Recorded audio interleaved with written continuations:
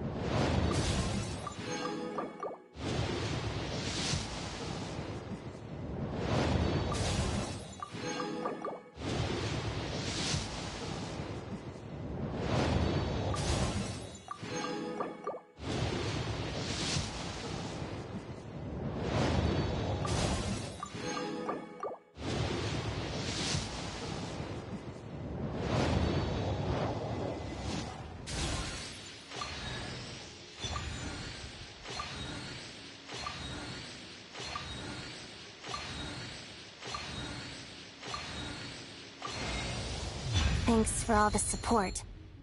You want an autograph, right? What do you want me to draw next to it? How about a feather? Oh, wait, you're not one of my fans?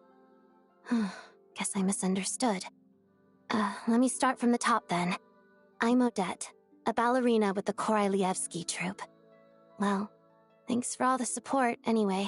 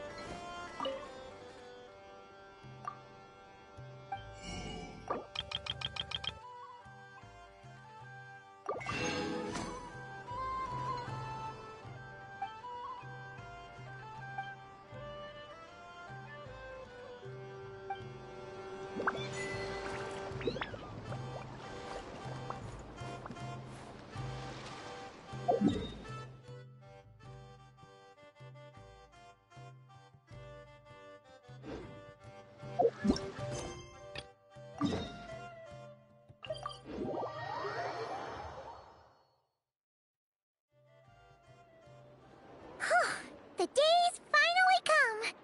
We're off to meet the Tsaritsa of Snezhnaya! What is she planning? And why does she need the gnosies? Soon, we'll have our answers!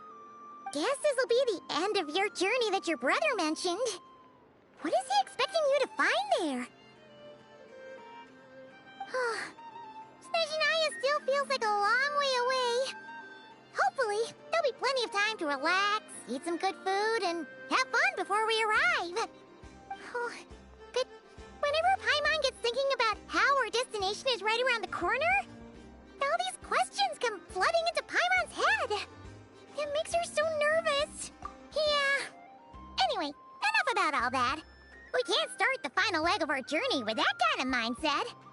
Just think.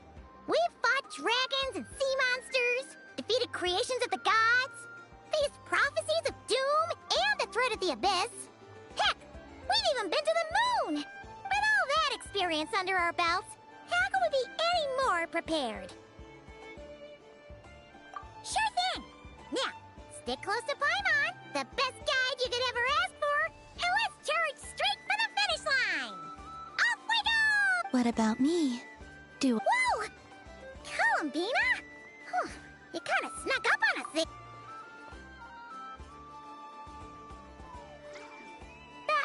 Don't look at Paimon! Paimon didn't sell you out this time! Oh, so it was you! Alright, guess there's no hiding it now. All your friends have gathered at the flagship to see you off. I invited Sandrone, too. But she said she had to go back to Snezhnaya. She must be busy. She had some nasty things to say about you before leaving. She hasn't changed a bit. Alright, let's hear it! If they're heading to Snezhnaya, I'll bet it's to cause trouble for Her Majesty the Tsaritsa. Attending a farewell party for people like that would not be a good look for me right now. Also, please tell them not to count on getting help from a Fatui Harbinger in Snezhnaya. Our time working together was not terrible, precisely, but we're on different sides. So when you get there, don't do anything to make life difficult for both of us. Well, that definitely sounds on brand for her. The attitude, the reasoning. Alright, we'll do our best to keep our distance then. No, you've misunderstood. I think she means that she'd like you to go see her. As long as you don't make things difficult for both of you, you'll be fine. Huh. You really have to read between the lines with Centrone. Go on. Get to the flagship. Everyone should be there by now. I told Lauma that you once treated me to a truly unforgettable meal. Today, I want to return the favor. It's my gift to you. It's definitely nice to be treated, but hopefully by this point, you know that you don't owe us any favors. The moon of Nodcry will always give you a warm welcome.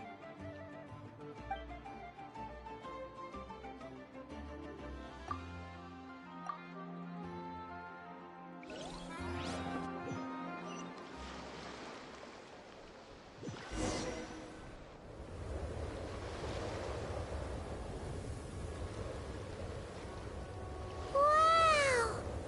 Pure white as far as the eye can see! It's so pretty!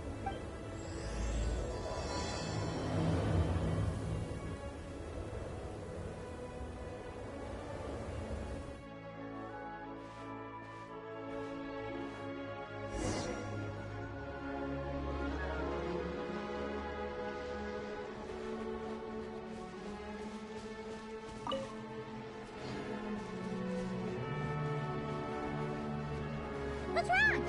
Come on, let's go!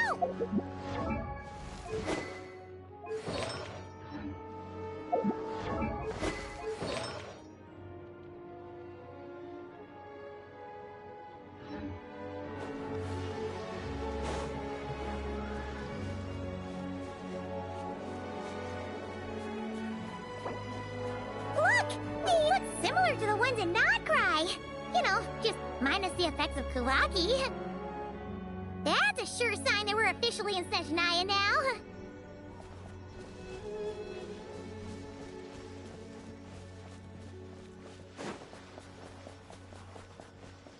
There's gotta be a treasure chest around here somewhere. No adventure is complete without a chest or two.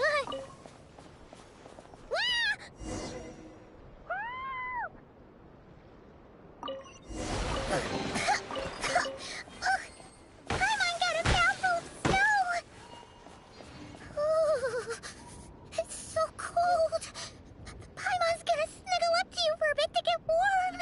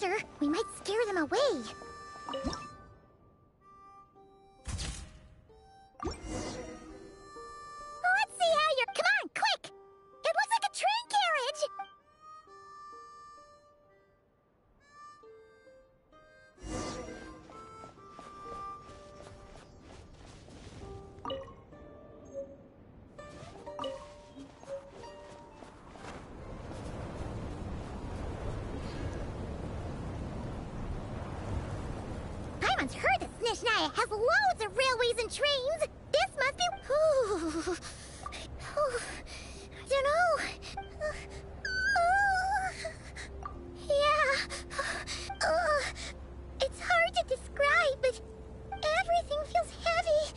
Oh, no need. Paimon's just feeling a little low on energy. That's all. Yep, sure thing. Snezhnaya?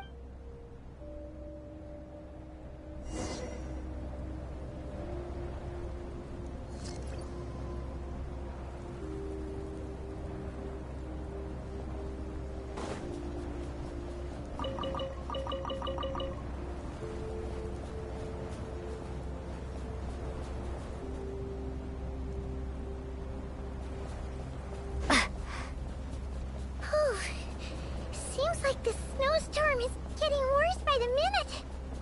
Paimon can barely fly.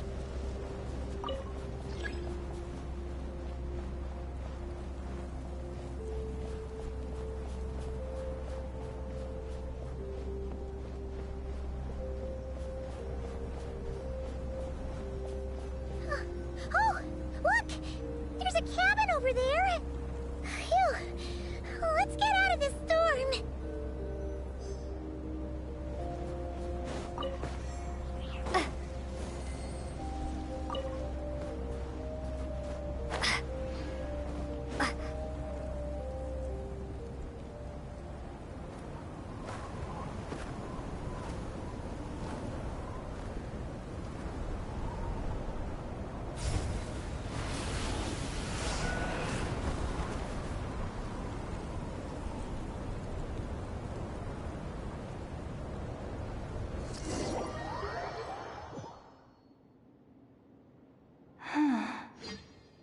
What is this place? Where's Paimon? I need to find her. Fast!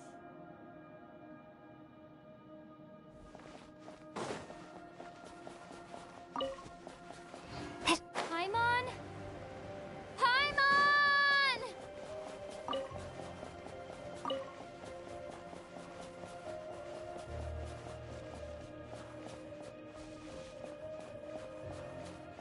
That's strange. Where could she be? I guess I'll try further ahead. Hang in there, Paimon.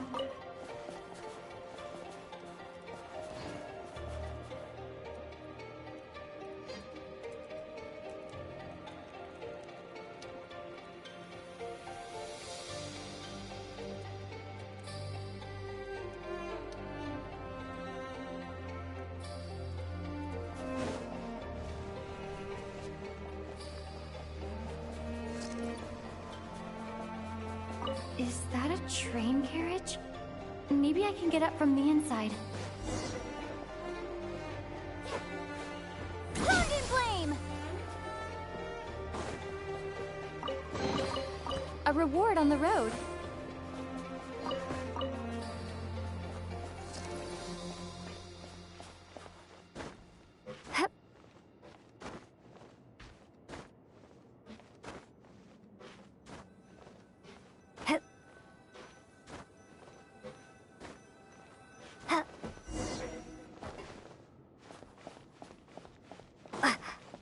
It says here, Krasnik's torch, civilian model. It's definitely getting a little warmer now it's turned on. I really hope Paimon's okay. A reward on the road. What was that strange sound? I can't tell if... Paimon? Paimon, is that you?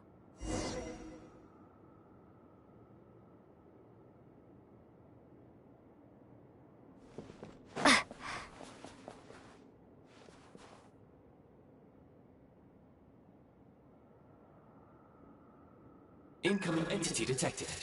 Authorization granted. Initiating original. Hello, Descender, who's reached the eve of tomorrow. Eye of Grey at your service. Time since last activation. Time measurement unavailable due to the influence of... I am... I was born to fulfill a mission. To this end, I must... Strange. Huh? Why is my body like this? Apologies. After a long period of inactivity... Anyway, I was created so that humanity could reach tomorrow. But nevertheless, serving humanity remains my primary objective. I have detected a drop in your surface body temperature. In accordance with my preset programming, upon reactivation, Will you accept me, Transcender? I will assist you, protect you, and fulfill my mission until we reach tomorrow.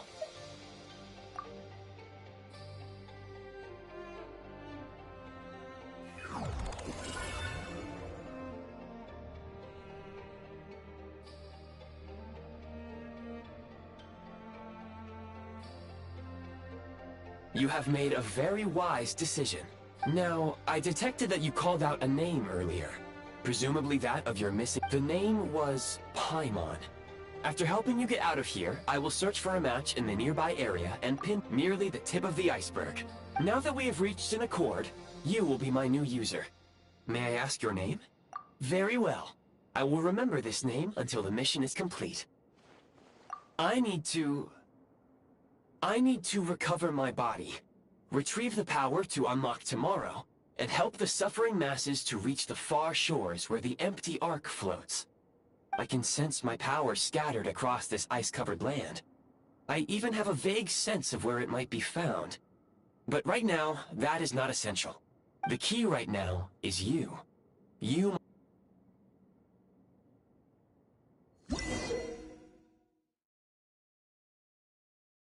You may now execute the command, Demolish. Use it to remove the Prime Ice Unit count has been updated.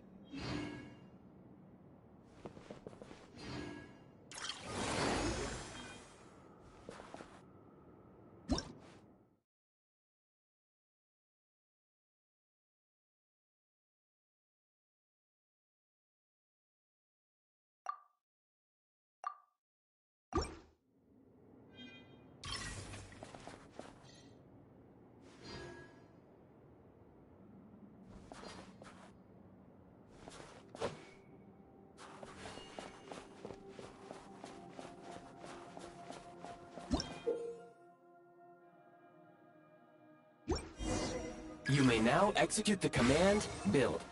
Use it to create a Prime Ice construct to prop up the door.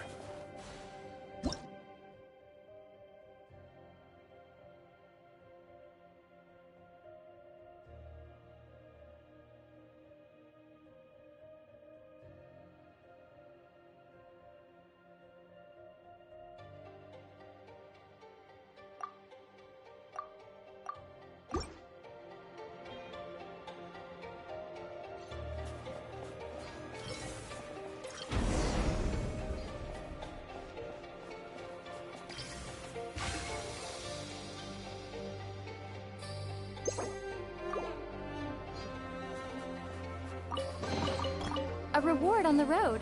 Hip. Scanning local environment. Exit. That would not be an efficient approach. One moment. Usable construct. You can use this to clear the solid ice ahead of...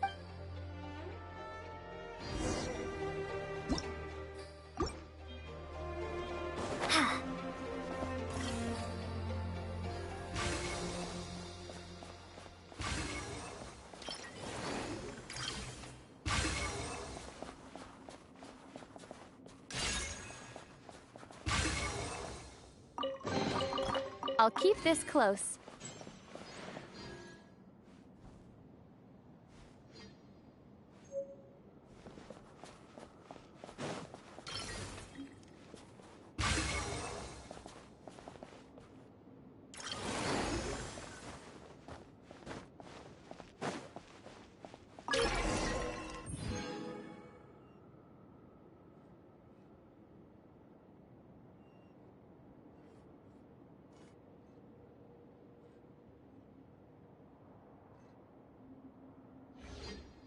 Construct blueprint added to records. You may now execute the command, Build heat source. Generate a temporary heat source to rapidly melt the solid ice.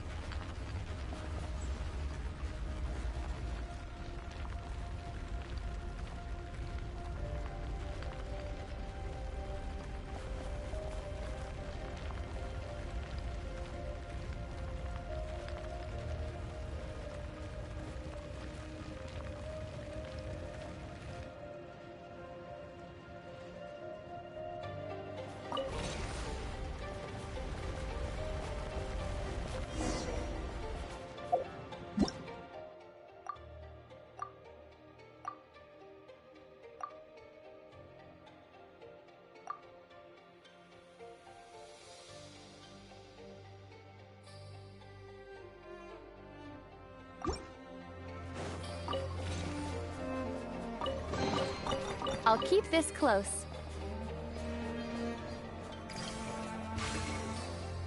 My scan indicates the path is straight ahead.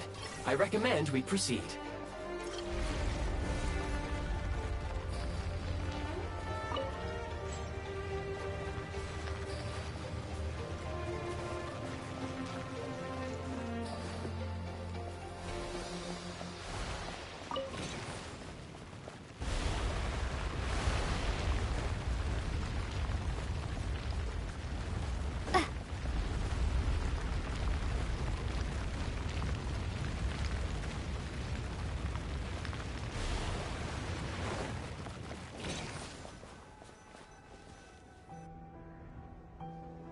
Kresnik Crystal located. Please collect at your earliest convenience. The recent construct you built provides highly efficient heating by utilizing the unique properties of Kresnik Crystal. Unfortunately, prime ice constructs have a very short lifespan and cannot be stabilized during the development period.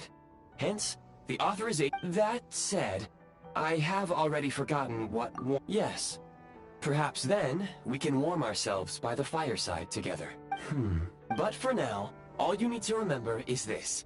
If you collect Kresnik Crystal, I can extract the energy within...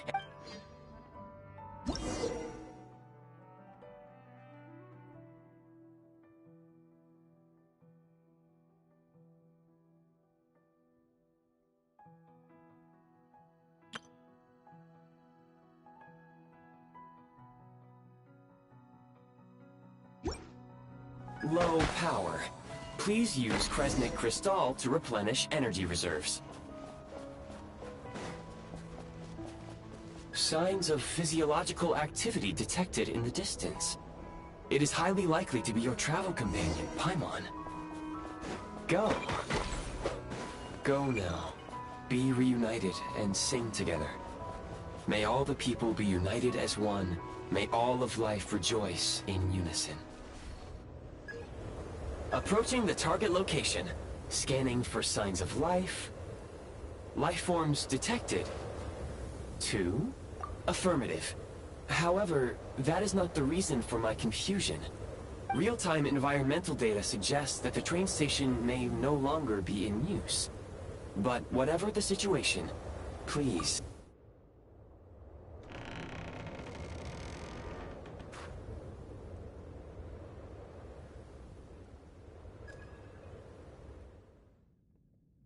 Paimon!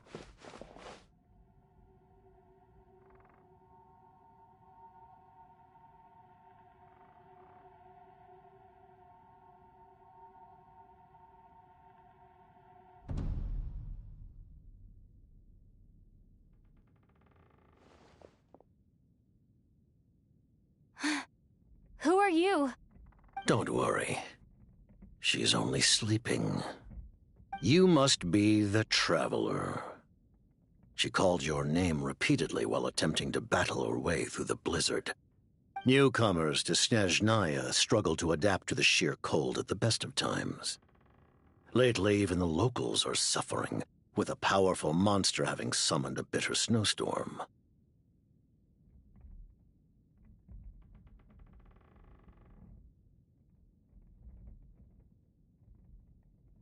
You two must be very important to one another. You should take more care not to get separated. Your eyes. Are you Conrian? There are indeed some Conrians left in this world who survived the cataclysm.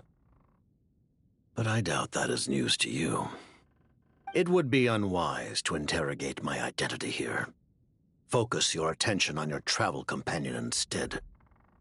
We will meet again very soon.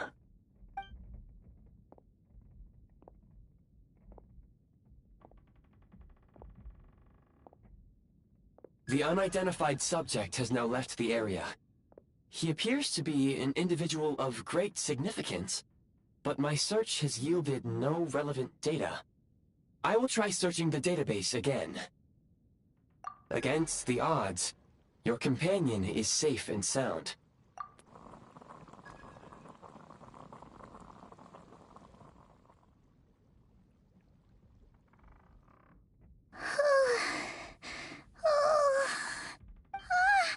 Traveler! Oh, thank goodness you're okay. Paimon was so worried. She looked everywhere for you. It's okay. Take it. Pretty much the same as when we first got to Snezhnaya. Paimon must have got a cold. She was feeling so faint. Wait, where did the jester go? Yep, the director of the Fatui. The Jester Piero. The Jester must know everything about the Tsaritsa's plans. But there's no way he'd tell me just like that. Well, he was right about... He had no intention of explaining his motives, and he left in something of a hurry. Hey! What the... Who is that? It looks like... half a pair of goggles. Snezhnaya was once the land of the Fae. There are many ancient creations here that I'm sure would broaden your mind further still. Mind you, my database is also expanding as we... Oh, wow! Well, thank you so... Goodwill detected. Instead of candy, perhaps I can suggest my preferred strategy. Oh, that makes sense. Anyway, back to the Jester for a sec. When he first showed up, he already knew Paimon's name. And he acted like he expected Paimon to know who he was, too. Paimon could tell that he was Conrian from his eyes. And he definitely seemed like someone pretty important. It was only later, after he rescued Paimon from the snow, that he properly introduced himself. That's the only reason Paimon knows he was... Oh, seems unlikely. He ran into the snow following the sound of Paimon's voice, with a really anxious expression on his face. And after bringing Paimon here, he just stared out at the snow. He didn't do anything to Paimon at all. Paimon didn't feel unsafe around him, and he didn't seem to have any ulterior motives. For all we know... Please allow me to interrupt. Fatui and Director are unfamiliar Wait, you've seriously never heard of the Fatui? Understood. Since they hold elite positions and serve their god directly, it stands to reason that they would conduct themselves with due decorum. I am inclined to agree with your assessment, Miss Paimon. I did not detect any ill will. Sorry, I shouldn't have encouraged you. Paimon, new plan. Let's get out of Snezhnaya for now. The Jester mentioned that this snowstorm being the work of a monster is worse than most. Even if we made it to Snezhnograd, we'd still have to wait out the storm before... Oh, well, it's really nice. We were really psyched up for this journey when we first set off. Just think of all the burning questions we have. Further information is required regarding the monster situation. But at this point, we have traveled a significant distance into the blizzard. Were we to turn back now, the road would be extreme. If, however, we continue on... Do you remember what I said as we neared this location? I told you that this is a train station. We can break through the blizzard and forge ahead by driving a train. That is that there is a small town up ahead, which would be the perfect place for Miss Paimon. Paimon thinks Goggles here makes a great Oh, come on. Don't worry. Think of all the traveling we've done so far. Affirmative. Should you ever need my assistance during your future adventures, otherwise, I will remain silent to avoid causing any unnecessary distraction.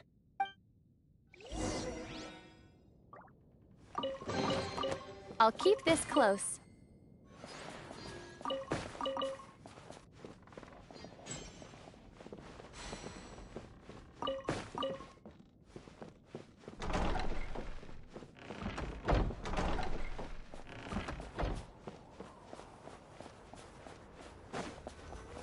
Please confirm when you are ready to depart.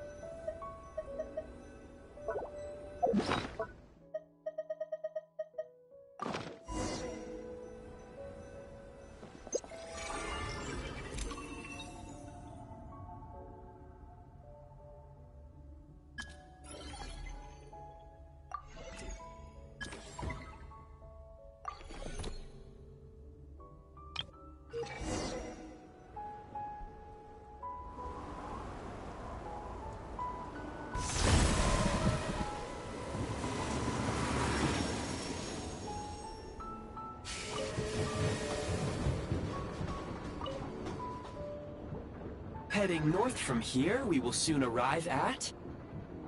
Wait, there's an error message. Brace for impact, friends! Preparing to enter impromptu flight mode.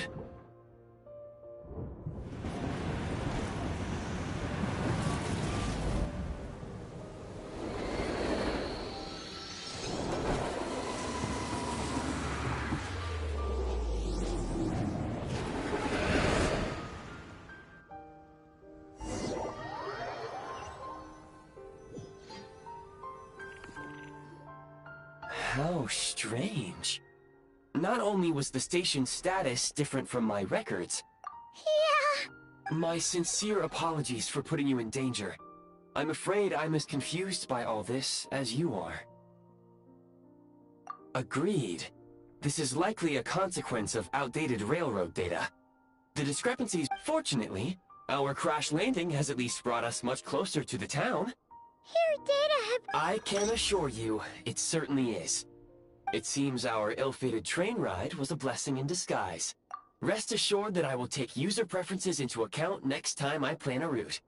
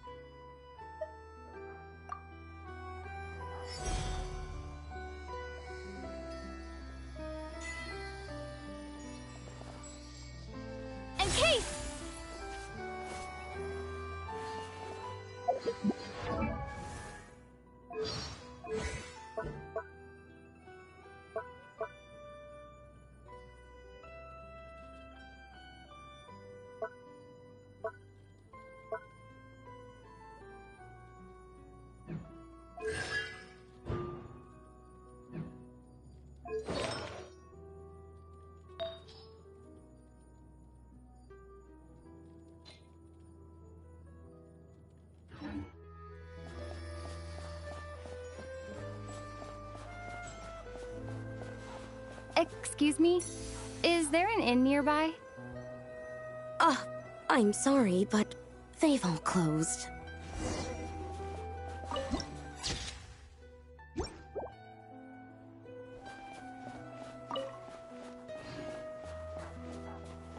Oh, sorry to interrupt. We're looking for a place to stay. I can't even afford to warm my own house, let alone run a business.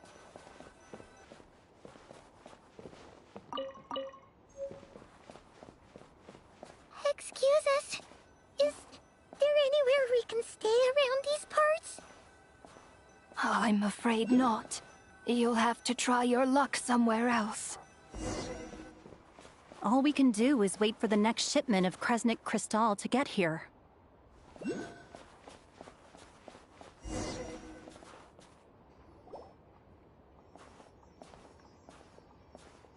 Hi there. Do you know if there are any inns still taking guests in this town? Doubt it. They're probably all closed. No one has enough Kresnik Crystal to heat their own homes, let alone a business. I clocked you a while back. You adventurers or something? We don't get many tourists in inland Snezhnaya these days. Why is that? In part. But the bigger reason's Project Snezhnaya. Since it's Her Majesty's will, we have to put up with it whether we like it or not. Oh, sorry. I assumed it was common knowledge by now. Even if they used all the surplus Kresnik Crystal in Snezhnaya, it still wouldn't be enough to meet demand. So, the Vetcha passed a resolution requiring all factories and households to reduce their energy consumption. The policy has thus been charmingly named Project Snezhnaya, meaning bitter cold.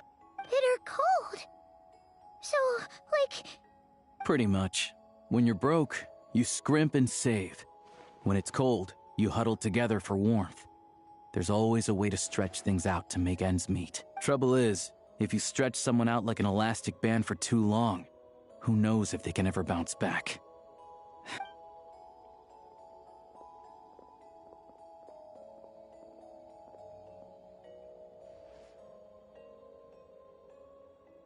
Can you please explain to me why the price of Kresnik Crystal has gone up by 1/3 again?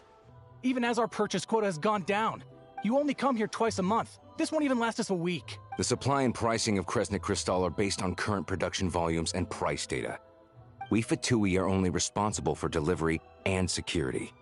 I'm not in a position to explain to you how the figures are calculated, but I assure you, they are as fair and reasonable as possible. Oh, so our lives mean nothing to you? How can you expect anyone to survive a single night in this weather without heating?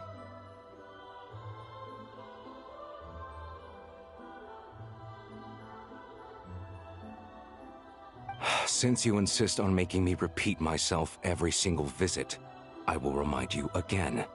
There is no monopoly on the trade of Kresnik Crystal. You are free to purchase the shortfall from elsewhere on the market. What market? Nobody else is selling! And when they do, they charge 8 times the normal rate! It's robbery is what it is!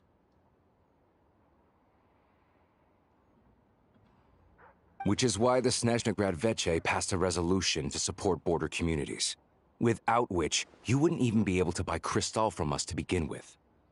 So if you're here just to argue, move aside and let the next person in line come forward. Everyone's feeling the cold here. You... All right, everyone, let's calm down for a second. A few words, if I may. We're all subjects of Her Majesty the Tsaritsa, and I'm sure every one of us is dedicated to her great cause. We all know how cold it is. And the more it snows, the harder life gets. Everyone's struggling already. Let's not make things even more difficult for each other. But Liaison Shishkin, there's clearly something wrong with this quota. I have a family in Marepasak who tell me they can buy at least double our Crystal allotment. Oh, believe you me, I had the same reaction when I first saw the numbers. Couldn't believe what I was reading. I even wrote a letter to confirm the true figures, but... Still, you must understand that calculating these energy quotas is a complicated balancing act. They have to factor in population, town size, industrial application. Our top priority must be to keep the largest Kresnik's torch burning continuously. Only then can we sell the remaining crystal for household use, and in doing so, we must make sure that everyone is treated fairly. As our Fatui comrades said, they are only responsible for delivering the goods. They need to keep accurate records, and they do not have any authority to modify the rates or quotas. That's right. Our duty is to do things by the book. Tell you what, listen. I know how anxious and upset everyone is. As a matter of fact, I was just discussing it with the mayor. What we can do is open the lower combustion chamber of the Kresnik's torch to the public. You can come to me directly to register, and I will allocate time slots accordingly. I can't guarantee there'll be ample energy for household use, but we can at least make sure you'll be able to boil water and cook food each day. Let's hang in there and make this work together. All right? Fine. I don't see any alternative. So, this is Project Snezhnaya in action, huh? Oh, no wonder nothing's open for business. You were looking for an inn, right? For your, Fae friend? Oh, Paimon's not a Fae. Just Paimon. She must have caught a cold or something. We only just got to Snezhnaya, and we're still getting used to the climate. I have a small place in Stratomaros. I don't stay there very often, though, so it's pretty basic. But if you're not picky, you're welcome to rest there for now. It's not much, but I've got blankets and a warm fire. Are you sure? Oh, that's real. All right, then.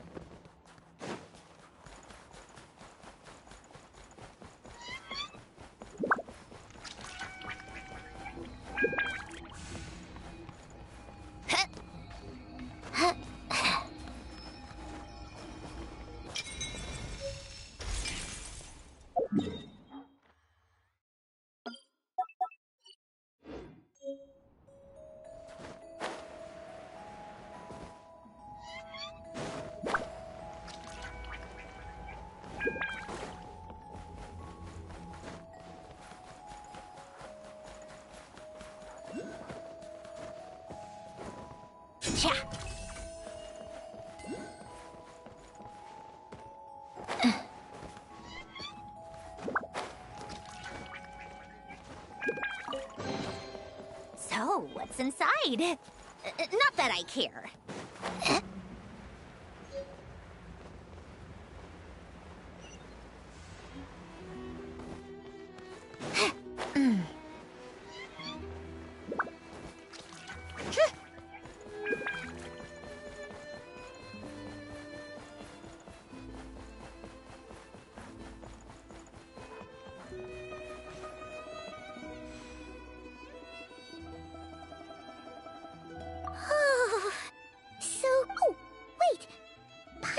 Introduced herself. Good to meet you.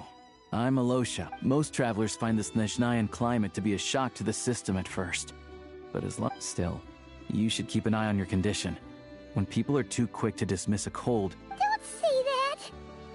Paimon's too young for chronic They aren't in town right now, and they won't be back anytime soon.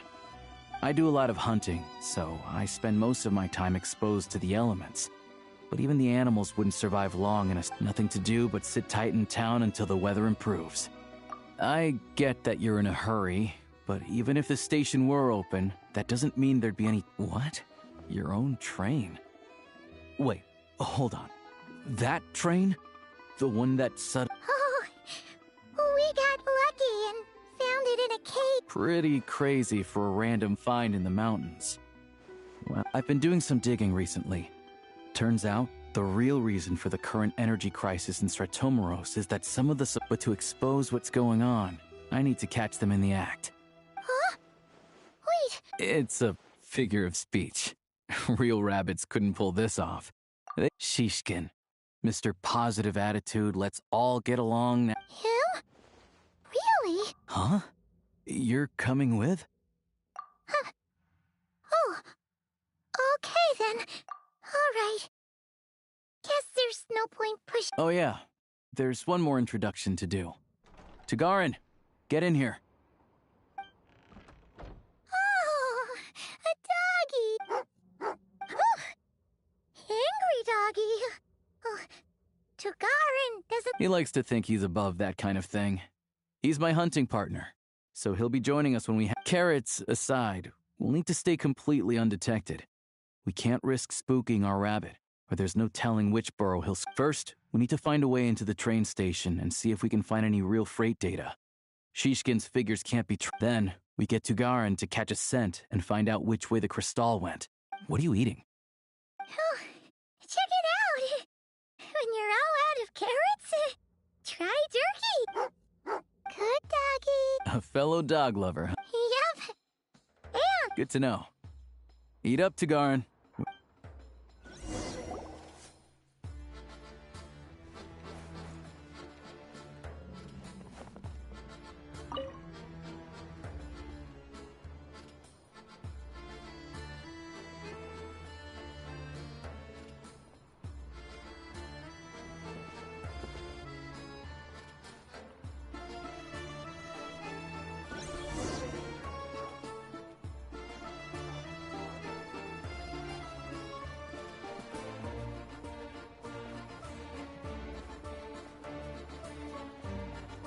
Wait.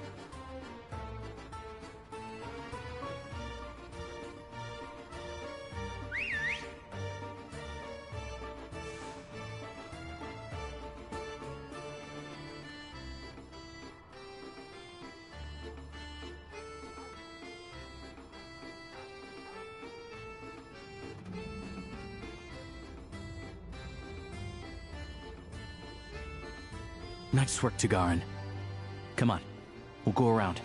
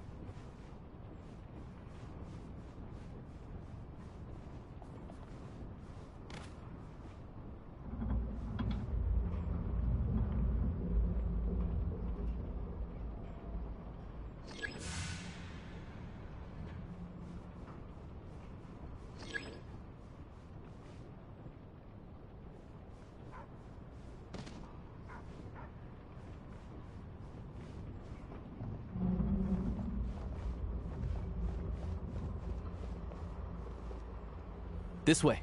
We'll enter from the upper floor.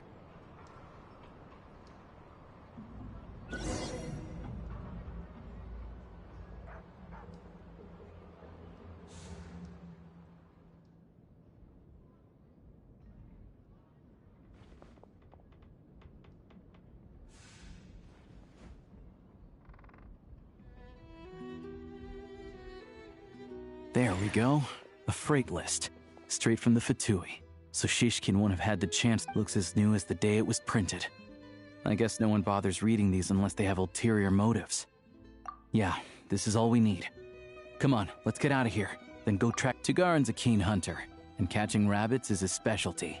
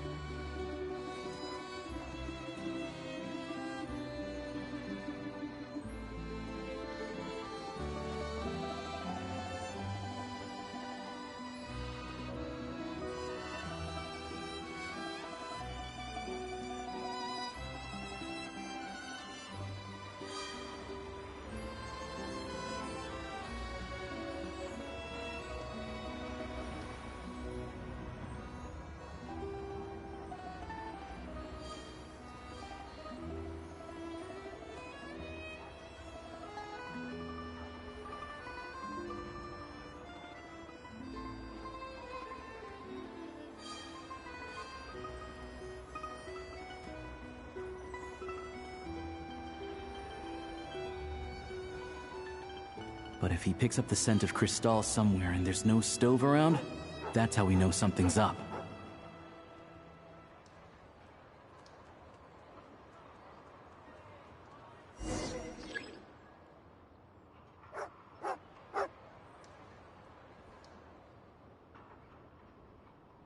This must be the rabbit's warren.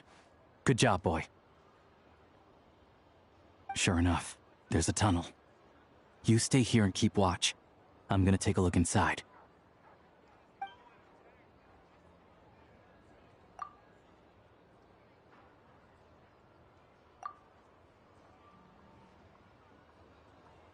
Thanks for looking out for us. Things are getting tougher by the day.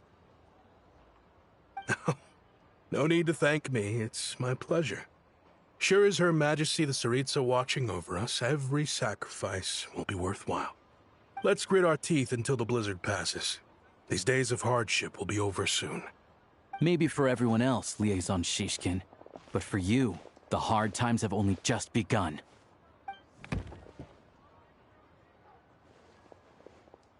Huh? Who are you? What's the matter?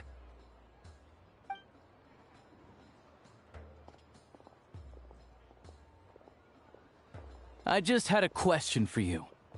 Why, when times are as tough as this, would someone hoard more Kresnik Cristal than they could ever use?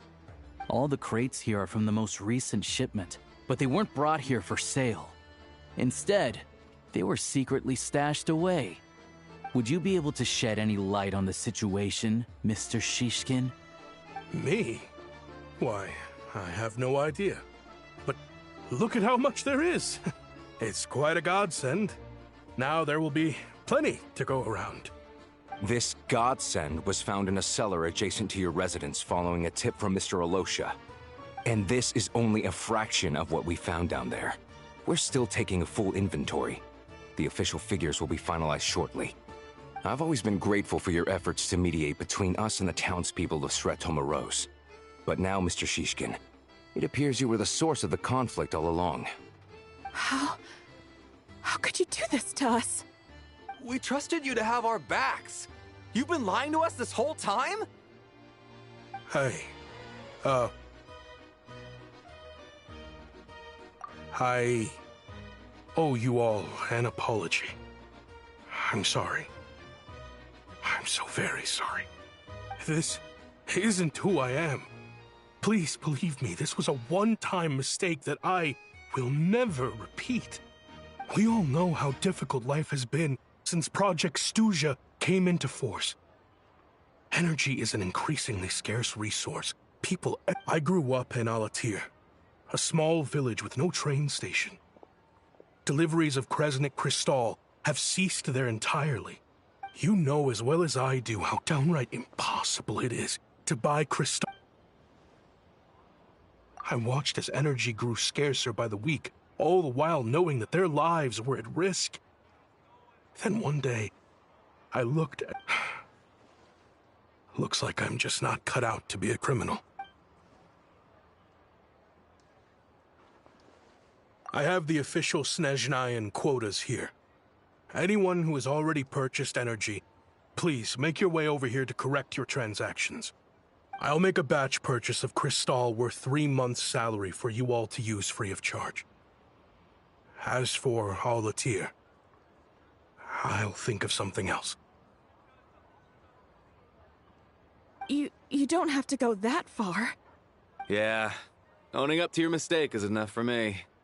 You've done plenty of good for the community in the past. Drop the act. You claim this was a one-time mistake, but the real reason there's only 1 shipment's worth of stolen Cristal— Reporting in, sir. We've conducted a full search of the mayor's house.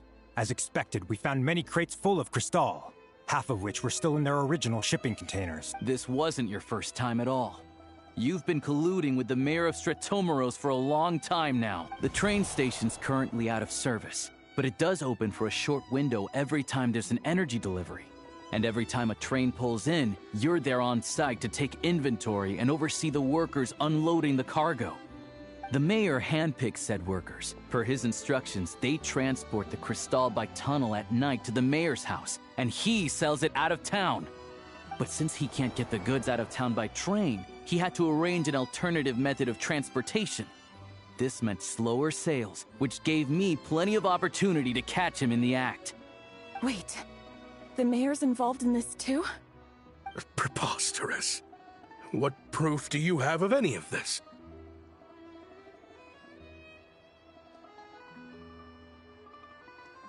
Basic math. I've spent a lot of time lately counting carriages as the snowstorm rages. Counting carriages? What? The energy consumed by a train depends on its total weight. And since energy is a limited resource right now, it's fair to assume that every carriage is packed full. So, if we take the energy required for the Kresnik's torch, add the sales figures you provided, then compare that figure to the train's theoretical cargo capacity, guess what? The numbers never match. It's always off by 1 or 2 carriages worth. This time, you set a new record. 3 carriages missing. You mean to tell me that you sat around outside, counting carriages, in this weather?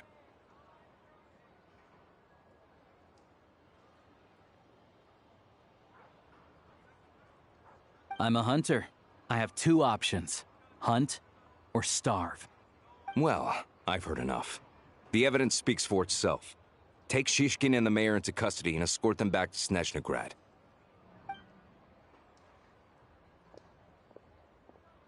You cocky little brat!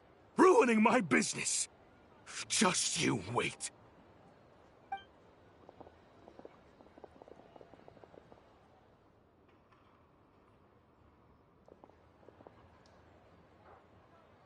Yeah, something felt off, so I just followed my gut.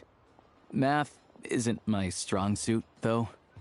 I'm lucky my dad made me learn enough to get by, but all this number crunching was a million times harder than the aim and fire work I'm used to. Thank you for your assistance. You're a brave lad. Shishkin was quite the cunning criminal, as I'm sure you can tell. He did all of this right under our noses, and we never suspected a thing. A wolf in sheep's clothing. He had everyone fooled. Even with that sob story he fed us. He was probably trying to keep the mayor out of it, not just mask his own motives. Without the compelling case you put together, even I might have fallen for it. Alosha, was it? Tell me, are you really a hunter? We can go find some wild animals if you want. I'll fire off a couple of shots, and you'll see whether I'm the real deal. I didn't mean to cast suspicion on your identity. It's just... well, I'm sure you've heard of the Rokot. Recently, they've been recruiting people with your kind of talent. They hide in plain sight under false identities, working against Project Stuzha, sometimes directly opposing the Tsaritsa herself. They aren't a violent organization, and their goal is to improve the lives of the common folk. But still, as a member of the Fatui, I wouldn't be doing my job if I didn't keep tabs on them. First I've heard of this. I don't really keep up with what goes on in the city. All I know is, people who don't mind their own business in the city end up paranoid about everything. As for me, I just couldn't stand Shishkin. I'm from Alatir myself, and I can tell you, nobody's lived there in years. Why would an abandoned village need Crystal? Of course, no one really cares about the fate of that place. I'm guessing today is the first you've heard of it. I see. It does sound quite tragic. Really. Well, thanks again for your assistance, and your friend here too.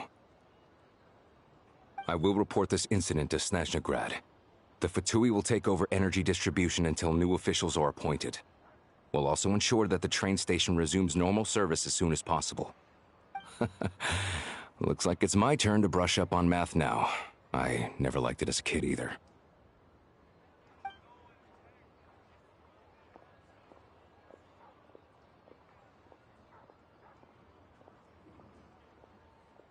Don't mention it. Isn't the soldier overseeing the delivery supposed to verify the quantity of the goods? Was he just careless? Or was he being paid off too? Who knows? Excuse me. I'll take a share of Kresnik Crystal too. Thanks. I need to take a detour before we head back. There's someone I have to deliver this crystal to.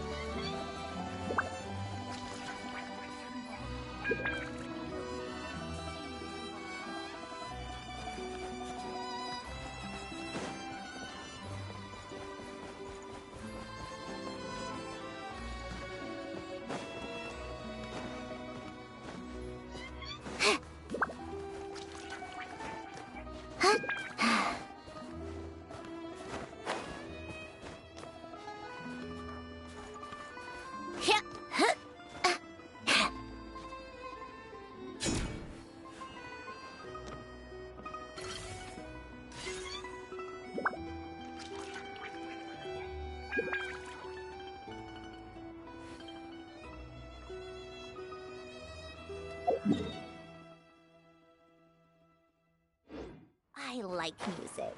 In fact, I've taught myself to play many different instruments. You don't believe me? Find me a piano, and I'll show you a thing or two. Come on, keep up.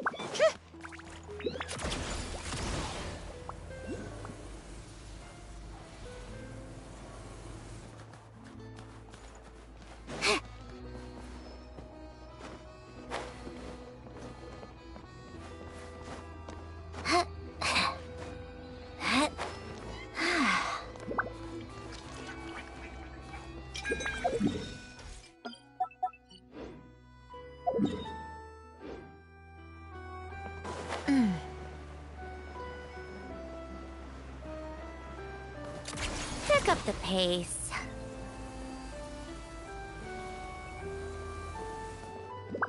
How tiresome.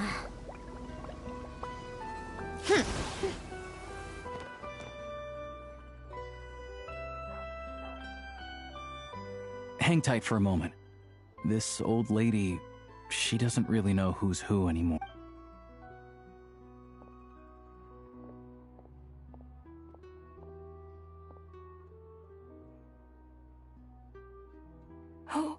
Oh, grandson. Ma'am, it's me. Alosha? You know me. I came by earlier today. Cleaned the ashes out of your stove, gave you some warmer bedding, and washed your back. I'm sorry, I don't remember. Now, how often do I get to see my grandson? Hmm? Come on. It's okay. You just rest. I'm fine. Oh, you. It's nice to come and visit your old granny once in a while, isn't it? Sretomaros, a good town. All sorts of things to do and people to meet. And the local officials are good to us. Sit down, come on, take a seat. I still have some fruit left. Let me get it for you. Please, don't get up on my account. You need to rest. Where's the fruit? Right under the basket by the door.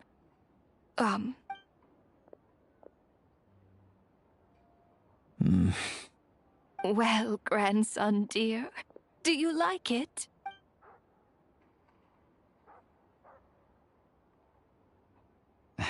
Very much, ma'am. It's delicious. Good, good. Wonderful. You don't need to save any more for me next time, all right? Fresh fruit is hard to come by at the moment. You should eat it as soon as you get it. Oh, I don't need it. I'm fine. But if you like it, come back for some more soon.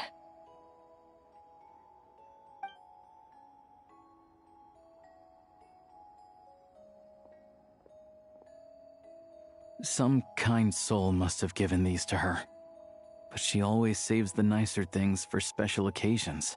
I met her at the market back before her health began declining. She was a lovely old lady. We're from the same hometown. Not many people have heard of Alatir, and if they have, it's usually for all the wrong reasons. There's a gang of highwaymen that came from there. Now that it's an abandoned village, it's rare to find anyone who shares fond memories of our hometown. So after we got talking and realized we were from the same place, we decided to keep in touch by letter.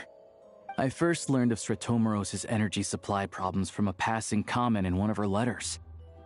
Then, after her health went downhill, I started visiting more often to check in on her. The town's been in decline for a while now, but because of her memory problems, she thinks of it as the bustling, prosperous Stratomoros still in its heyday. That said, I kinda appreciate her optimism. It's fine. In Snezhnaya, some people believe that in your final moments, you turn to look at them, but their face is blurry. So you focus hard. The Grim Reaper reaches out and takes your life. She still calls me grandson, though. So, come on, let's get back and see how Paimon's. Pick up the pace.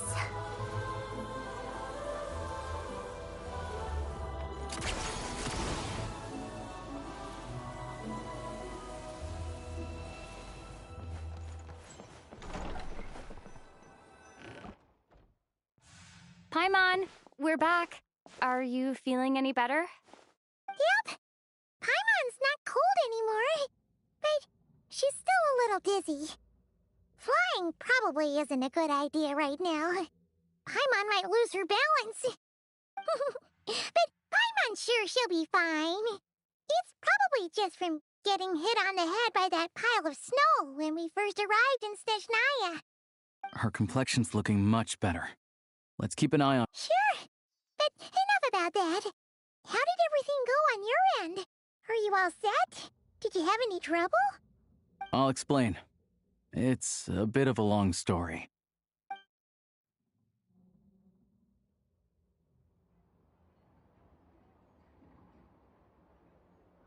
Jeez, you guys got pretty busy.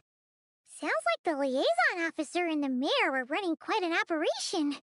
Good riddance to both of them. It's a good thing you managed to catch them. So, you said the train station will open again soon, right? And everyone has enough crystal now? Yeah. Well, enough to survive at least.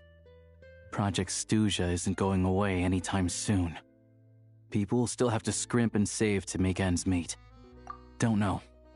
The goal of Project Snezhnaya is to gather energy for the Tsaritsa. But the thing is, we were told that the project would only last for 6 months. Extending it? Is that... That's what everyone suspects. In principle, any proposed extension needs to pass by majority vote in the Snezhnaya Veche.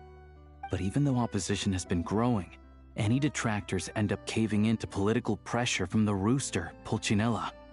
He's the chair of the Snezhnaya Veche and a key figure in the voting process. He has the backing of many powerful and influential people. How come the Fatui are picking on ordinary people even here in Snezhnaya? I don't see it like that. Fundamentally, the Fatui will always think and act in the Tsaritsa's interests. But that doesn't mean they don't care about the plight of the common folk. The only reason Stratomoros still receives crystal shipments is because of a relief proposal put forward by the rooster himself. Then there's the Fatui soldiers providing support in every corner of the nation. Even the Northland Bank provided some mora for disaster relief, and they're as conservative and indifferent as they come. It's just that the rich and powerful in their fancy palaces live in a completely different world from us. There's always gonna be some conflict when those worlds collide. Yeah, well, even though we all believe in Her Majesty the Tsaritsa, there are still many differences of opinion on how best to tackle the big issues of the day. Regular folk don't have an easy way of getting their voices heard in Snezhnaya, while the rich and powerful are either unwilling or afraid to speak out for all sorts of complicated reasons. The Rokad provides the disaffected with false identities and an outlet to vent their frustrations.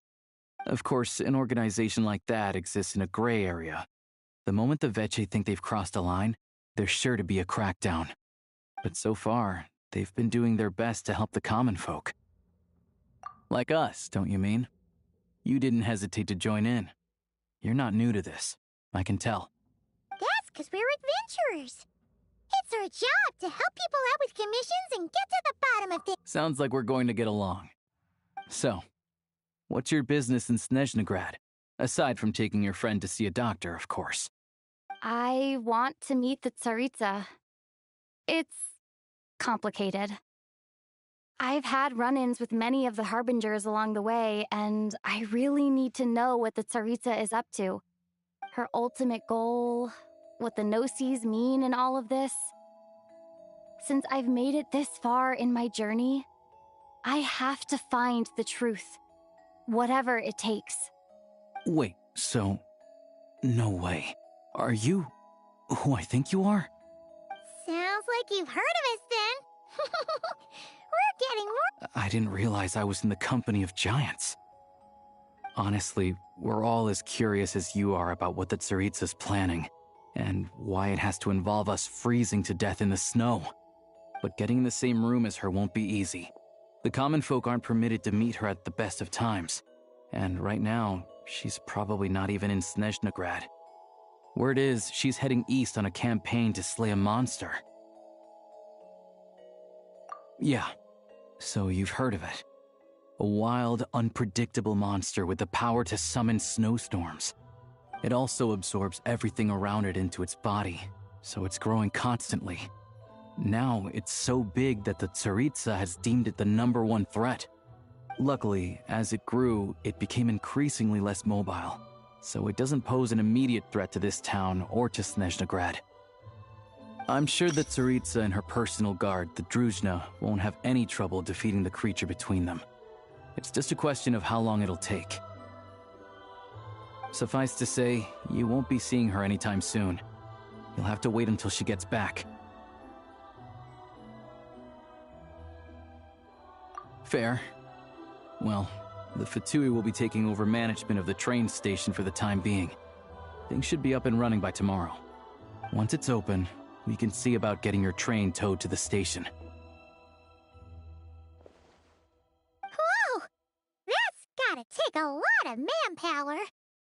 The Fatui aren't exactly spotless in this whole mess. Plus, we helped them out. Should be easy enough to negotiate. As far as I know, all the paperwork is dealt with upon manufacture. I've never seen anyone check it, so I wouldn't worry. Having a train makes everything much easier. We'll reach Snezhnagrad in no time. I need to head there myself anyway. Got some game to trade for Mora. I know a good doctor in the city. I'll introduce you when we get— Oh, thanks so much.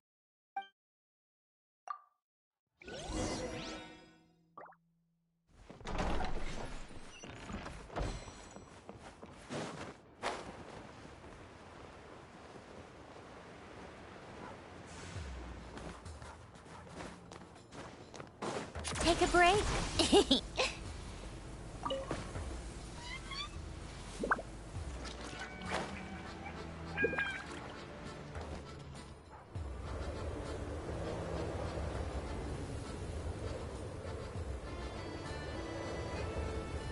Drive carefully, all right? You don't want to end up in this situation. Also, I don't think I've seen a train like this before. Not a fan of small talk, are you? Anyway, all the track switching is automated.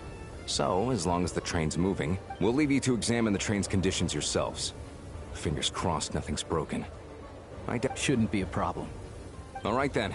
Have a safe journey. And make sure to check everything's working before you...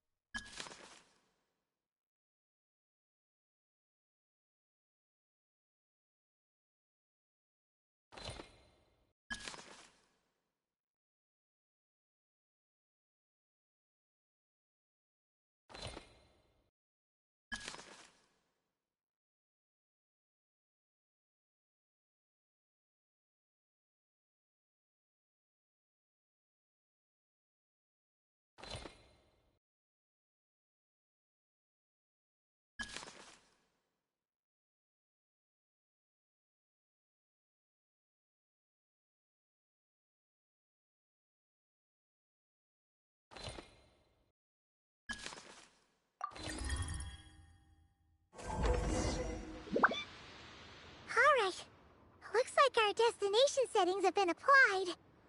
Let's give this thing a final once-over. Affirmative. Running vehicle What's this? Engine, green. Wheels, green. Frame, minor damage. Diagnostics complete. Neat! Huh. Paimons! I've lived in Snezhnaya my whole life, and Strictly speaking, I wasn't designed purely to drive trains. All configurations are complete. Should you require any further assistance? Away we go!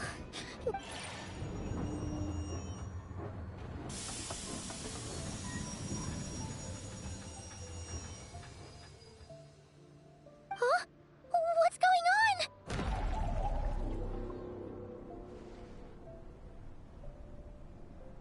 Oh no.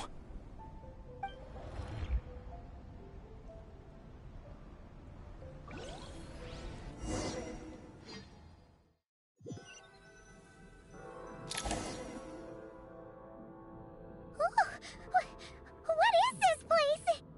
Traveler, are you okay?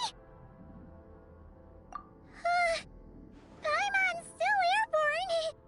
Just our luck. Of all the things that could have gone wrong. Alosha, you're Snezhnaya and It's called the Shadow Realm. A place where no wind blows, no light shines, and no elemental energy flows. Even time itself doesn't exist here.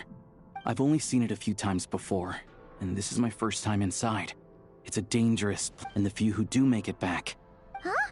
Then... Oh, maybe Goggles knows something. Goggles? Great! Hold it together. Let's not get ahead of ourselves. I heard a story once about the... Come on.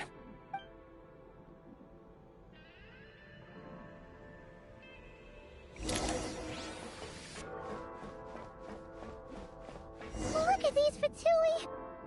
It's like they've lost their minds! Their shadows have been devoured. They're no longer amongst the living.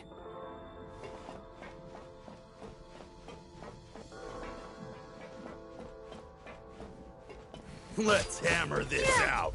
I can't channel elemental energy here, but I have a few gadgets that still work.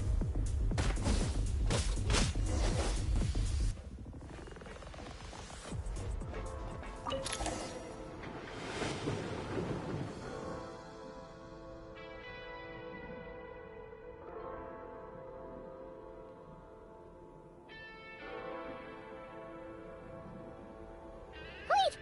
What's that blue? Guess we'd better find a way over.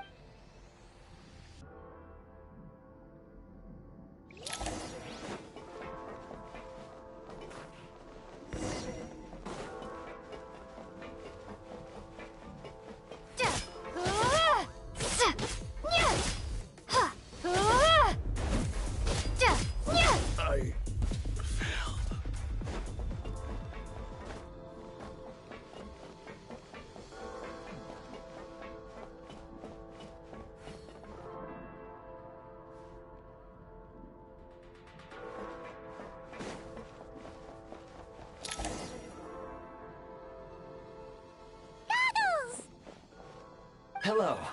I am glad to see the three... For now, at least. Correct.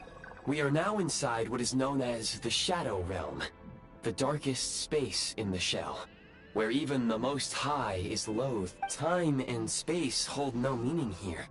It intersects with the world of the Light Realm only rarely. Like an air bubble. We must leave this place before it sinks. Sounds like you have a plan. Yes. In fact, the very purpose of my creation was likely to... It appears that key data... I have marked the exit to the Shadow Realm for your convenience.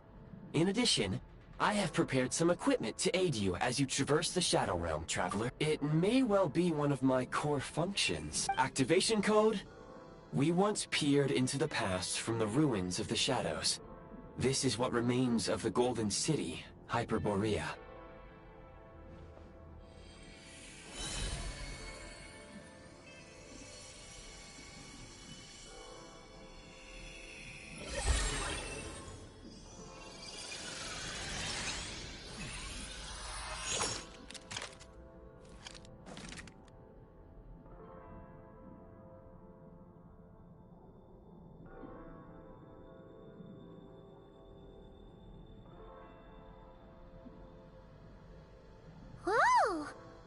Now go. Arm yourselves with weapons of the spirit. Bring down the walls of the stronghold, and extinguish the flaming arrows of the wicked. Is this a gun? In the Shadow Realm, where humans cannot channel the elements, there once was one who, after much research and many attempts, found this to be the most effective means of attack. Let's go. We don't have much time.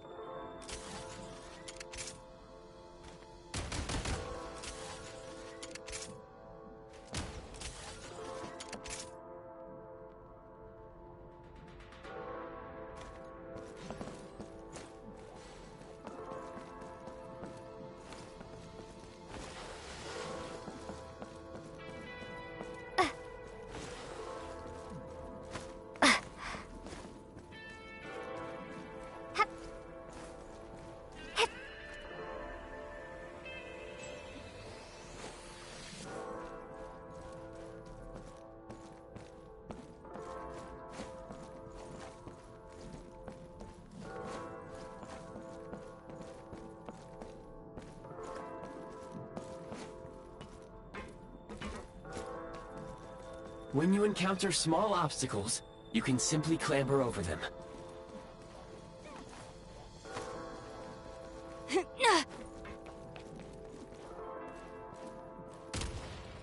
Since elemental, you can slide to navigate through low, narrow tunnels.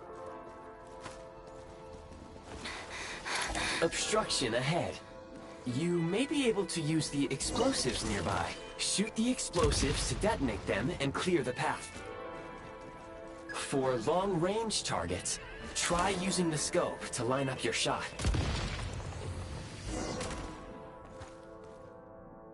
Many hostile units approaching.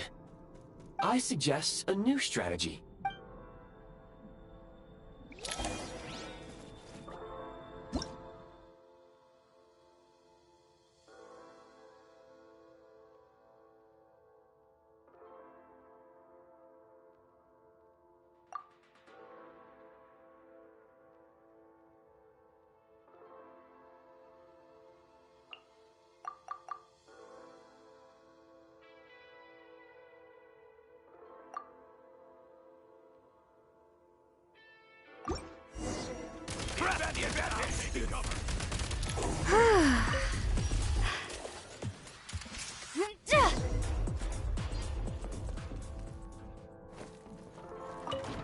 More enemies detected. Try attacking with the newly unlocked Assault.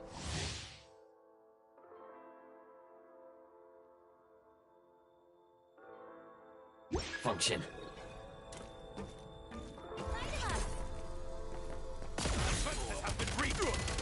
Where's the back? It's over.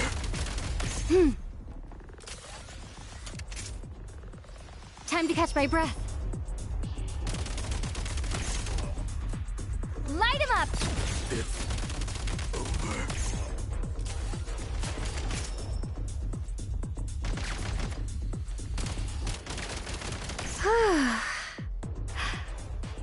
Time to catch my breath.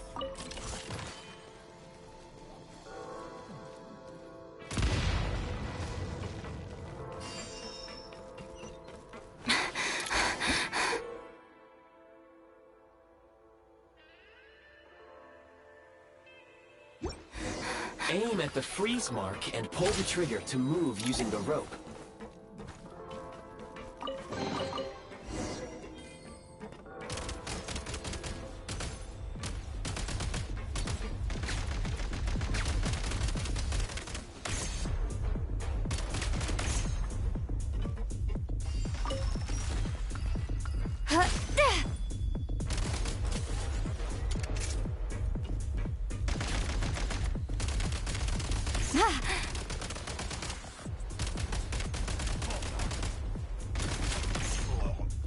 Some supply points can restore a small amount of stamina. Press on.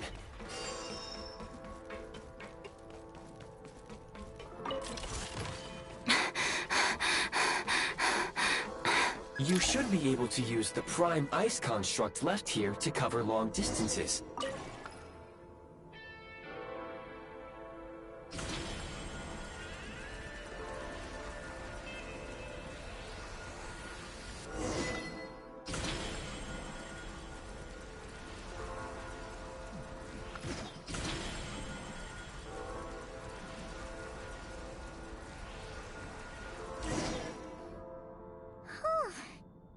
I recommend using this grappling gun. Such devices were originally used to secure structures in the Shadow Realm. If you detach the connected hook, the grappling gun will automatically fire a rope to another nearby hook. Okay.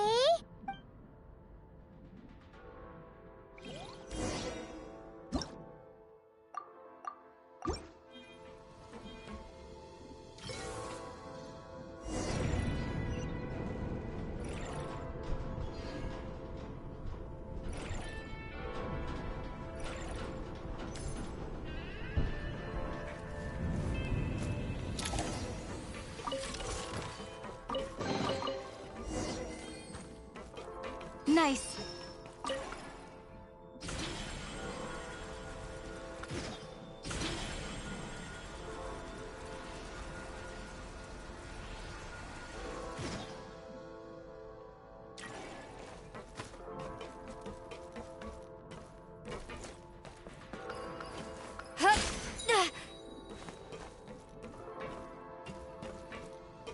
Switch mode.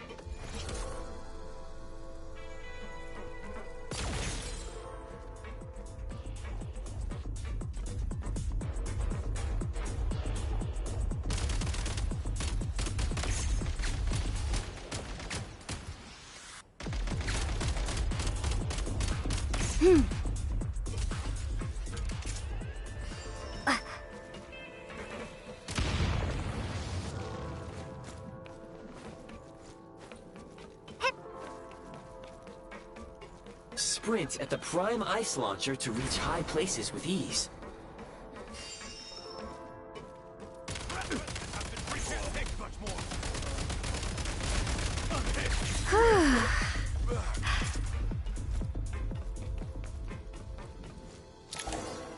Usable munitions detected.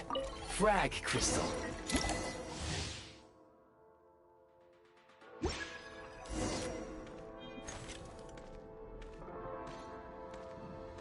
Demolition time!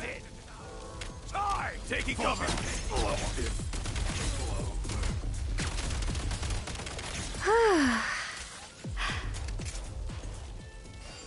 Frag out!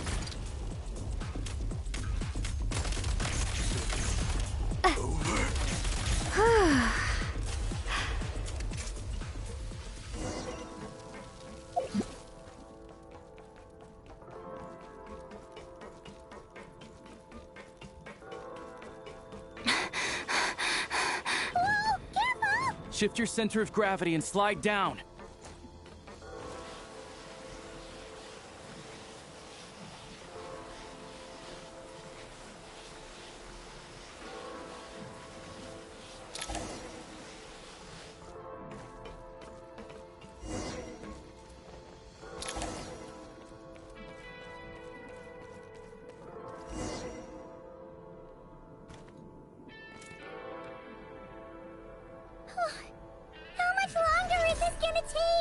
The exit is right ahead.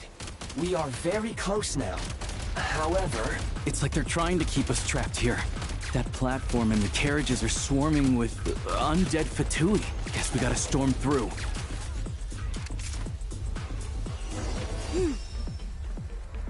Back in business.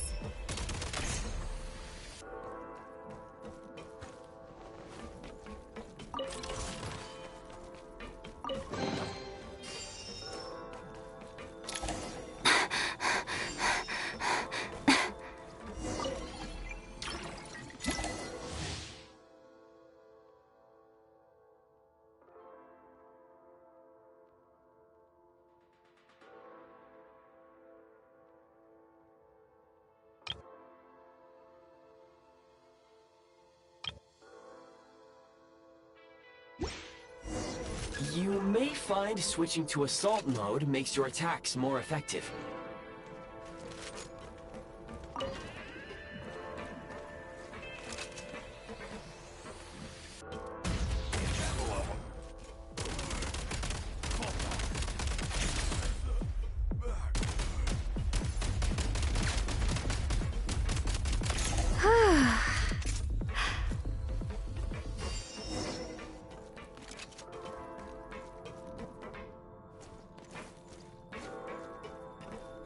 Time to catch my breath.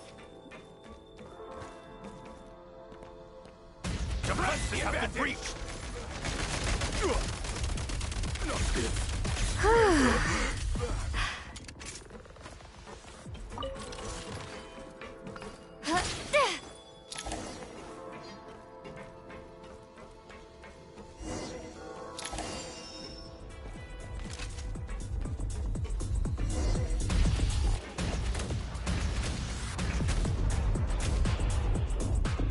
Need a refill.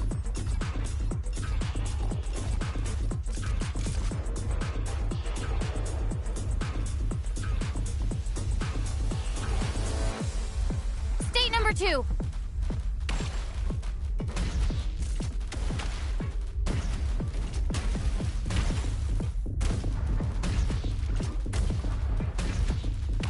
Come on! We're almost there! Nice.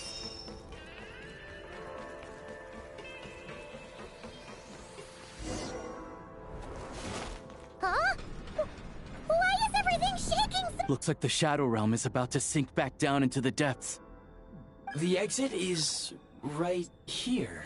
You mean this weird— No time to think. We just gotta go for it.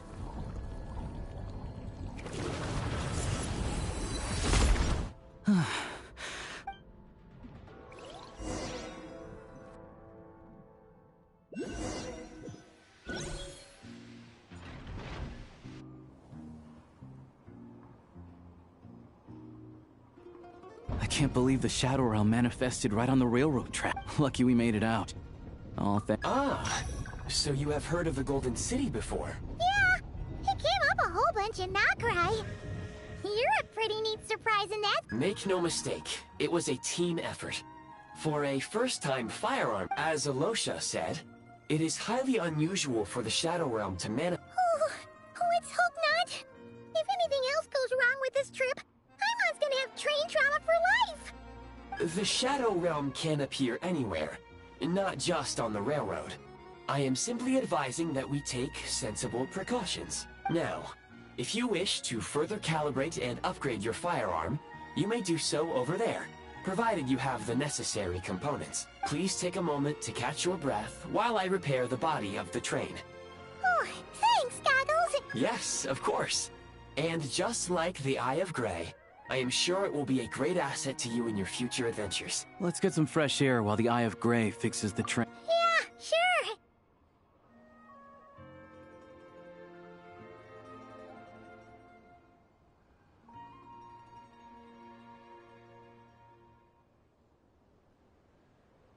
It's so quiet here for a train station.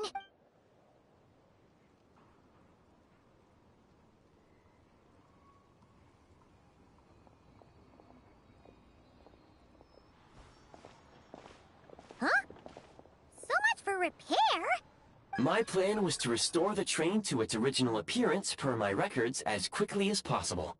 Now that the repairs are complete, the train offers optimized performance and a significantly improved trendiness level. Huh.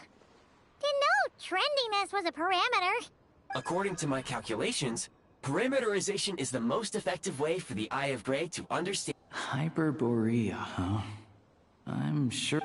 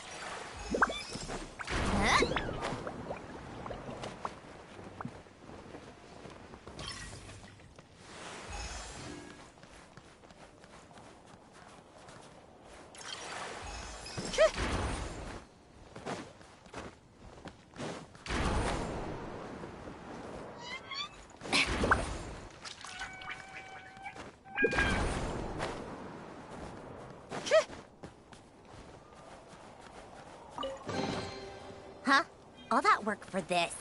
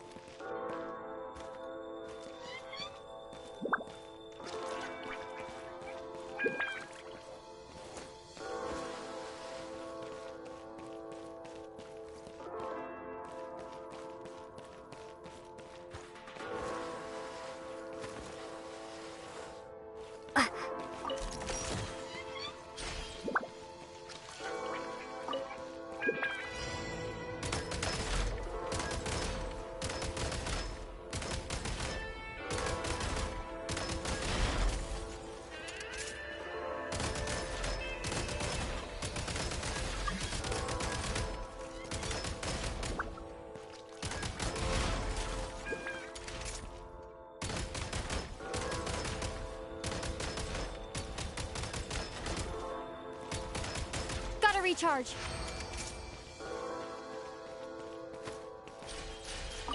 Should be worth holding on to.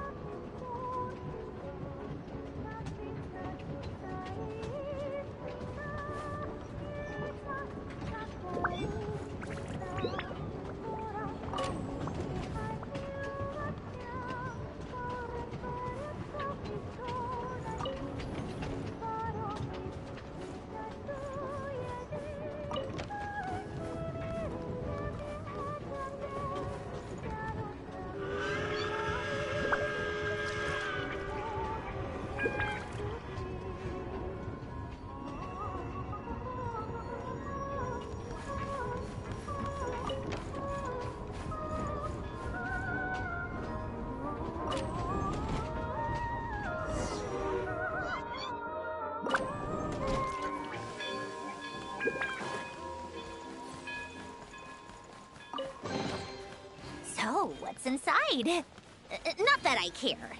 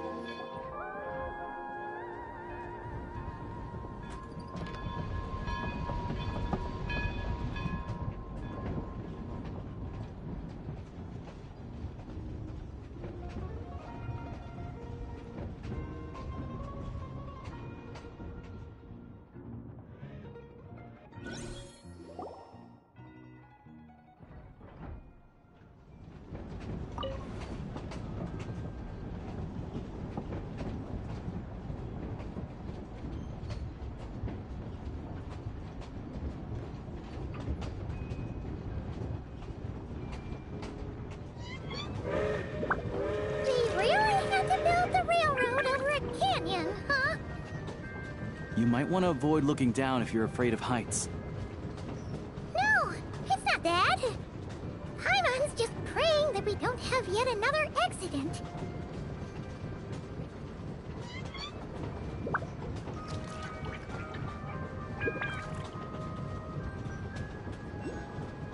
That mountain is breathtaking. Reminds Paimon of Dragonspine. They say this mountain's the domain of a Snegovic lord. A lot of the Snegovic retreated there to live in seclusion, so it's a pretty mysterious place. You hear all kinds of stories. Even the residents of the nearby town of Svietla Lidovka steer clear of the summit, and they make a living off of harvesting prime ice.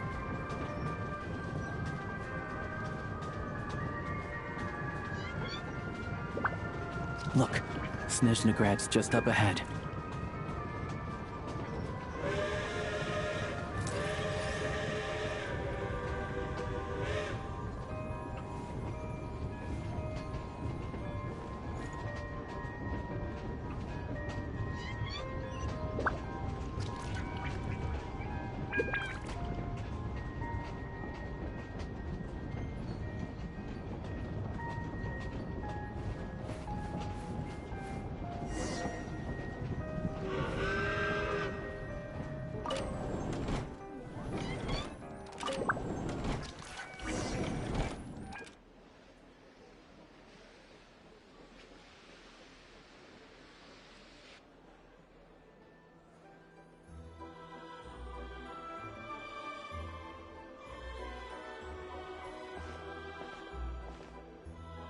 Here we are. Welcome to Snezhnagrad train station. Wow! It's so much. It's built for maximum efficiency. In the future, you can use this train station to travel anywhere you want in Snezhnaya. This way. There's a lift car that goes straight to Sapoliarny.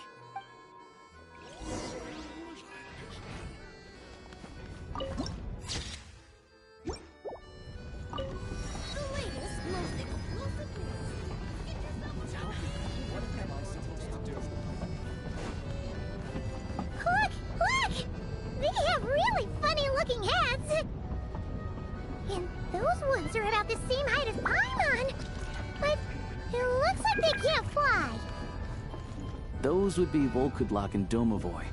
You'll also see the winged Vila and the snowborn Snegovic, amongst others. No wonder! We'd heard that Snezhnaya used to be the realm of the Fae. Paimon can really see it now.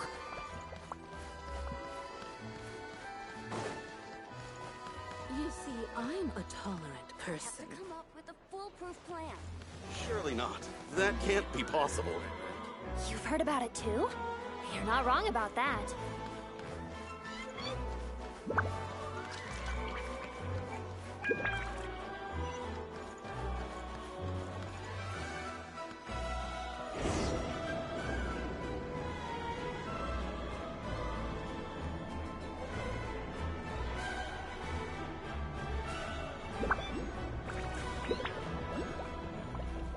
To the left is the market of Zolny. They sell everything there. You can often find some nifty little trinkets. To the right, you'll see the Korolyevsky Theater in the distance. Look at that! Incredible!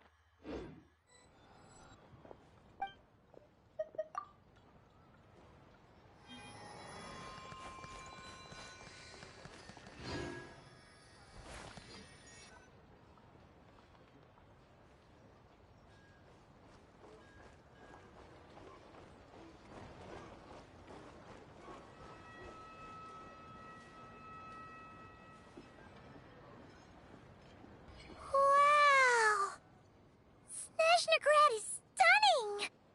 Seeing it with our own eyes makes all the trouble we went through to get here worth it! I found it pretty stunning when I first came here, too. But I soon found out that stunningly beautiful means stunningly expensive. I'm just a small-time hunter, so Zolny is where I spend most of my time. This way will take us to Podvorier restaurant. They offer food and lodging there, so you can get settled in while I fetch the doctor.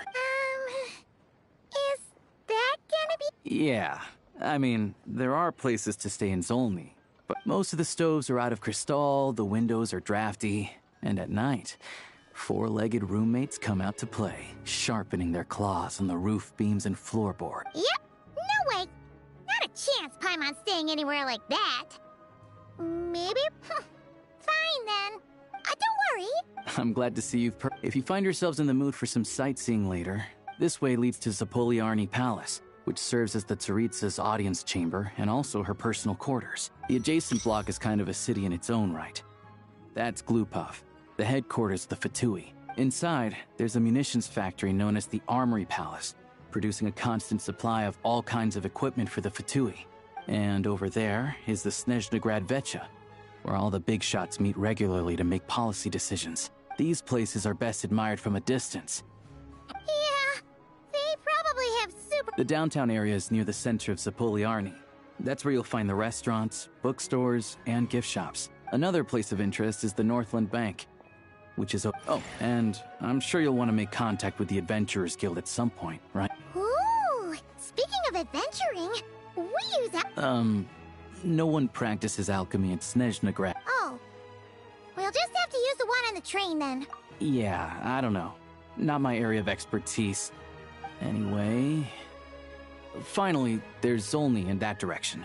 It's mostly residential buildings and factories, but there's a few shops too. That's about it. Sounds good. Thanks for all the recommendations. It'll be good to get out of the cold wind. Podvorier restaurant is right this way.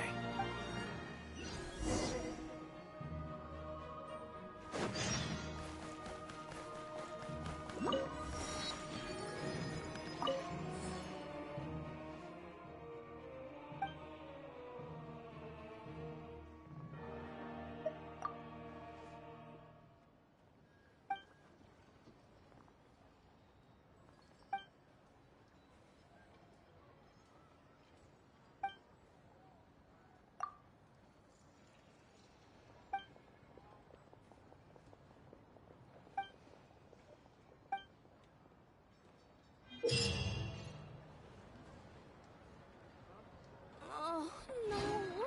Missed it again. Welcome to the... Thank you for Welcome to the...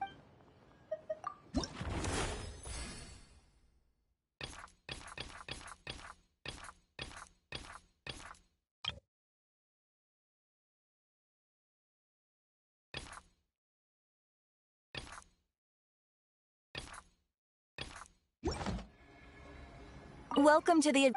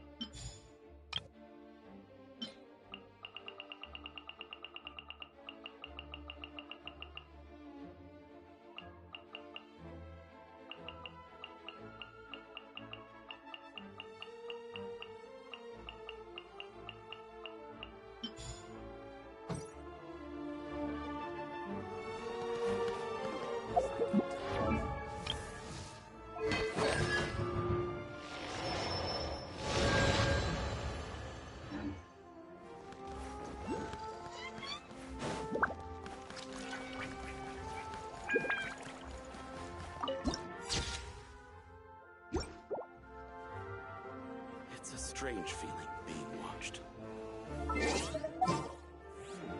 That kid.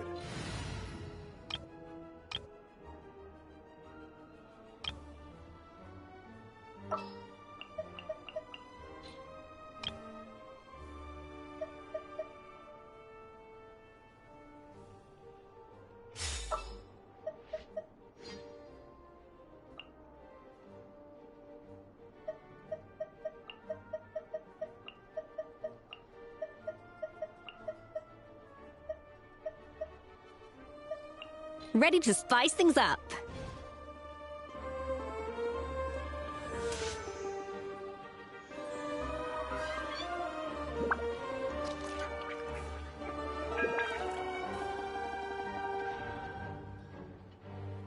I created another universe and founded paradise. For I, Fischl, and the prince...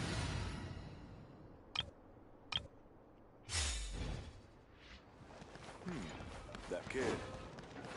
Is he too? It's a strange.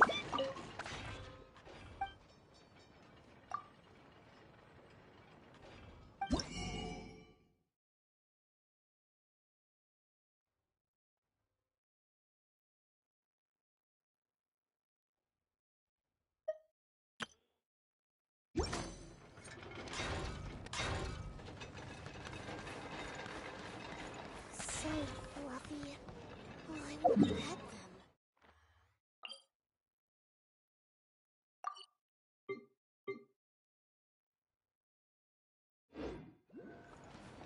How tiresome.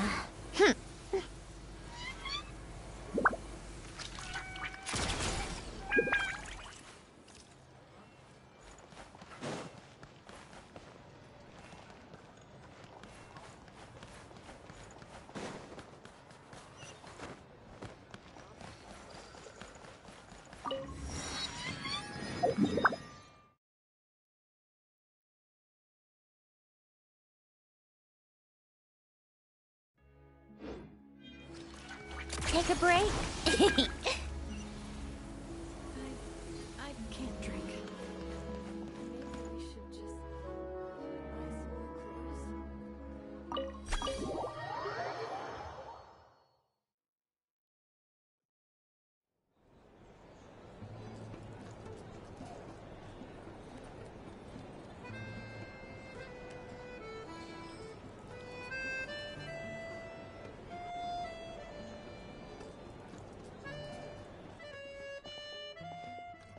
Looks like you get what you pay for, huh? Paimon likes this room a lot. Yeah, much better now that we're out of the cold. If this were anywhere else, we'd be out investigating and adventuring by now. You're right. A lot happened on our way into the city. Obviously, the million more question is, what is this Sure was. And so far, we've learned that in addition to the 7 Gnosis, but we won't get to see her anytime soon. It must be a pretty powerful one if it can blanket the whole of Snezhnaya in a snowstorm, to be honest. What we're really lacking right now is information. The kind of information Paimon can think of a few people who might be able to help us. Right. And when we left Nogcry, Snezhnaya so... it's unlikely they'd tell us anything confidential. Yeah, fair point. Besides, that Gloop-Off place there's gotta be someone there willing to talk to us, right? Maybe Arlecchino or Sindrone? Or possibly Tartaglia. But it's unlikely we could sweet-talk Arlecchino. Let alone Sandrone. Yeah, the last time was all the way back in Fontaine, right? Hello. Is there a traveler in Paimon in there? That's Alosha! Hello, I'm Dr. Luneva. Alosha mentioned that one of you is feeling a little under... I see. So you're my patient today, yes? And you're, Faye? Good question. Paimon's not too sure either, but she's definitely not the same kind of Faye as the ones we saw at the train station. Not exactly. It's just, I'm used to treating human patients. But don't worry, I do have some experience treating Faye. I've even diagnosed plenty of cats and dogs in my time. It'll be fine. Paimon, right? We're no different when it comes down to it, are we? That's just because Paimon knows how to eat.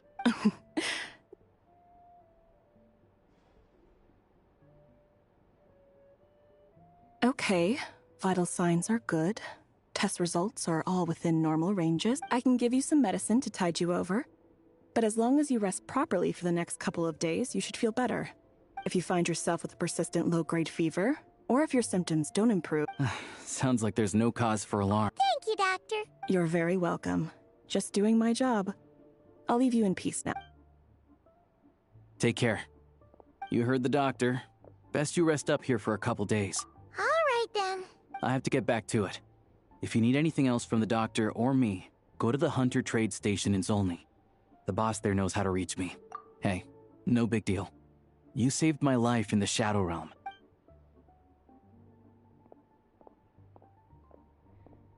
All right. Time to find Child and see what he can tell me.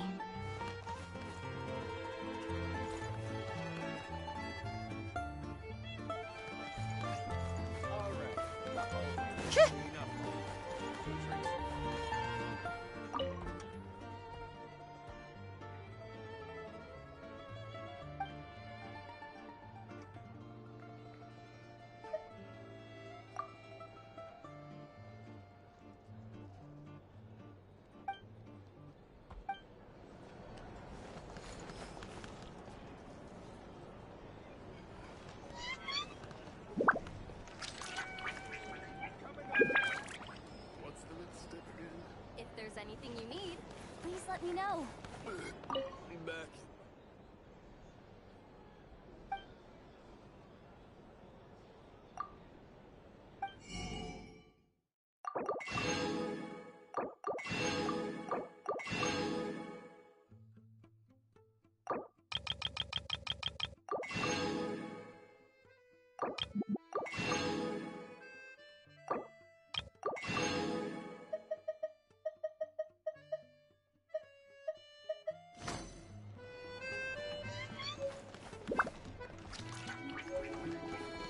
All right. Enough of it. Drink some.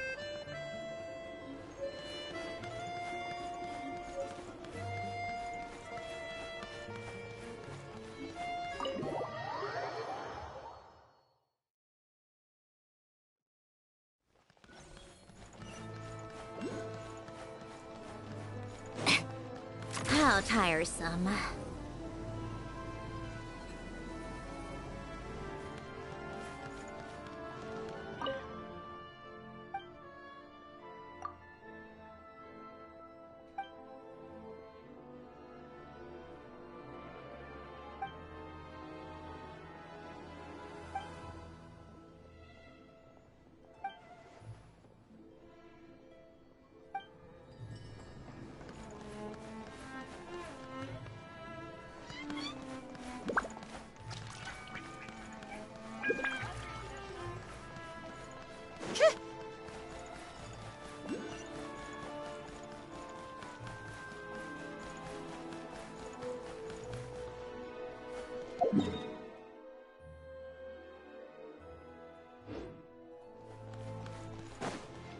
Take a break, pick up the pace.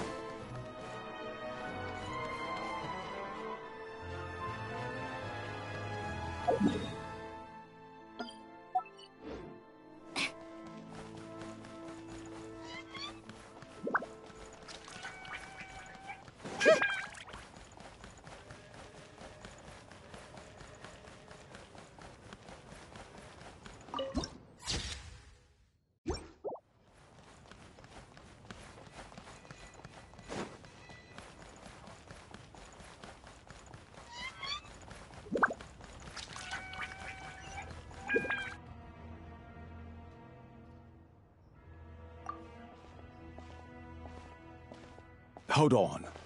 Please display your invitation letter or permit. Glupov does not accept meeting requests without a prior appointment. You'll have to apply per the advertised booking process. Might I ask who you're hoping to visit? Another one who thinks the rules don't apply to them. I don't understand why people think they can... But I have to go through the motions for protocol's sake. Wait a moment. I'll pass on your message. If Child is unavailable, you'll have... Lord Child is a busy man. He's probably not in Glupov at the present. If I were you, even if you two are old friends as you claim, Please understand that the Fatui Harbingers are often busy with their official duties. Next time, stick to the rules. You'll make life easier for both of us. Greetings, Lady Marionette. I'll take care of our guest here. It's her first time in Snezhnaya. I trust no choice words have been exchanged. No, Lady Marionette. No incidents to report. Whew. That was a close call. Is that right? Good to know. Under the weather? I take it she's still adapting to the climate. Happens to a lot of people. It's even colder here than in Nodcry. Has she seen... All right, then. Well, let me know if you run into any other... Why else? I was just about to sit down for some much-needed tea time when I heard that an old friend of Tartaglia's had shown up outside. And, as obnoxious as it may be to show up uninvited at Glupov, I couldn't help but take pity on the poor soul who was waiting outside in vain. So I had no choice but to abandon my freshly brewed piping hot tea and come to see this mystery guest for myself. Well, I felt our time working together in Nodcry warranted some courtesy. Unfortunately, I can't invite you inside either. The rules of Glupov wouldn't allow it, and on the plus side, Snezhnograd actually has some class. Unlike Nosha Town. Torchlight Books has a very nice selection of teas and cakes. So your treat, of course. Because I already wasted one perfectly good cup of tea today.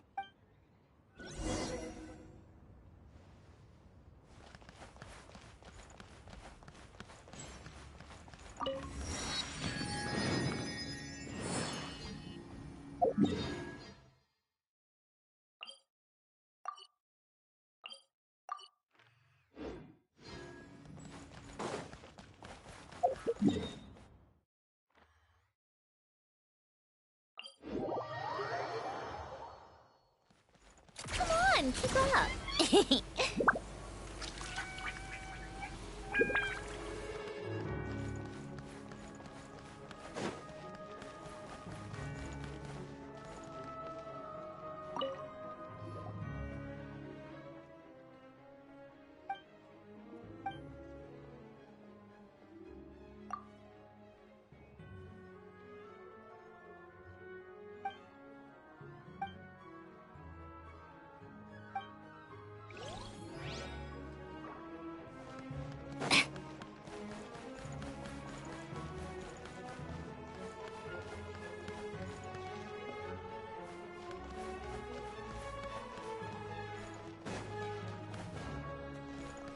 How exquisite.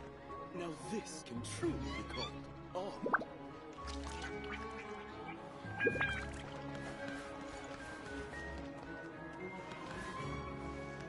Huh? I've ordered for the both of us. No objections, I assume. I'm sure you trust my taste. Okay, let's get down to business. I'm guessing you don't actually have any urgent business with Tartaglia, per se. You wanna take a guess? Of course you'd say that. You shouldn't underestimate Counselor Tartaglia. That's right. I'm sure you've heard of the Snezhnograd Vecha by now. They'll be discussing yet another extension to Project Stuzha. It's basically all anyone cares about in the Vecha these days. Yeah, he's more of the shoot first. It all started with a very detailed letter that Capitano left for the Jester, Piero, before leaving for Natlan. In that letter, he detailed the future arrangements for his subordinates. All of his key people were reassigned to Tartaglia. I guess he'd already prepared to leave us for good all the way back then. But Piero didn't reveal the contents of the letter until the events and that was his reaction too. Why me? With a bewildered look on his face. He'd always assumed Capitano looked down on him. He was a man who kept his thoughts to himself, but he occasionally brought Tartaglia along to my tea parties back in the day. So to the rest of us, it was clear that Capitano had quite a lot of respect for his young comrade. By the rest of us, I mean my tea party regulars. Arlecchino, Rosaline, and... actually, not Columbina. She was probably oblivious to it. Anyway, then the Liu-S situation happened. Normally, it took a lot to get under Capitano's skin, but that time he was furious. It's not really my place to talk about it, though. Basically, Tartaglia probably had the wrong idea about Capitano all along. Capitano believed that despite Tartaglia's immaturity, he showed great potential. Plus, he possessed a kind of purity rarely seen among members of the Fatui. Yeah, it's one of the few things that I'd agree those two have in common. But there's one other reason why Capitano chose Tartaglia to assume command of his troops. He knew that after he was gone, several of the others would swoop in on his army like vultures, with the ones who stood to benefit the most being the rooster Pulcinella and Regrator Pantalone. Once they divided Capitano's troops between them, they'd be more powerful than ever. No one. So, you can see why Capitano chose to hand that letter to Piero, right? Exactly. Piero also needed to back a harbinger as soon as possible. And, all things considered, even though Tartaglia has had the support of Northland Bank for a long time, he and Pantalone are ultimately not cut from the same cloth. I'd say Capitano made a good judgment call. Anyone else caught in this situation would probably feel like they'd been hung out to dry. His best course of action will be to distance himself from any shady business, while still maintaining friendly relations with Pantalone, but seeking Pulcinella's support at the same time. What's the point in having a tea party if you don't spill a little tea? Besides, none of this is confidential anyway. You'll see it firsthand if you ever sit in on a session of the Snezhnaya Vecha. All the factional strife, whether open or unspoken, it plays out for all to see in that one little room. Having a voice in the Vecha is the only way to steer policies in your favor. So, every person in that room represents a particular interest group. Pantalone, for instance, represents the financial sector, and Tartaglia represents the Fatui soldiers.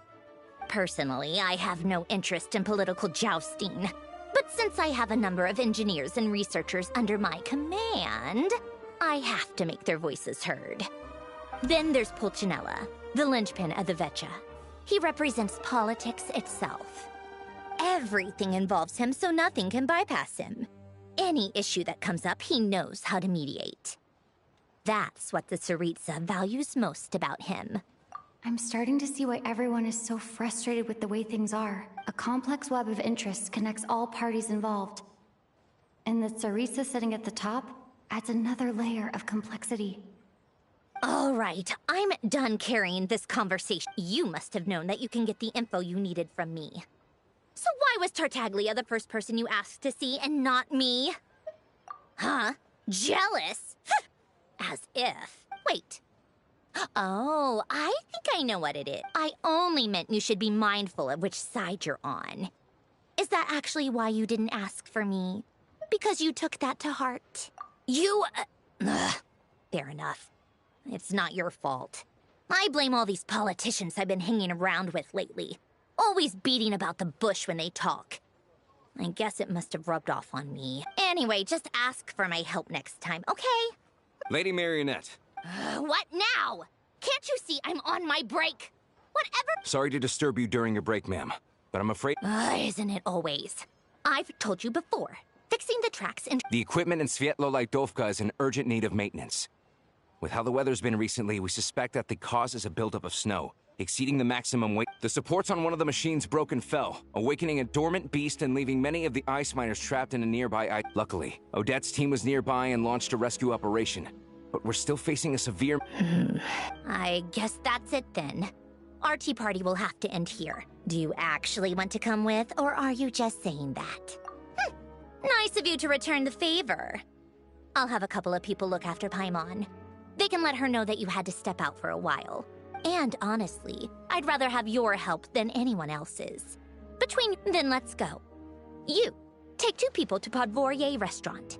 Find her room and watch it like a hawk until we get back. If anything happens to Paimon, you'll be answering to me. Yes, Lady Marionette.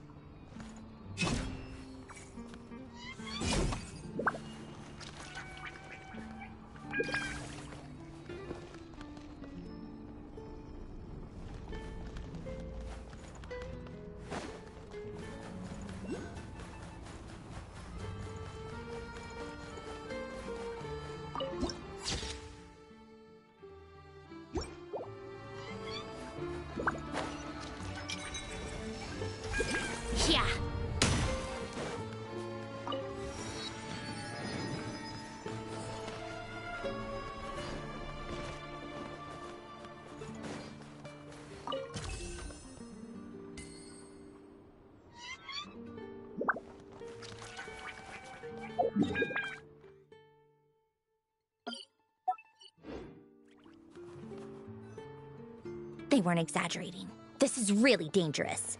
It's a good thing only one of them broke. From what I've been told, most of the trapped miners are over in that direction. Yeah, you do that while I check the rest of the equipment. Meet me back here as soon as you're done.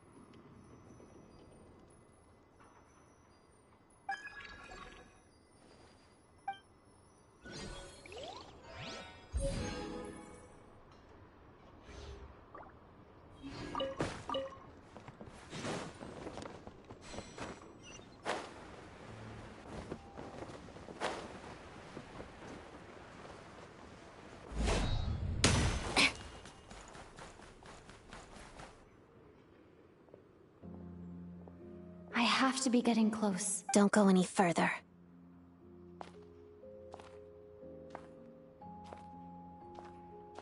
It's too dangerous here. There's a highly aggressive monster on the prowl. You need to... Ah, I see. You're the backup from Snezhnagrad. Well... Ah, so this is Odette. She was the first member... There are 5 people trapped in the cave. Monster type is unknown. Let's go. Every second...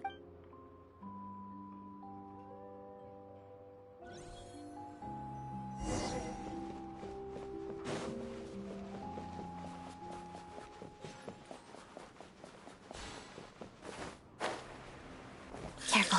Something's moving.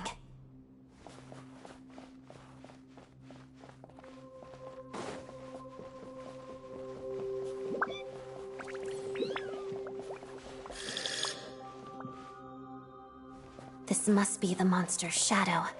Looks like a tough opponent.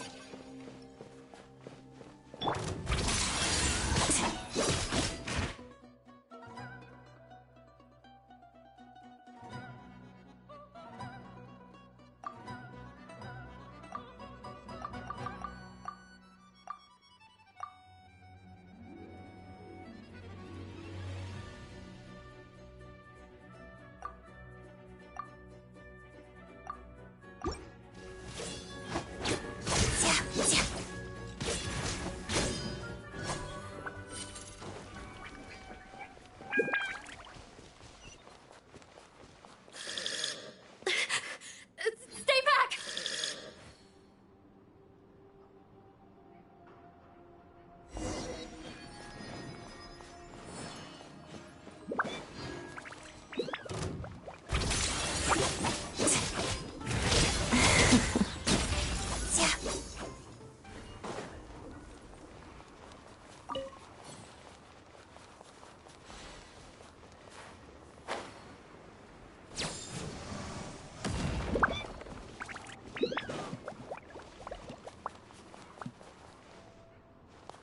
I see them. They're right behind the monster. The monster seems very agitated. It could attack at any moment. Let's make the first move.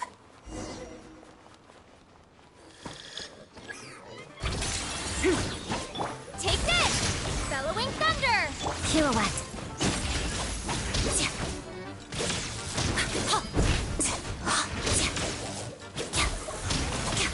Waltz of the snowflakes. Lightning Slash! Shadow me. Pas de deux.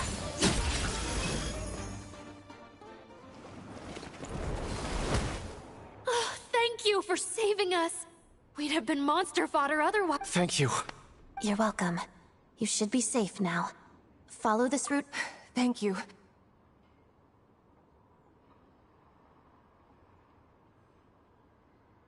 I've searched the area. Pretty sure the monster made a tactical retreat. Yeah, but with us here, it won't be coming back anytime soon. It may be small, but don't be fooled. It's a ferocious beast. People are just food in its eyes. It's lucky we got here when the trapped miners have been successfully evacuated. Wait, this place...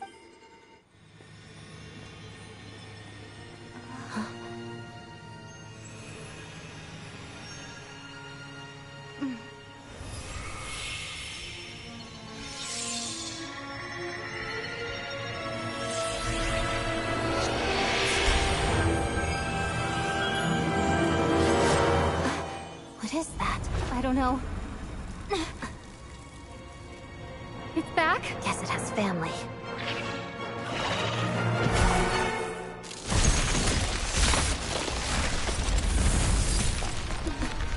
This way. Run!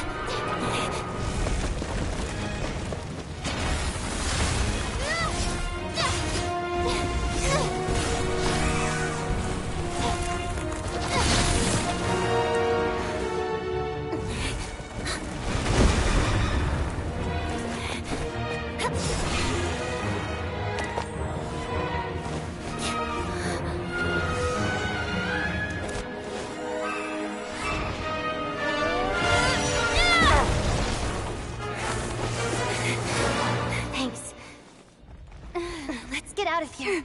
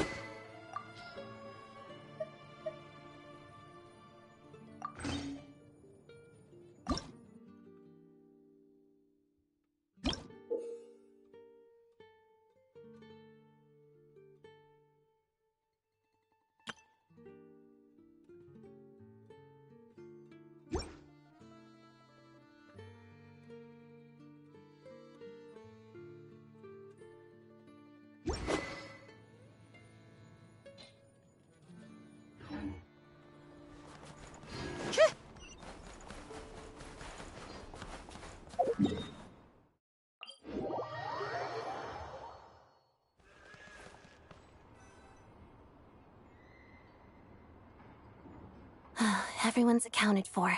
We managed to rescue them all. You really held your own today. Don't think I've seen... All right, then. Hello, Lady Marionette. I hear the rescue operation was a great success. What brings you here, Odette? No, a Fatui mission. I happened to be nearby and heard the crash. She hasn't introduced herself then. Odette is the prima ballerina of Snezhnograd. She's quite the celebrity.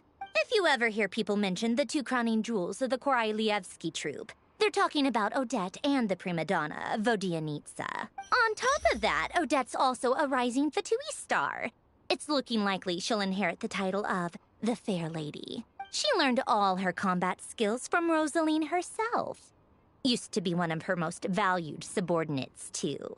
You flatter me, Lady Marionette. If she's Rosaline's protege, that makes me... never mind. There's no need to bring it up. No point making things awkward. How's progress on your end, Lady Marionette? Equally successful. I finished reinforcing all the equipment. Took me a little longer without Polonia's help. But the outcome is the same, of course. Even if the heavy snowfall summoned by that monster lasts for another 3 months straight, this equipment won't give way. All right, now that we're done here, it's time to get out of this blizzard. Sure, but Snezhnograd will send someone to investigate and draw up a relief plan. And I guess I'll have to write the incident report myself this time. First, Pantalone needs to approve the budget, then Pulcinella has to sign off on the plan. Once they've argued, that's the rough process anyway. Could take anywhere from a couple of weeks to a couple of months, depending on how— Yup, nothing we can do about it.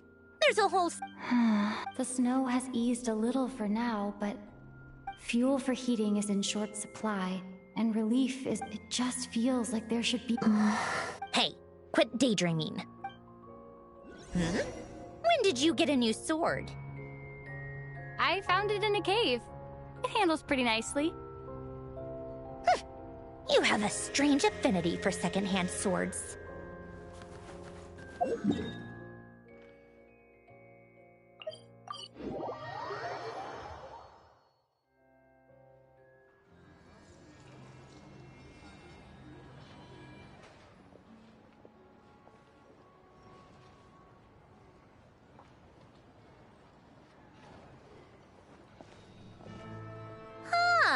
Well, if it isn't Counselor Tartaglia, Mr. Big Shot himself. Go easy on me, all right? I'm still recovering from the interrogation the real Big Shots put me through. Hey, comrade, it's been too long. I heard you came looking for me earlier. Nicest surprise I've had in a while. Good to see you too, Odette. I'm guessing you guys just got back from Sviatlo Lajdovka. How'd it go? It went fine. How about you? Any new developments? Not really. Same as ever. Growing opposition to Project Stuzha, and the usual rebuttals are starting to ring hollow. The results of the mock vote were pretty dire. Pulcinella was fuming. I've never seen the old man so angry. That's not good news. It takes a lot to rattle him. Yeah. Obviously, if push comes to shove, there are ways to crack down on dissent. But... Sorry, I have to ask something. This is going— Huh? Of course. It sounds to me like everyone's tearing their hair out trying to figure out how to deal with opposition to Project Stuzha. But what exactly is this project's purpose? And how can it be so important that even people like you two refuse to stand up for the ordinary people of Snezhnaya? Interesting. I gotta hand it to you, comrade. You sure don't mince your words. Excuse her? What does she mean? Refuse to stand up for ordinary people? Oh my gosh. How does she dare speak to the Harbingers like that? Are you interrogating us now? It's okay, Sandrone. Let me explain. I think I understand where she's coming from. If I could, I'd take your side right now. In fact, my position's very similar to yours. I've only held back on casting a dissenting vote in the Vecha because the Tsaritsa would never let me get away with it. Still, I have a responsibility to the Fatui armed forces, so I do what I can to make their voices heard. Most of them are just regular folks from small towns far from the capital. I'm sure you've seen how much those kinds of places are struggling right now. Oh, and for what it's worth, I'm from Arepasak myself. Things aren't going so swell there either. The Tsaritsa wants to create a better, safer future for the people of Snezhnaya, but she's thinking long-term. I don't doubt that from where you're standing, Project Stuzha seems to be creating all sorts of issues for everyone. But considering the Tsaritsa's vision for the future, these are sacrifices worth making. Sounds cold, I know, but I promise it's not as black and white as it seems. Maybe Sandrone and I can't oppose Project Stuzha outright, but we're constantly raising our concerns in Vecha meetings.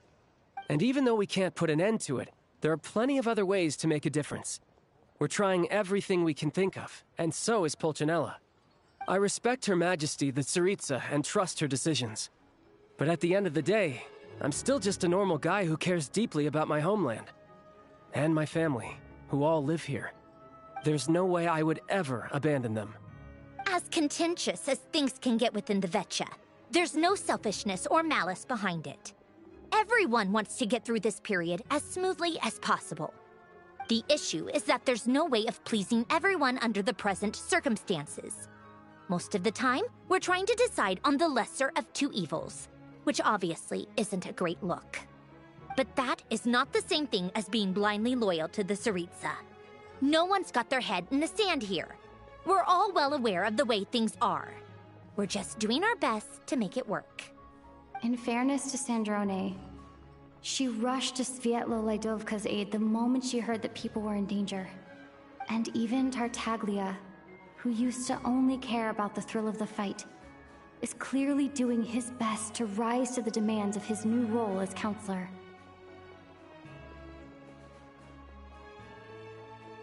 Hey, come on. There's only so much we can say, so don't press us too hard. Look, I know how untenable the Tsaritsa's position looks if you don't understand her motives. Maybe you've heard already, but she's currently leading her army on a campaign to the east to defeat the monster that's been causing these brutal blizzards. Striking that monster down will be a significant step in dealing with the present energy crisis. As laser-focused as she is on realizing her lifelong ambitions, she's still putting time and energy into taking down this powerful monster. To me, that says a lot. If she thought Snezhnaya and its people didn't matter in the grand scheme of things, why would she waste her time on something like this? Thanks. I meant every word I said, though. I wasn't just trying to placate you. I've already done more than enough diplomacy for one day. I still think this adventurer raises a very important point. Our two harbingers have made their positions very clear. But there are many others in the Vetcha who must feel trapped and forced to vote against their conscience. I think it's a very valuable quality to be willing to speak one's mind, despite the risk of offending powerful figures. You can say that again. I highly doubt we'd feel the need to explain ourselves so much if we didn't know you so well. Forgive me, adventurer, but might I be so bold as to ask about your background? Oh, haven't you been proper? Easier said than done. I like to think I'm not the kind of person who goes around busting open people's... I've only learned her name so far. And... Uh-oh. Is there no avoiding the subject of Rosaline? No, it's just... All right. I guess there's no getting around it. This is the world-renowned traveler, who helped resolve the storm terror threat in Mondstadt, cleaned up after the mess I made in Liyue, and then went to Inazuma, where there was a duel before the throne, in which the traveler defeated Rosaline. Oh. I'm sorry. I didn't think you two would be seeing much of each other, so I figured it wasn't worth bringing up. It's fine. It was a long time ago. Sorry. I just remembered that we have a rehearsal coming up.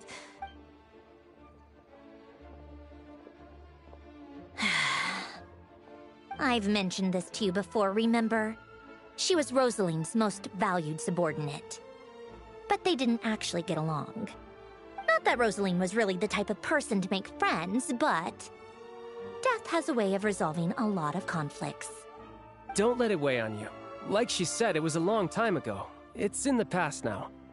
Odette has a very different personality from Rosaline. Give her some time. I'm sure she'll work through it. Oh, by the way, where's Paimon? It's not like her to hide away. She hasn't been feeling well, so she's resting at Podvorier Restaurant. I got a couple of my people to look after her while we were gone. Oh, right. Sorry to hear that. Poor thing. Reminds me of when Tonya was little. She really felt the cold back then. Used to get ill all the time. I felt so bad for her seeing her lying in bed, coughing. She was so mature for her age, though. Whenever someone came to visit her, she'd greet them with a smile and would never complain. I'm sure Paimon's a good kid, too. You're a little short on manpower, right? Let me have a couple of my people take over for yours. I'll send my most capable and reliable. They'll make sure Paimon can recover in peace. Well, that would be great. Your people are more qualified. Hey, don't mention it. I'm sure you have things to do. Hopefully this takes a load off your mind. So no more accusing me of not being on your side, all right? Already? That was quick. I'm afraid I can't help you there. Our director's recent movements are confidential. Even we're not in the loop. If you hadn't told me, I never would have known he'd gone south. I assumed he'd been in Glupov this whole time. Well, I guess I'd better go sort out Paimon's security situation. I have some other work to catch up on at Glupov anyway. Me too. I have an incident report to write up. Let's leave it there for now.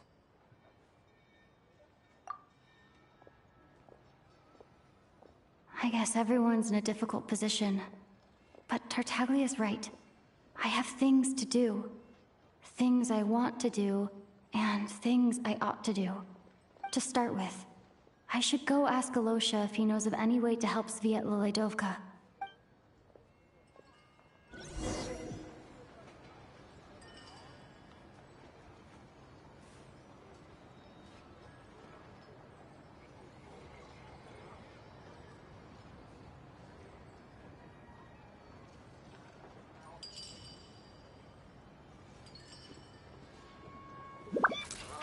You all missed the good times. Again.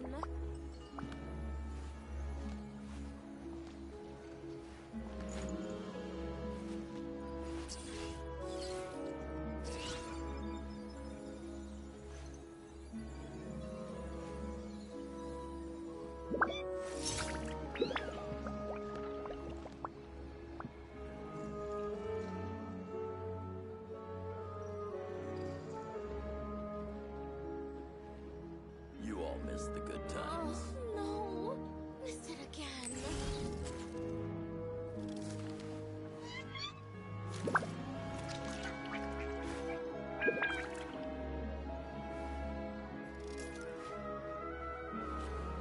Ad Astra Abyssos. Welcome to the Adventurers Guild headquarters. You all missed the good times. Oh, no. Missed it again.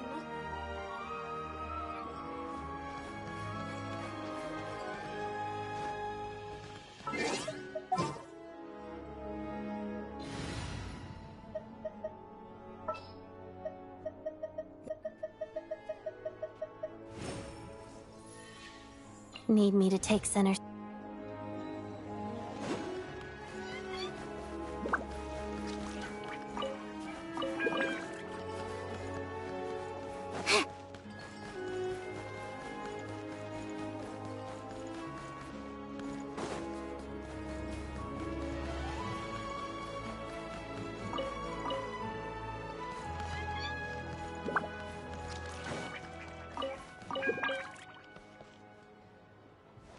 If you'd actually read your books, you'd know who's the strongest.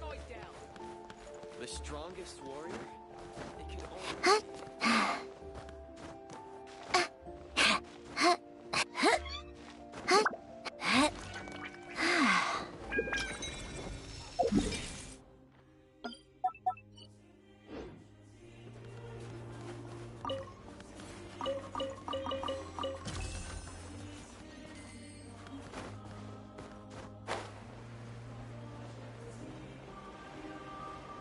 It's not just downtown.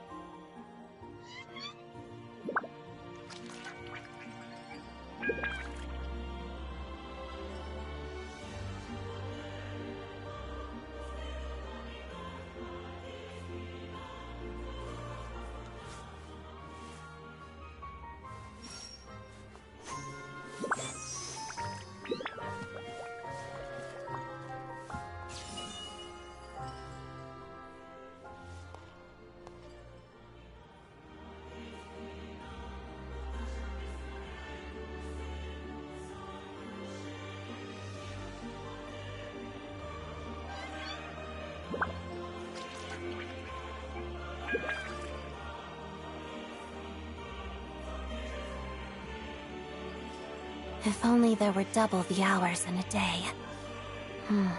Actually, make that triple.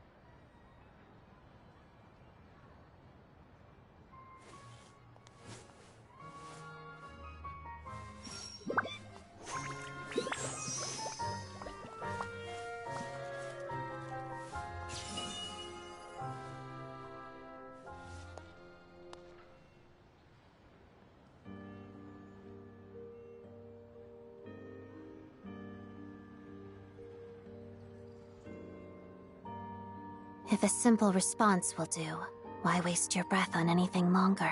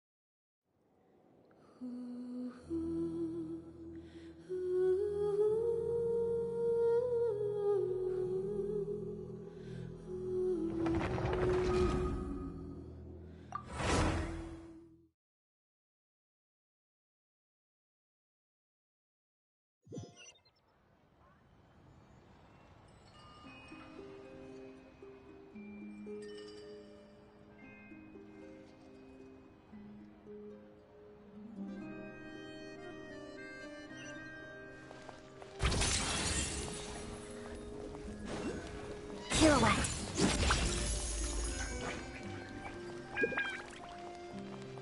Oh, that wind of freedom. It's calling to you.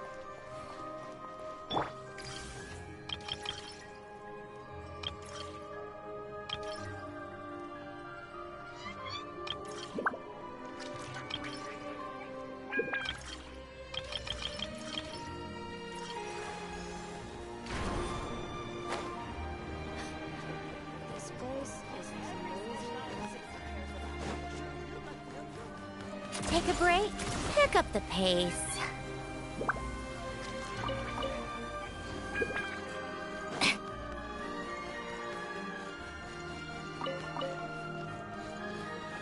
Come on, keep up.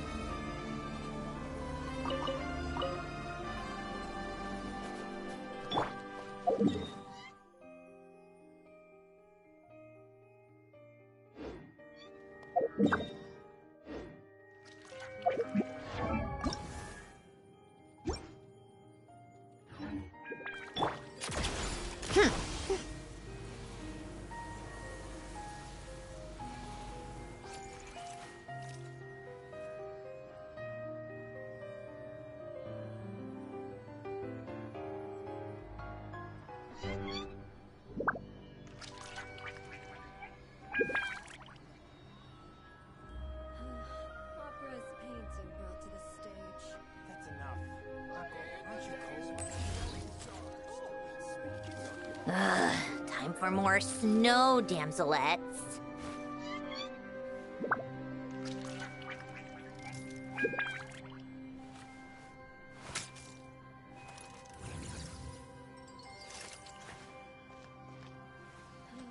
Opera's painting brought to the stage.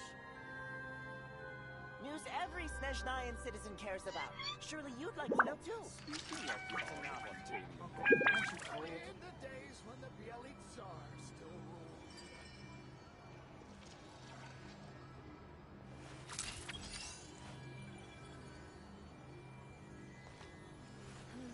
Opera's painting brought to the stage.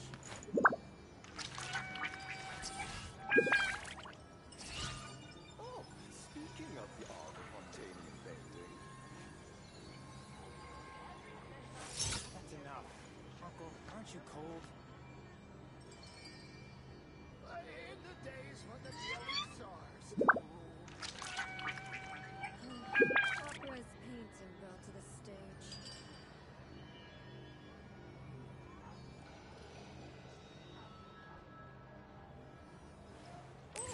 Speaking of the art of Fontanian painting.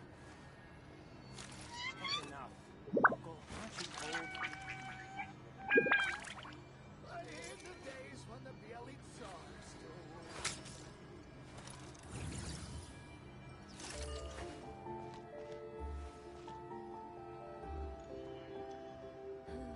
Opera's painting brought to the stage. Speaking of the art of Fontanian painting. That's enough. Uncle, aren't you cold?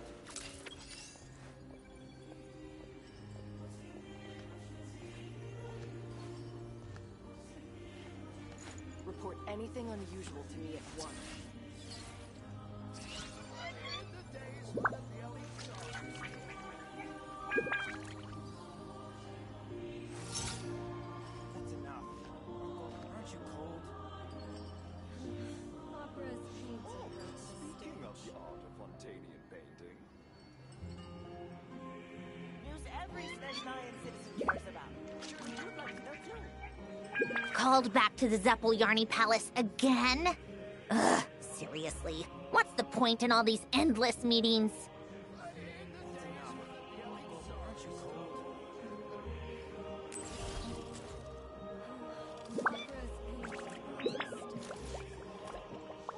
Speaking of the art of Fontanian painting.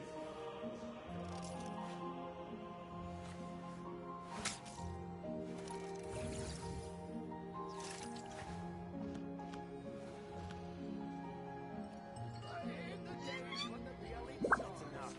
Uncle, aren't you cold?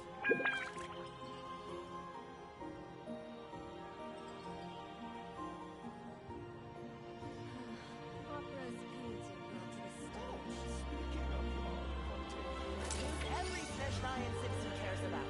Surely you'd like to know too.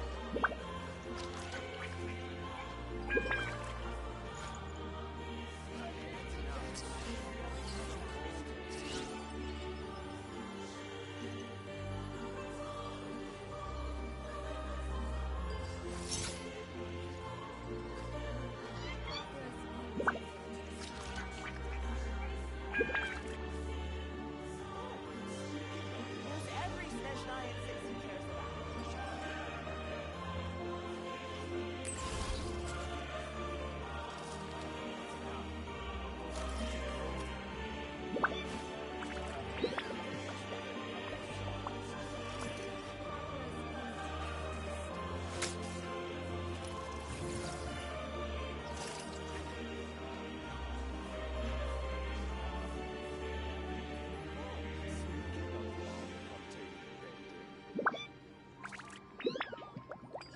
That's enough.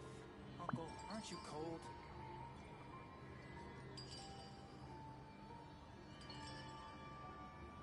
In the days when the Bielik Tsar still Opera's painting brought to the stage.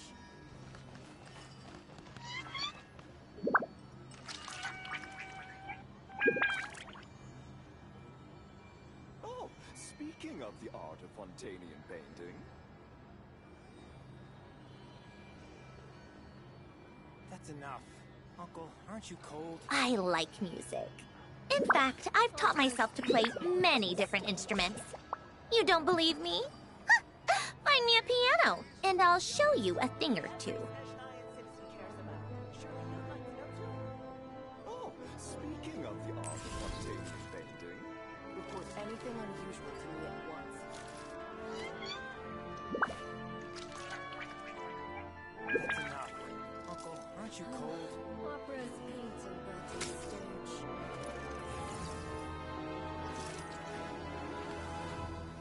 News every Snezhnayan citizen cares about. Surely you'd like to know too. Oh, speaking of the art of spontaneous painting. Called back to the Zeppeljärny Palace again? Ugh, seriously. What's the point in all these endless meetings? That's enough. Uncle, aren't you cold? Opera's painting brought to the stage.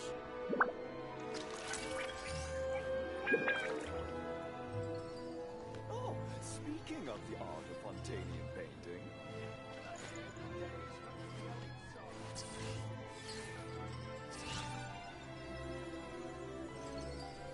That's enough. Uncle, aren't you cold?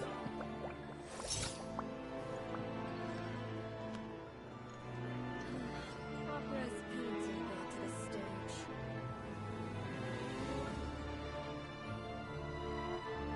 News every Snezhnayan citizen cares about. Surely you'd like to know too. It's about time we threw another tea party, don't you think? I wonder who else is free.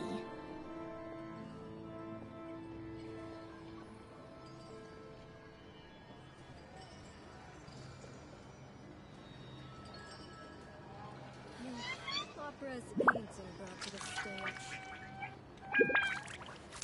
Oh, speaking of the art of Fontanian painting.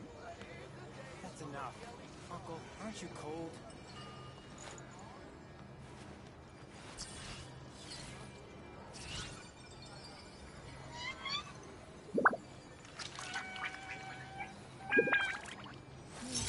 Opera's painting brought to the stage.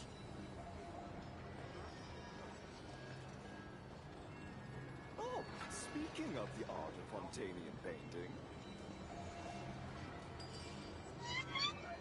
That's enough. Uncle, aren't you cold?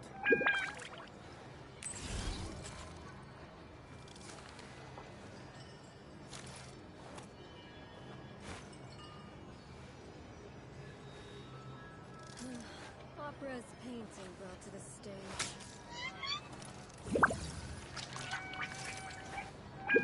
Speaking That's of the enough. art of Fontanian Uncle, painting. aren't you cold?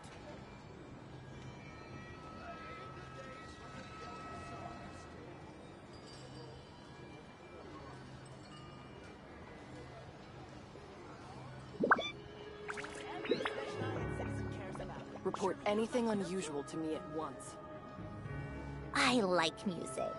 In fact, I've taught myself to play many different instruments. You don't believe me? Find me a piano, and I'll show you a thing or two.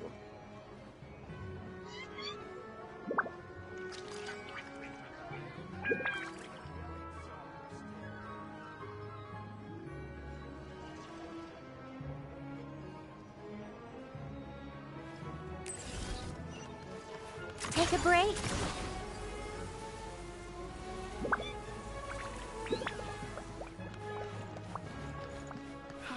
Before there were never this many.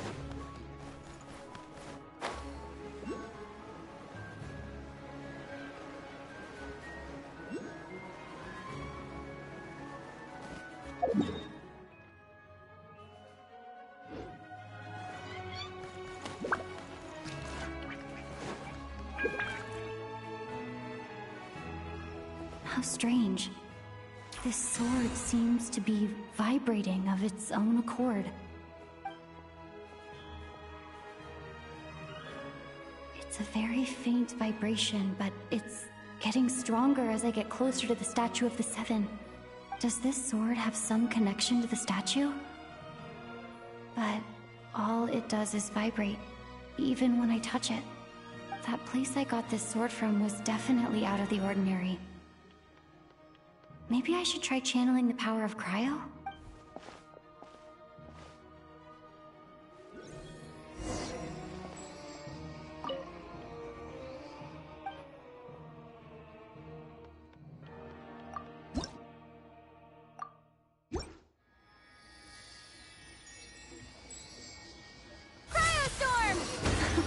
It worked. There really is something special about this sword.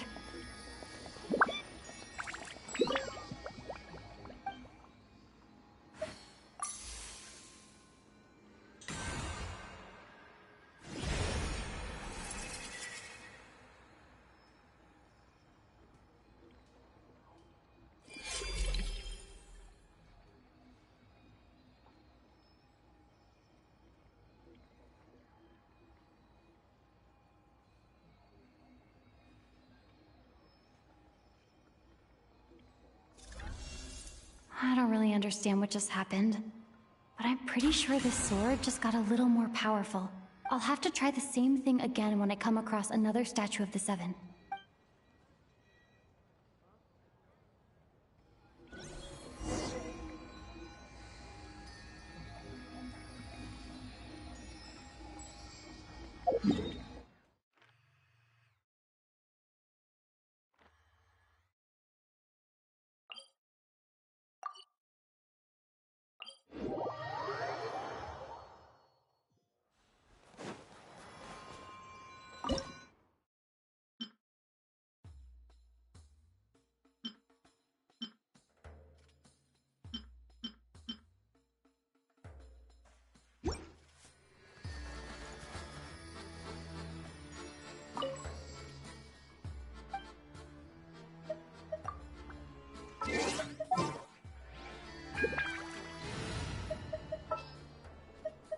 There's still a long...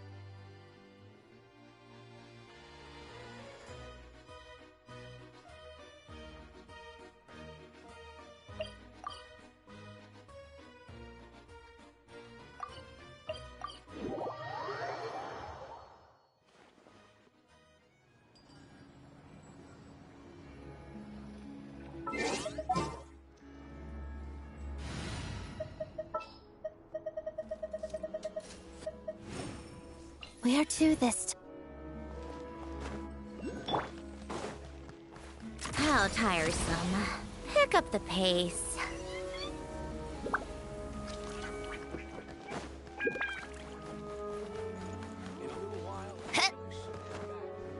Take a break.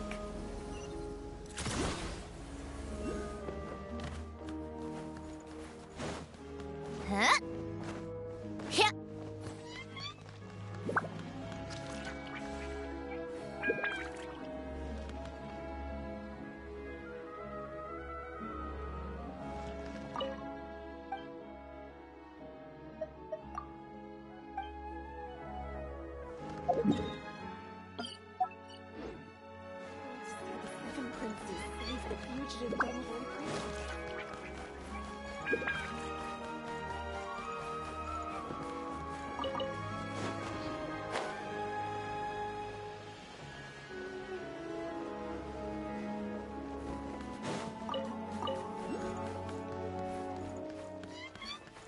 How tiresome.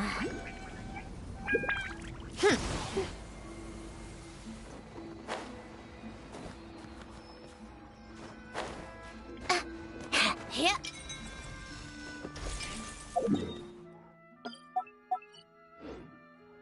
Yeah.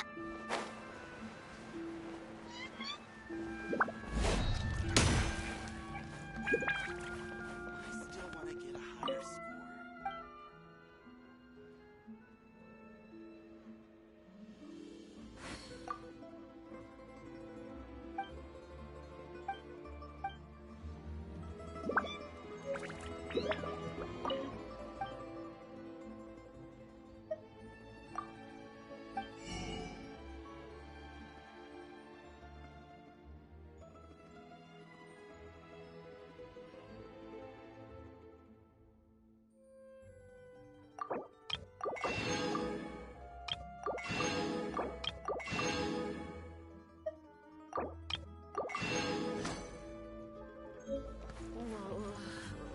Fancy a drink?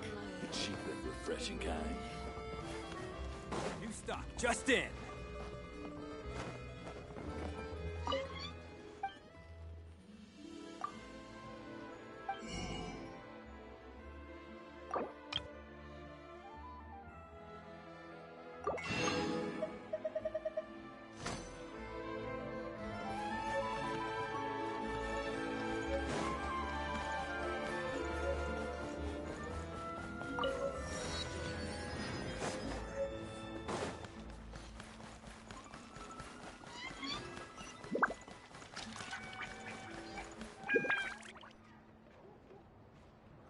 Hello there.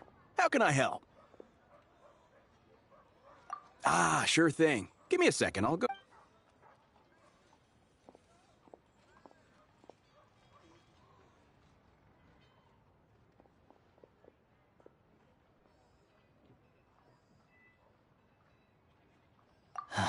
It's a familiar story.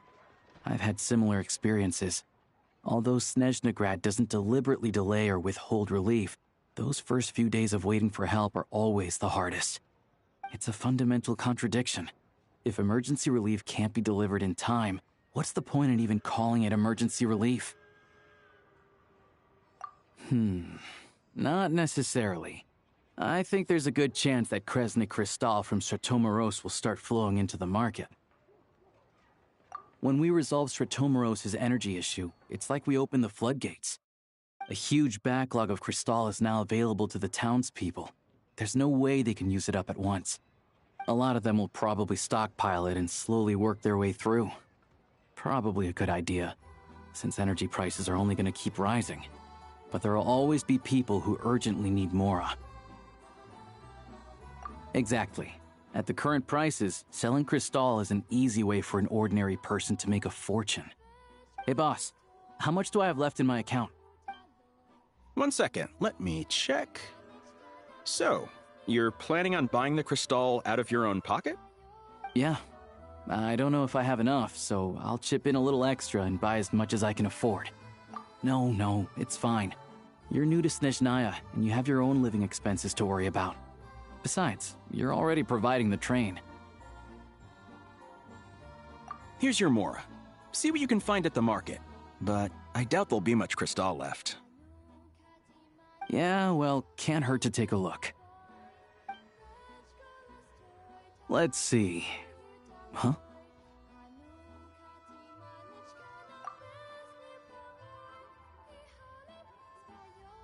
Oh, Alosha, and...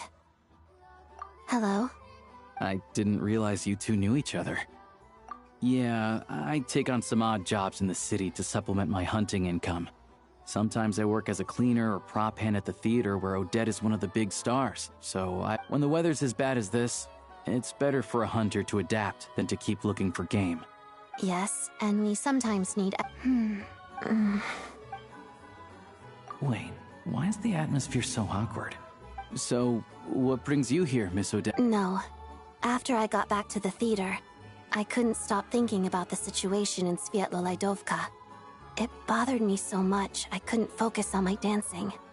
So I decided I'd come here and see if there's anything I can do. You too, I presume. I didn't feel comfortable expressing my true opinions in front of the Harbingers.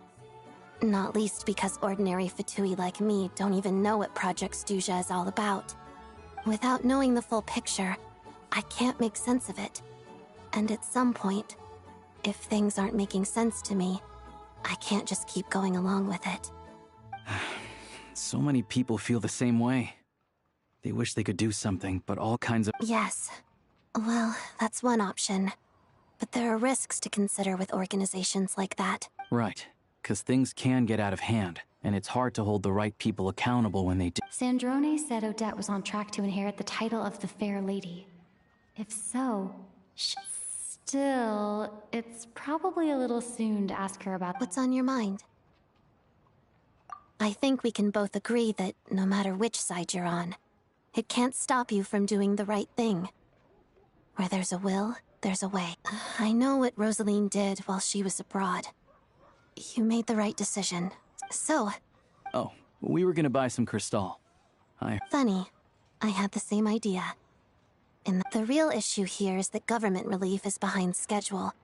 Surely it makes more sense for the state to cover these costs than for us to pay out of our own pockets. True. It's a huge expense after all.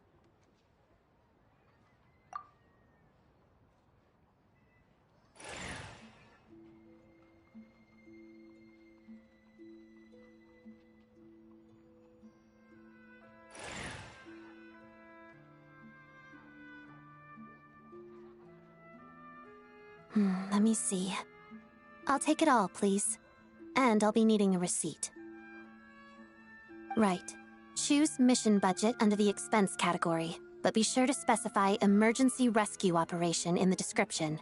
Otherwise, the normal reimbursement limit will apply. Let's book this train. Regulations say that if we need to transport Kresnik Crystal during Project Stuja, extra carriages can be added 1 hour before departure.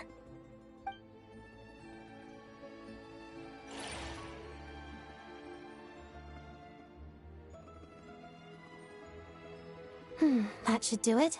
The train will be escorted to its destination by Fatui guards. This is my first time seeing you handle Fatui affairs, Miss Odette. You flatter me. It's only because I've been doing both my whole life.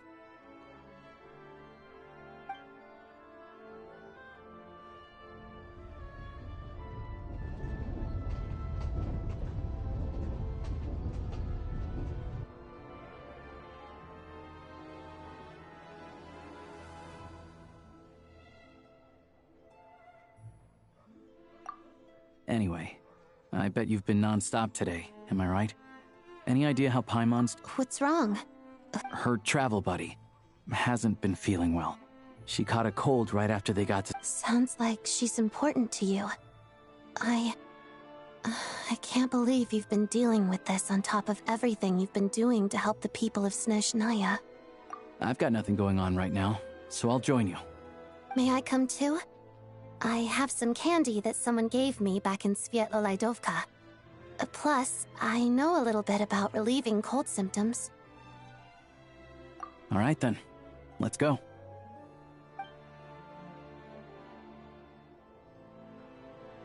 I still don't know what the deal is between these two, but at least the tension seems to have vanished. A good sign, hopefully.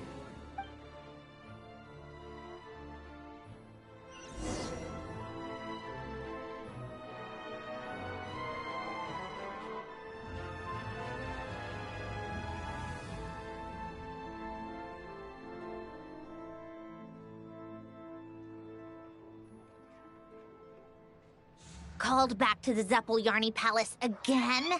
Ugh, seriously. What's the point in all these endless meetings?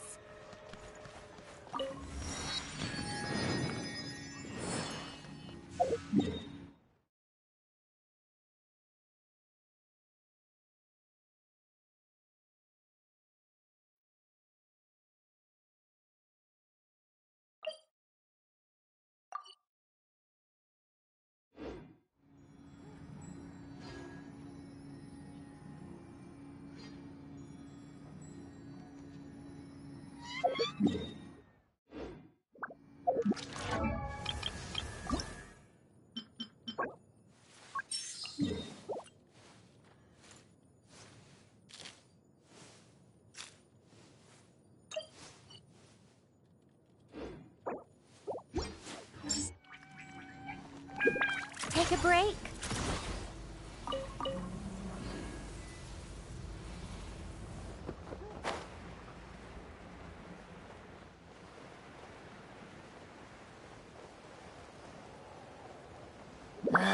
Time for more snow, damselette. Come on, keep up.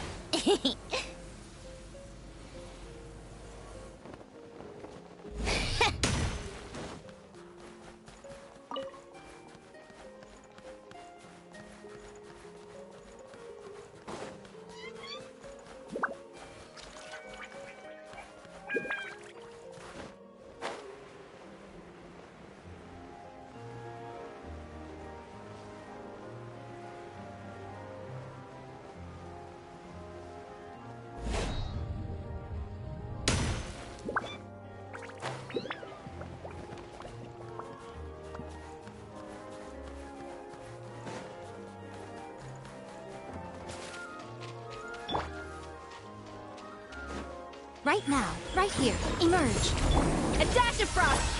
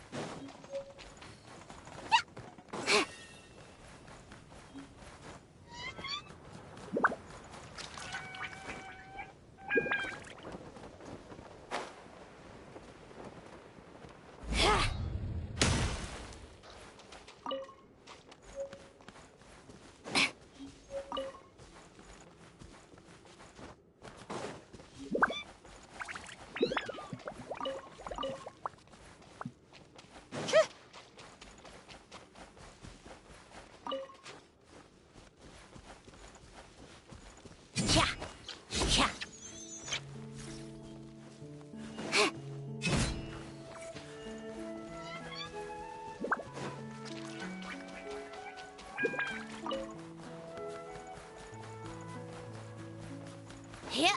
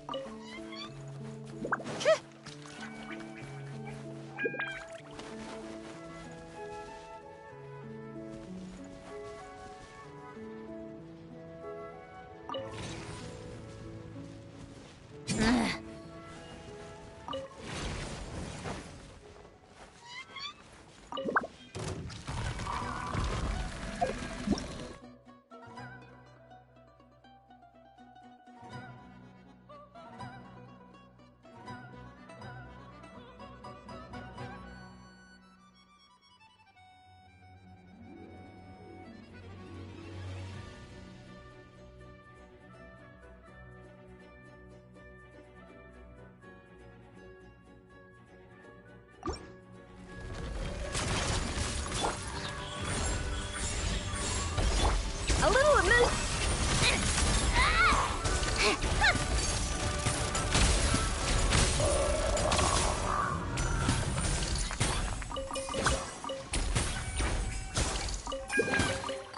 Oh, what's inside? Not that I care.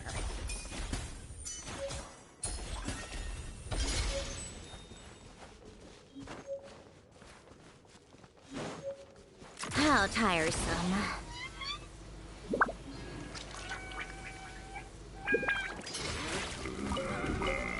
Right here.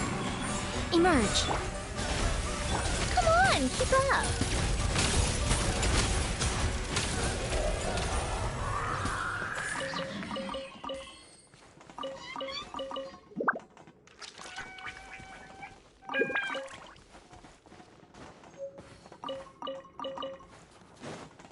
Take a break?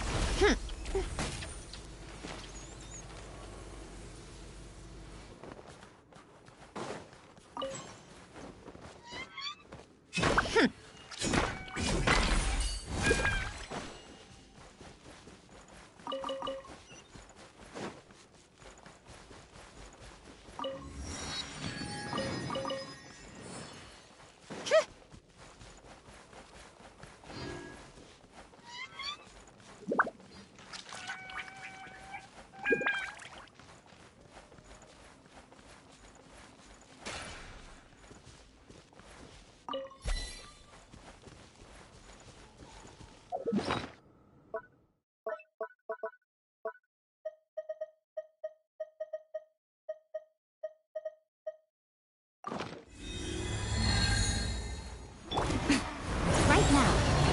Right here. A dash of frost.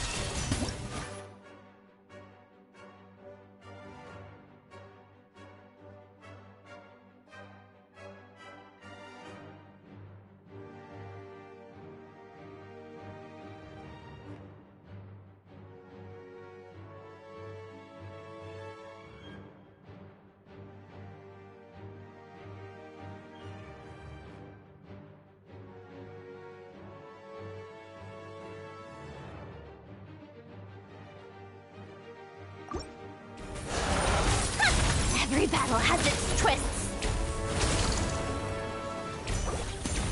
A burst of flavor! I'm always watching. Right now, right here, right now. Come on, keep up.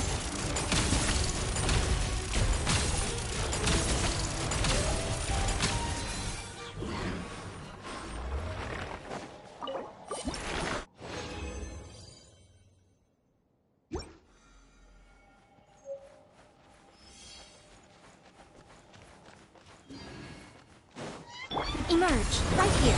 Emerge.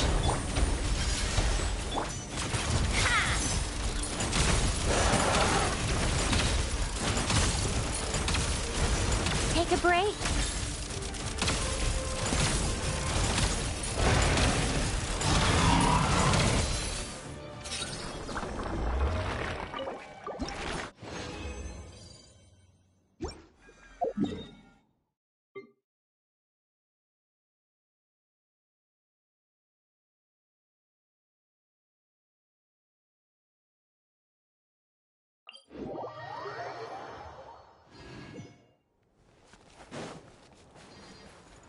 How tiresome.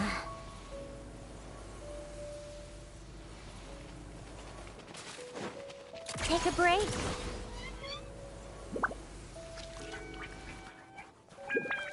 Come on, keep up.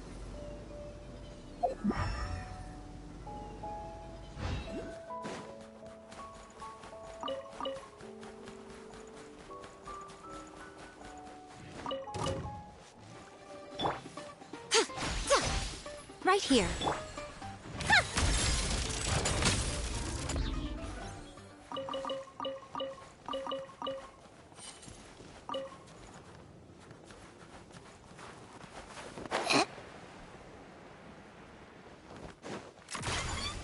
Pick up the pace.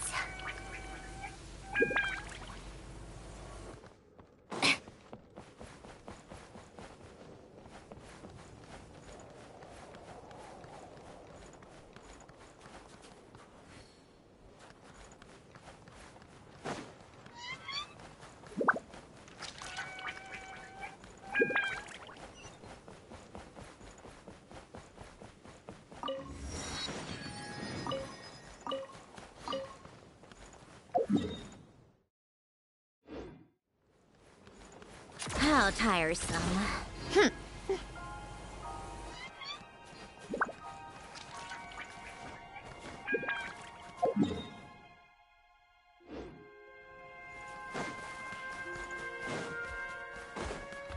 Emerge, right here, right now. Take a break.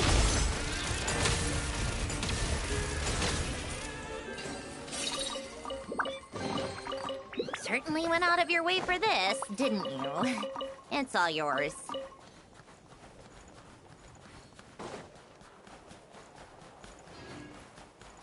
How tiresome. Take a break.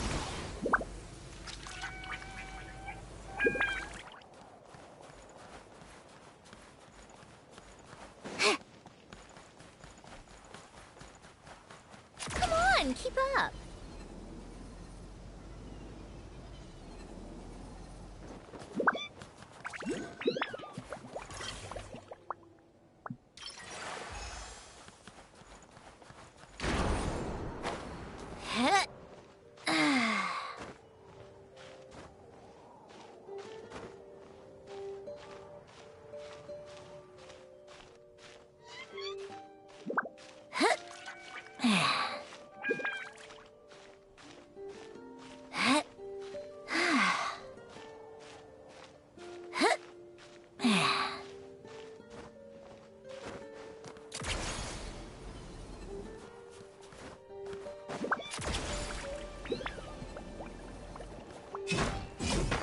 Cha.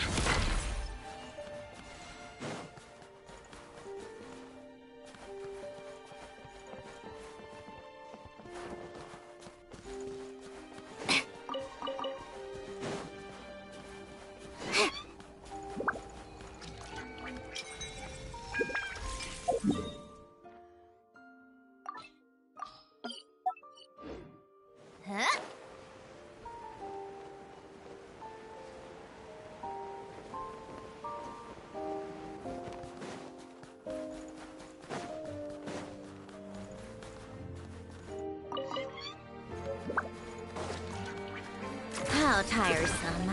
Pick up the pace.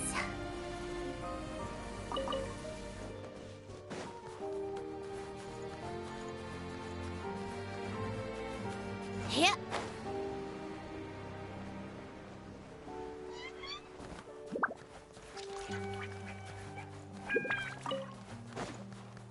So we're doing this the hard way. Right here. Right now. Right here.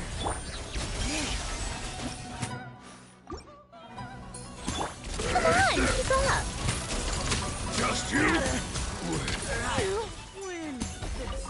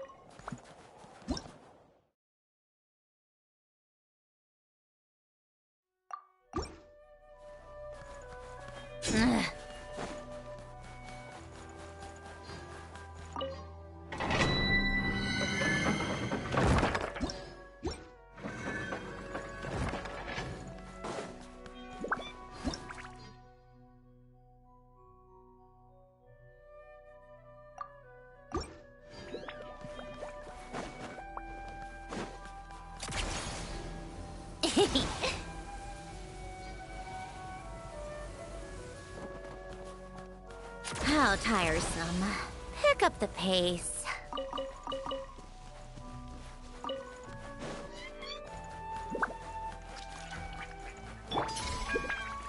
Right now. Looking for trouble? Right here. Face my fist? Gotta. You wanna fight? Let's go. Gotta.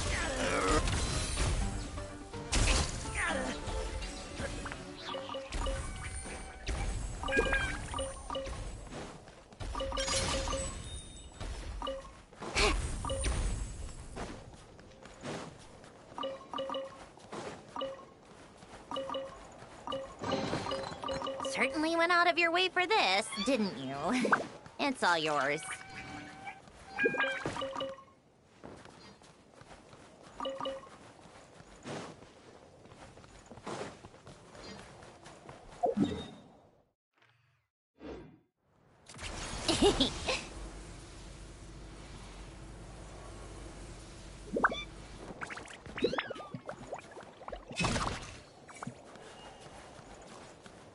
Come on, keep up.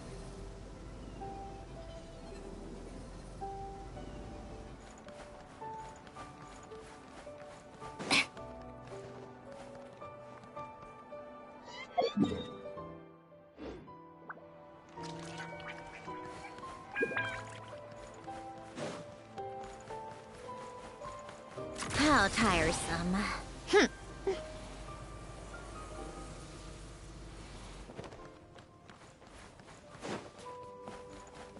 Emerge. Right here. Emerge.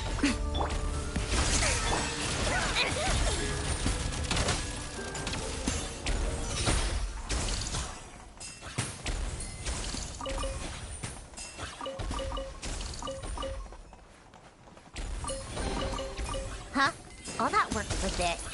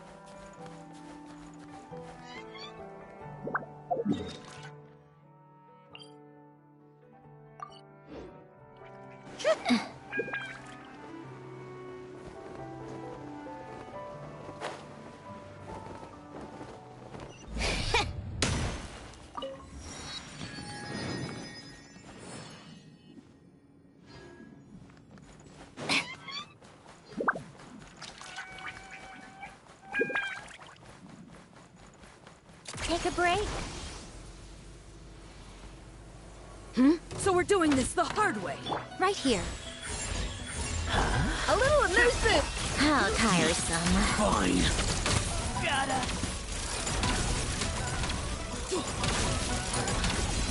You win this. Certainly went out of your way for this, didn't you? It's all yours.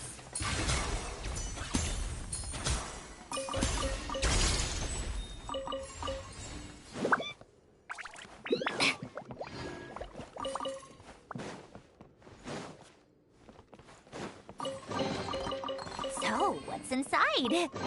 Not that I care.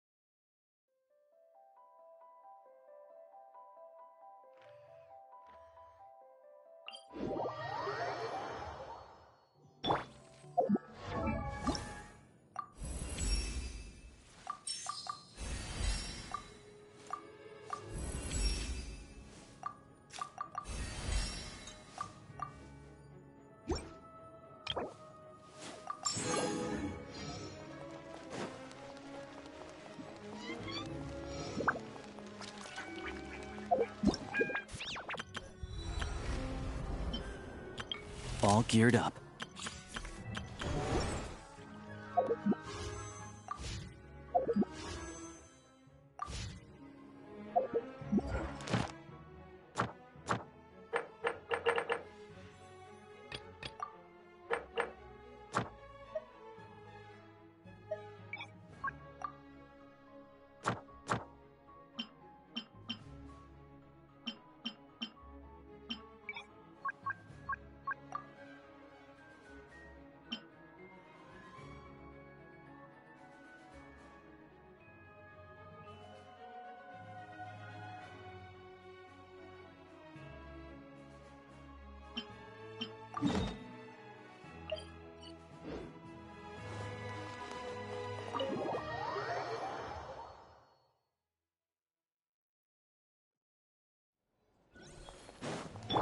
Come on, keep up. Hello. Sorry, but there's a sick person recovering in the... What happened? Oh. Please, excuse me. Are you the traveler?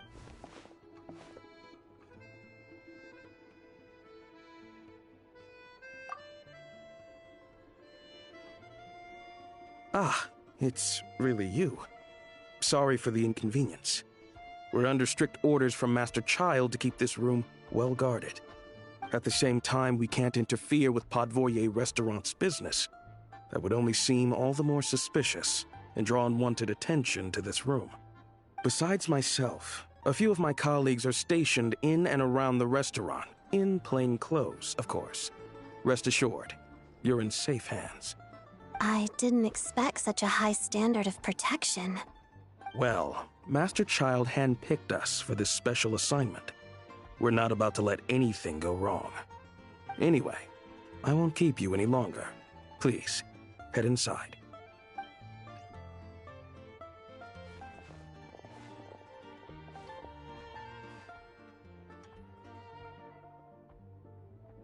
Traveler! Alosha, you're back! Hi, I'm Odette. The Traveler and I crossed paths a few times. Another friend from the Fatui, huh? You're practically a member yourself by this point.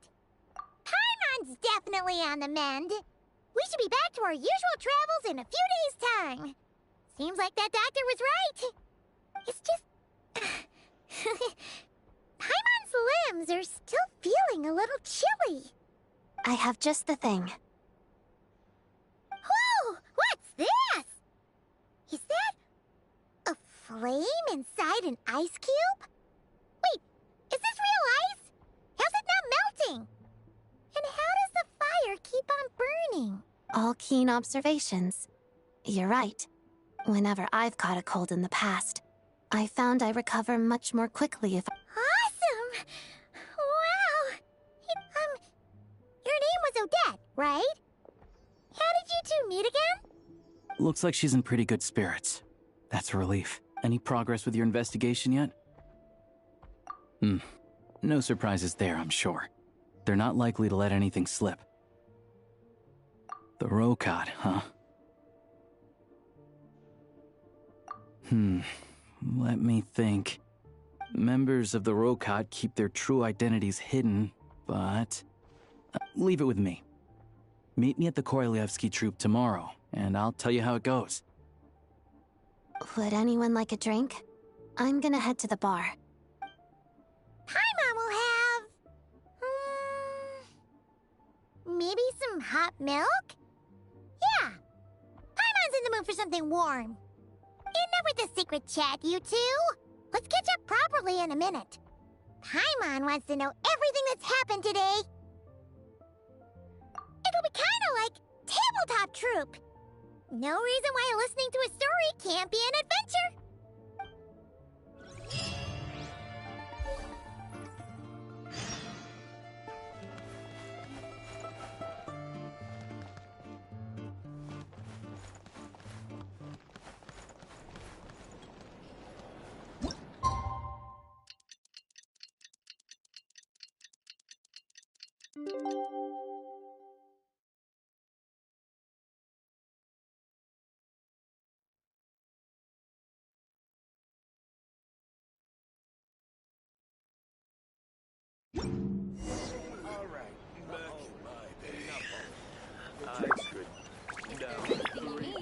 Please let me know.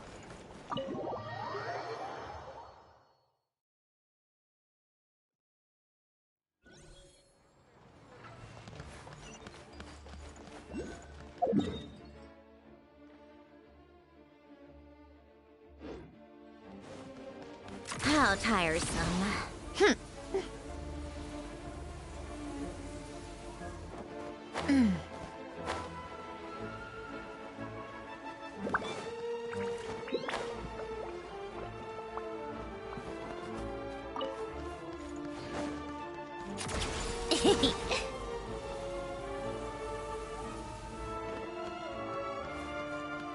Ugh.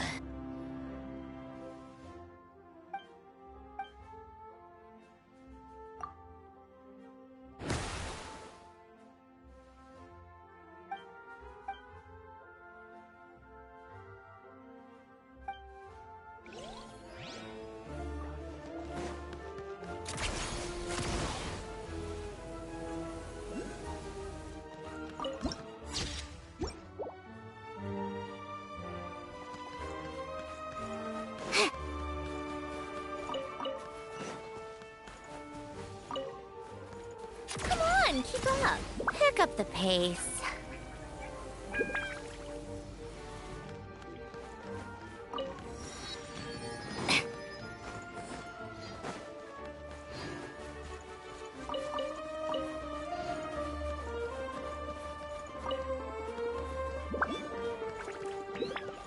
How tiresome.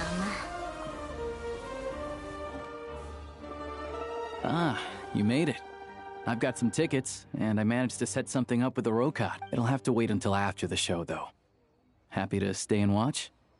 I doubt you've seen the pleasure.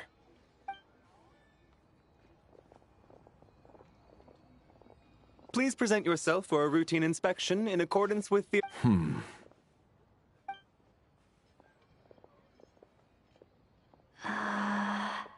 Is that guy with the... Okay, all done.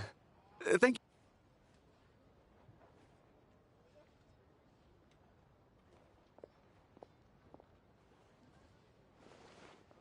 What's up? Everything okay? Snezhnaya's business and political leaders are always passing through here. So, still, It's a little unusual to see the Fatui's Armory Palace guard here. You saw him, right? The guy right at the back. He's part of the Special Assignments Battalion, but I only ever see him here for one thing. To look for a guy named Mitya. Supposedly a researcher, though he never seems to put much time in at the office. The theater is one of his favorite places to hang out when he's playing hooky from work, but that's not for us to worry about.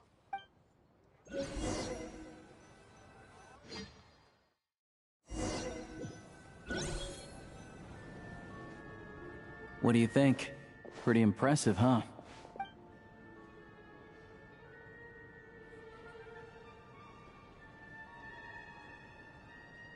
Oh, the one in Fontaine? I hear it's iconic. Never seen it for myself, though. Here we are, just in time. Sorry, coming through. Ugh. If you're gonna show up late, keep your mouth shut. What's his problem? Whatever. Look, there she is. That's who I'm introducing you to later. She's the lead singer of the troupe, Vodyanitsa.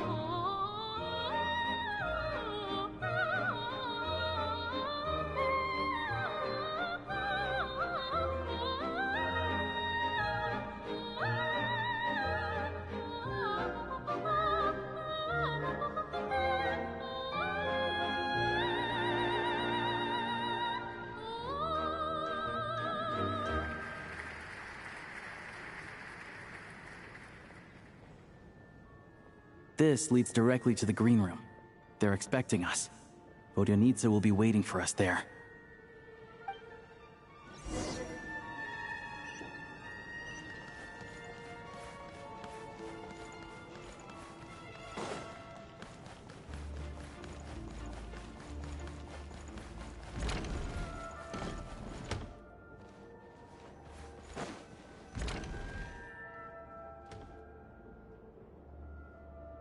Hey there. Excuse me. Ugh! Can you believe it? I am so mad right now. Come in. Oh, it's you two. Huh? You know each other? Oh, wait. Is this who you were telling me about? The one you met yesterday and couldn't stop thinking about? I never said that. Yes, you did. Why are you denying it? It was right before I went on that rant about the moody factory owner.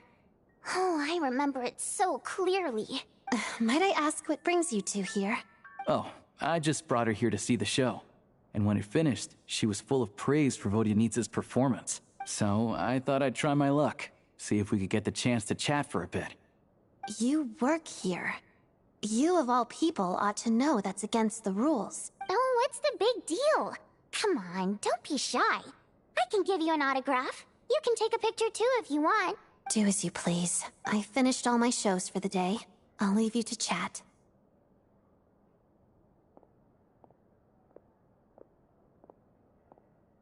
I wasn't making that stuff up, you know. Odette's just too proud to admit it. She thinks very highly of you. And so do I. You did the right thing in Svietloladovka. We're good. Odette's out of earshot. I'll lock the door. Confidentiality, of course. The Rokot is very strict on that. Whoa, Alosha! Not out loud! Not with a— Relax, I've taken care of it. The President's reply sent this morning. Wait, so she's been approved to join? You told me last night that you wanted to get intel from the Rokot. Unfortunately, Rokot intel is only available to members. But ever since you set foot in Snezhnaya, we've been working together. Everything about you is perfectly in alignment with what we're trying to achieve in the Rokot. so I figured I might as well cut to the chase. I wrote a letter to the president explaining your situation, including just the right amount of detail. His approval came very quickly. Of course, it's still your decision whether you want to join or not. Well, assuming Odette was telling the truth and she didn't misjudge you, I guess we don't need to worry about you blowing our cover. Still, you gave me a real fright. I didn't know that's why you came looking for me. So, that stuff you said about admiring my performance, was that just because Odette was here? Now you're talking. That's what I like to hear. Anyway, let me give you a quick rundown of how things work. Like I said, the Rokot is a covert organization, and we hide our identities. Members typically don't meet in person or even know each other's identities. This helps us maintain a high level of independence and secrecy. Because of this, members are basically free to decide their methods without constraints, so long as the outcome of any activity doesn't violate the organization's principles. After all, we don't have any ostensible contact with each other. This way, if anything goes wrong, no one else will be implicated. Beyond the freedom to choose how you operate, it's also your choice whether to act at all. We have plenty of members who have yet to take any action. In short, joining the Rokot in and of itself won't place any restrictions on your activity in Snezhnaya. There's a code of conduct you can read if it interests you. But basically, as long as you don't plan on using your anonymity to go around doing evil, you'll be fine. I tried reading it 5 or 6 times. Never made it all the way through. Even the most lackluster script makes for more interesting reading. Great. Then I'll go grab an official application form. Be right back.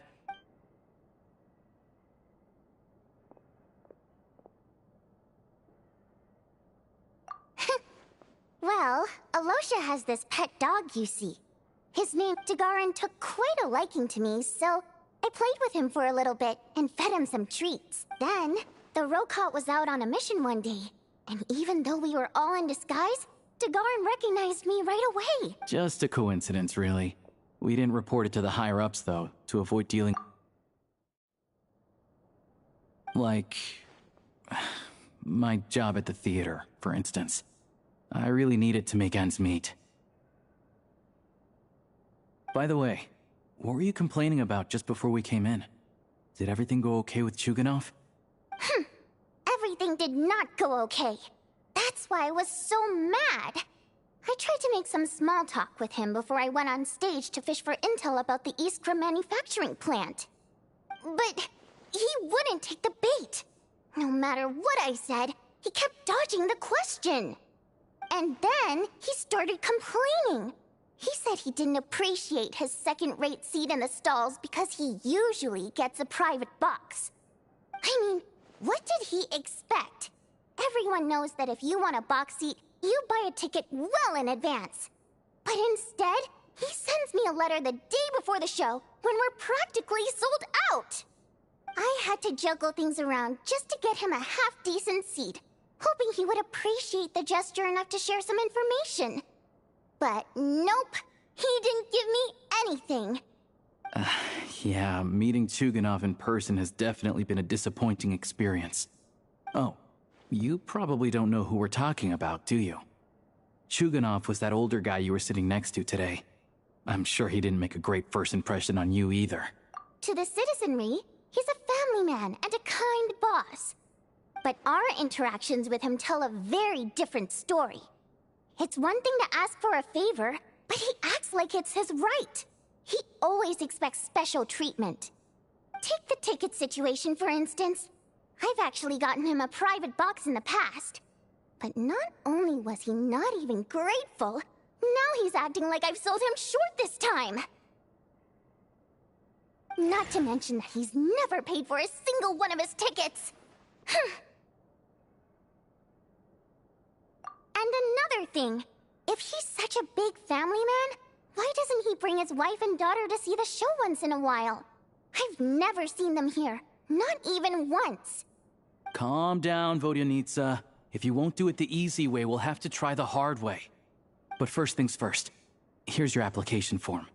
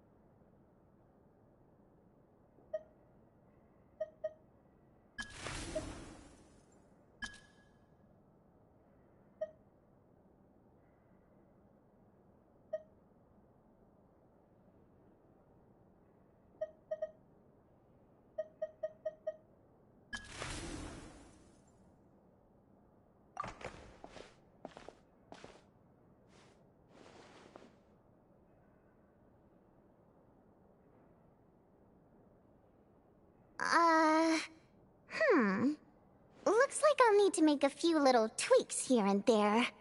But other than that, you're good to go. We'll hold on to this for you. Alright.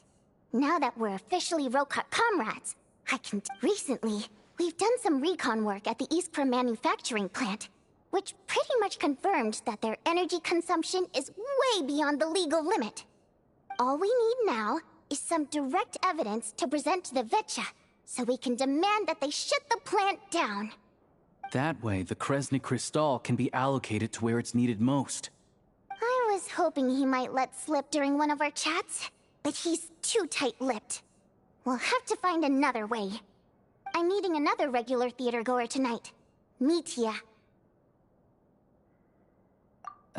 But Valeri's here too, and he's probably looking for Mitya, so he may end up being a no-show. Don't you worry. He must know how to dodge Valeri, or he wouldn't be showing up on time for every performance. Mitya is a renowned energy expert. Although we can't get any direct evidence of the excessive energy consumption at the plant, we can accidentally let the information slip to him. The authorities should take someone like him seriously. So if he starts raising questions about energy use at the Iskra manufacturing plant, there will be a proper investigation. Also, we're not allowed on site, but he has clearance. So all we need is his cooperation. Yeah, so that's the other thing we're trying to figure out. Though I think we're far less likely to make any progress on that front. Still, I hear that Mitya is a bit of a chatterbox. So, who knows? Maybe if we catch him in the right mood, he'll let something slip. What do you think? Sound like something worth your time? Okay, in that case, you guys find a seat somewhere nearby. Pretend you're a couple of buddies there to eat, and keep your ears peeled for useful information. He's a huge fan, so I doubt he'll have his guard up around me. But you two need to be convincing. If he suspects anything at all, he might stop talking. Sure. Don't worry. Perfect! Okay. Everything!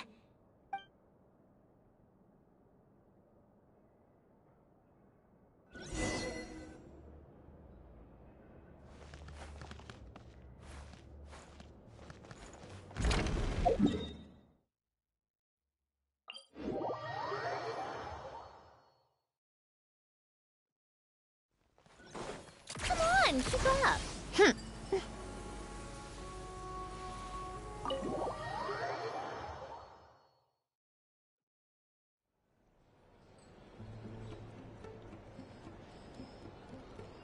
We come here often, so we shouldn't. Now, it's up to Vodyanitsa. Let's see how the conversation goes.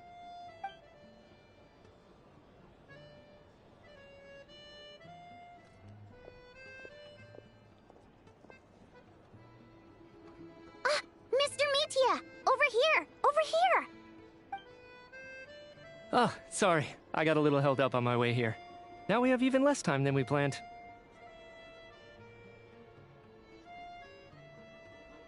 Go ahead and order some snacks and drinks. Whatever you like. Let me see. According to my schedule, we still have 25 minutes left. You're really pressed for time today, huh? I was imagining this would be a leisurely chat. If you'd prefer, we can always reschedule for another afternoon when you have more time. No need. Getting to meet the lead singer is a very precious opportunity for me. I'm not about to pass it up. I've already had to decline your invitation several times because our schedules rarely align. If I don't grab this chance while it's here, who knows when the next one will come around? Well, it's very kind of you to make time just for me. I'm not too sure, to be honest. But Snezhnaya's full of weird and wonderful things like that, so people tend not to bat an eye. I'm sure the same will go for the Eye of Grey and Paimon.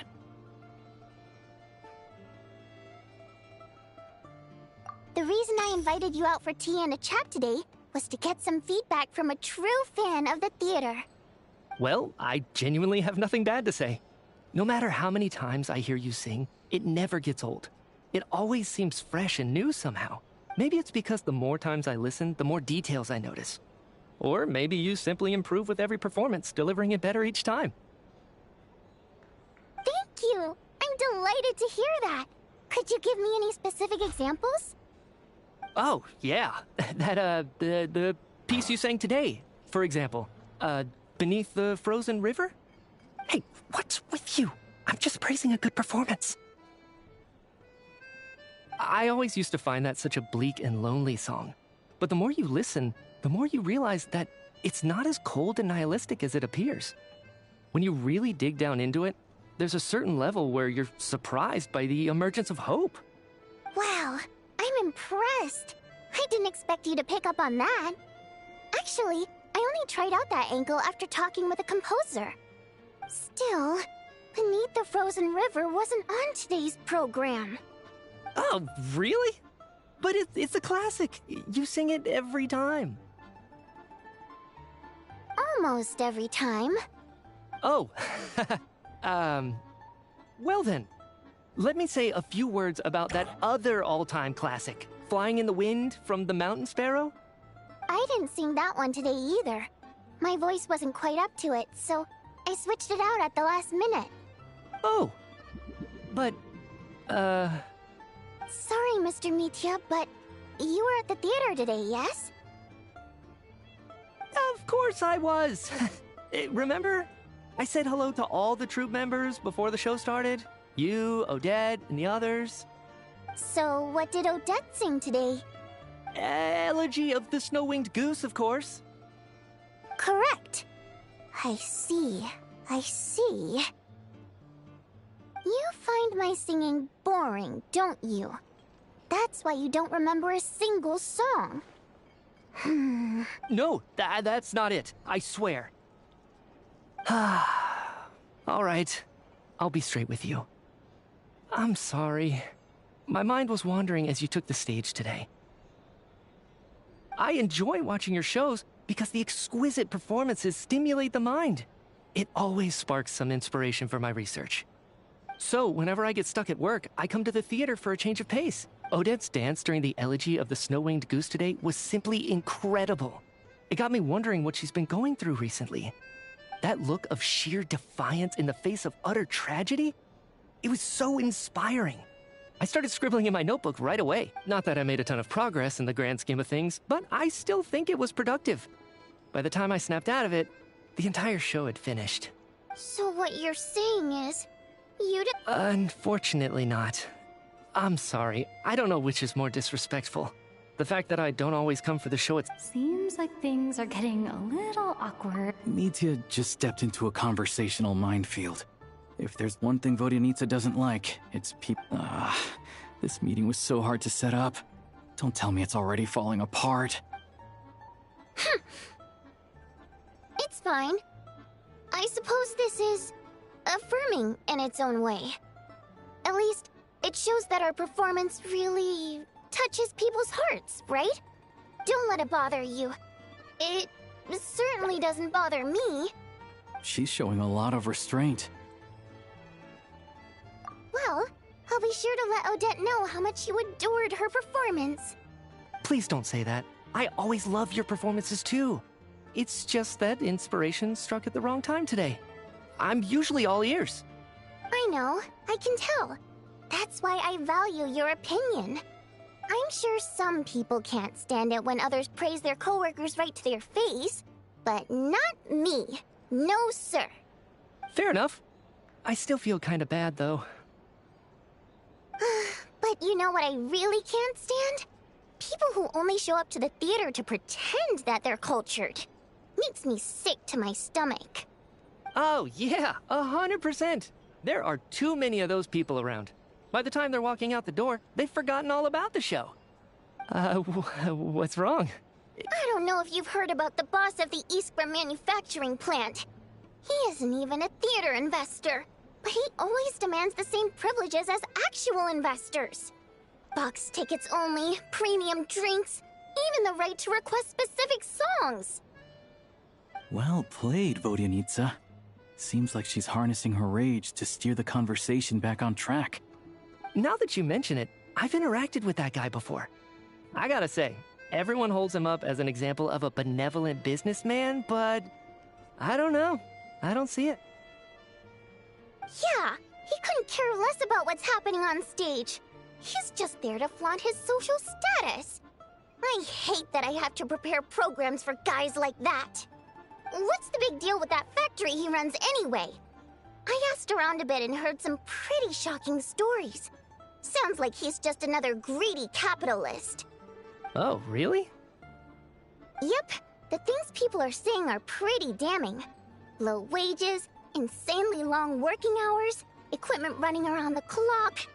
And as if that's not bad enough, he also strictly forbids his employees from giving any kind of interview. Project Stuja has now been extended so many times, we're at the point where crystal rations for the common folk are barely enough to survive on. Yet he even wants to get his greedy hands on them just to boost his own profits. If the rumors are true, he's in serious violation of the law. Interesting. So you've heard about it too? What? So it's really true? Who knows? I've only heard the same rumors you have. But there's no smoke without fire. The Rooster's been coming down on us hard lately, demanding that we track and trace every single batch of Crystal. My coworkers in the Department of Energy have been tearing their hair out over it. The Rooster? I didn't realize he cared that much. Yeah. Even though there are no restrictions on Crystal trading, the poor will wind up freezing to death if we let the rich buy as much as they want. That's clearly unfair. Looks like we'll need to arrange an investigation into the Iskra manufacturing plant as soon as possible.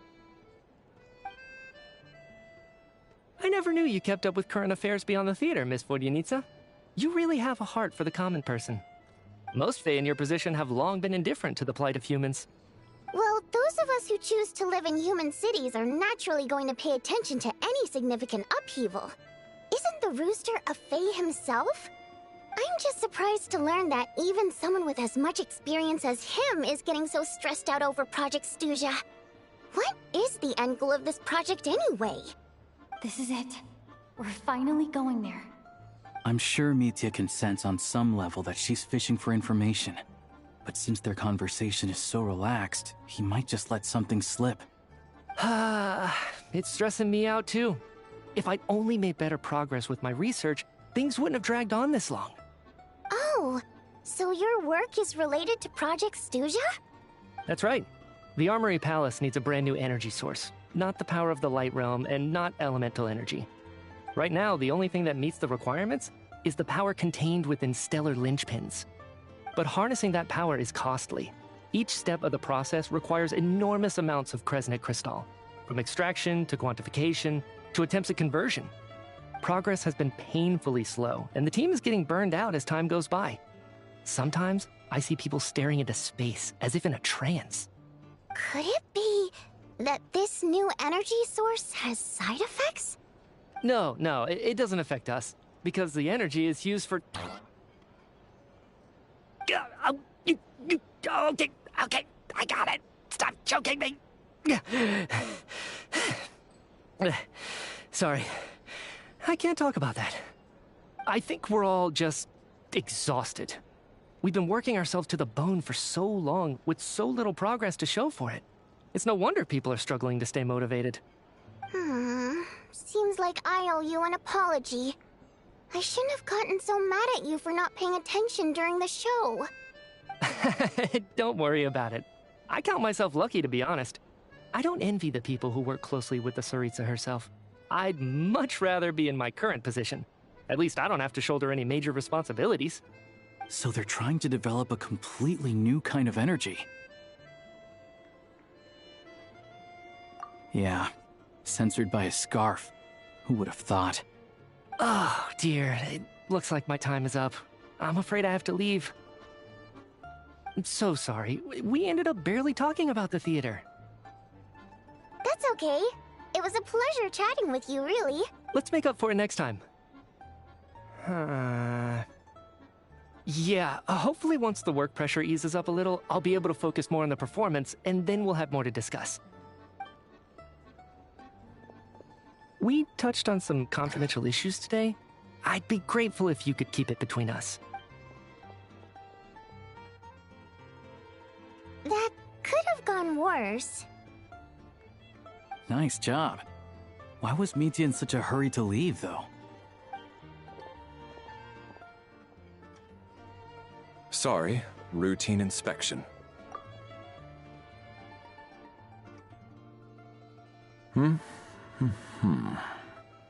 Okay, let's go. So he wasn't rushing to get back to work.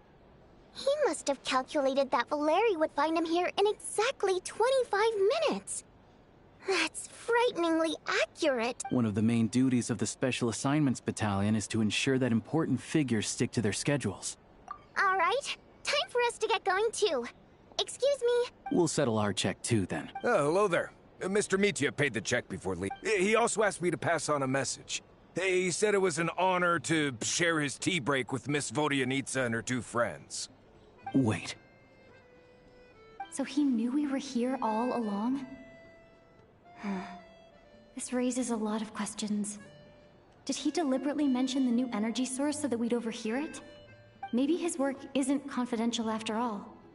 Maybe the key here is the purpose of this new energy. I guess that's the next thing to look into.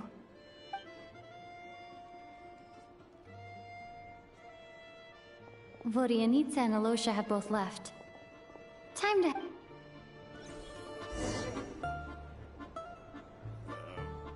What's the next step again?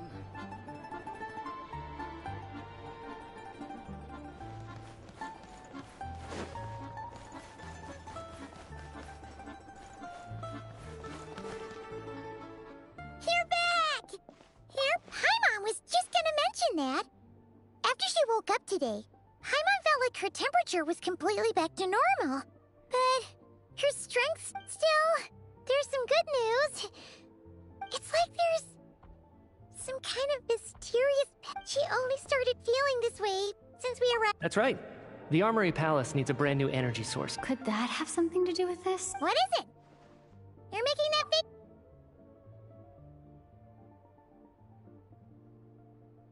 So, they're trying to develop a new energy source here? Well, Mitya denied that the energy they're researching has any side effects. Oh, and even so, those are completely different symptoms from Paimon's.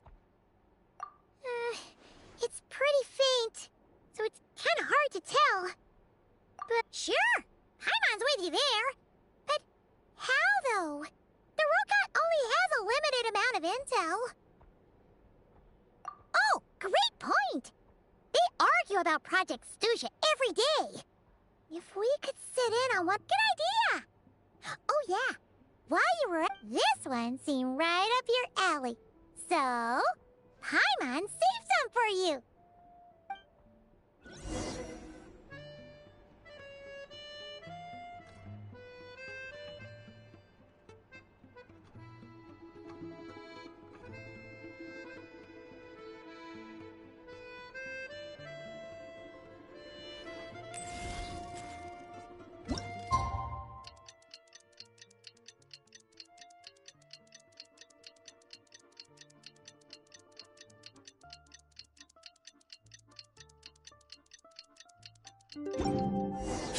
Alosha replied. He says that we won't be able to speak at the Vetcha, but he can arrange for us to attend as visitors. Time to get ready. Then head to the Snezhnaya Vetcha.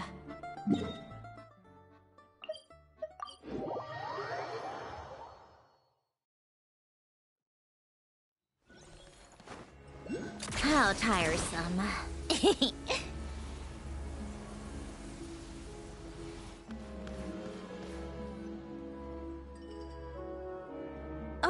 Miss Vodyanitsa, prima donna of the Korolievsky troupe. What a surprise meeting you here. Will you be sitting in on a session of the Vetcha? Sorry, I'm not taking interviews today. Oh good, you're here. The session's about to begin. Please wait, Miss Vodyanitsa.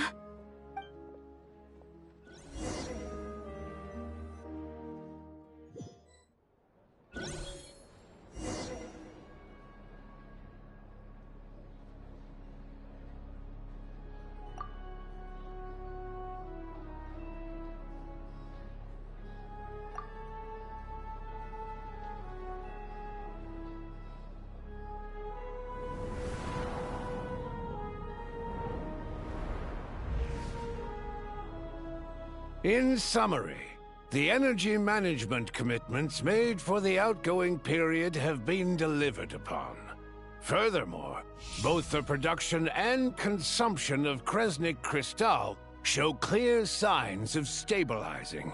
The relevant agencies have assessed the present circumstances and determined that the status quo can be sustained until the next period. For detailed statistics, I would refer you to the industry reports that have been distributed to all persons present.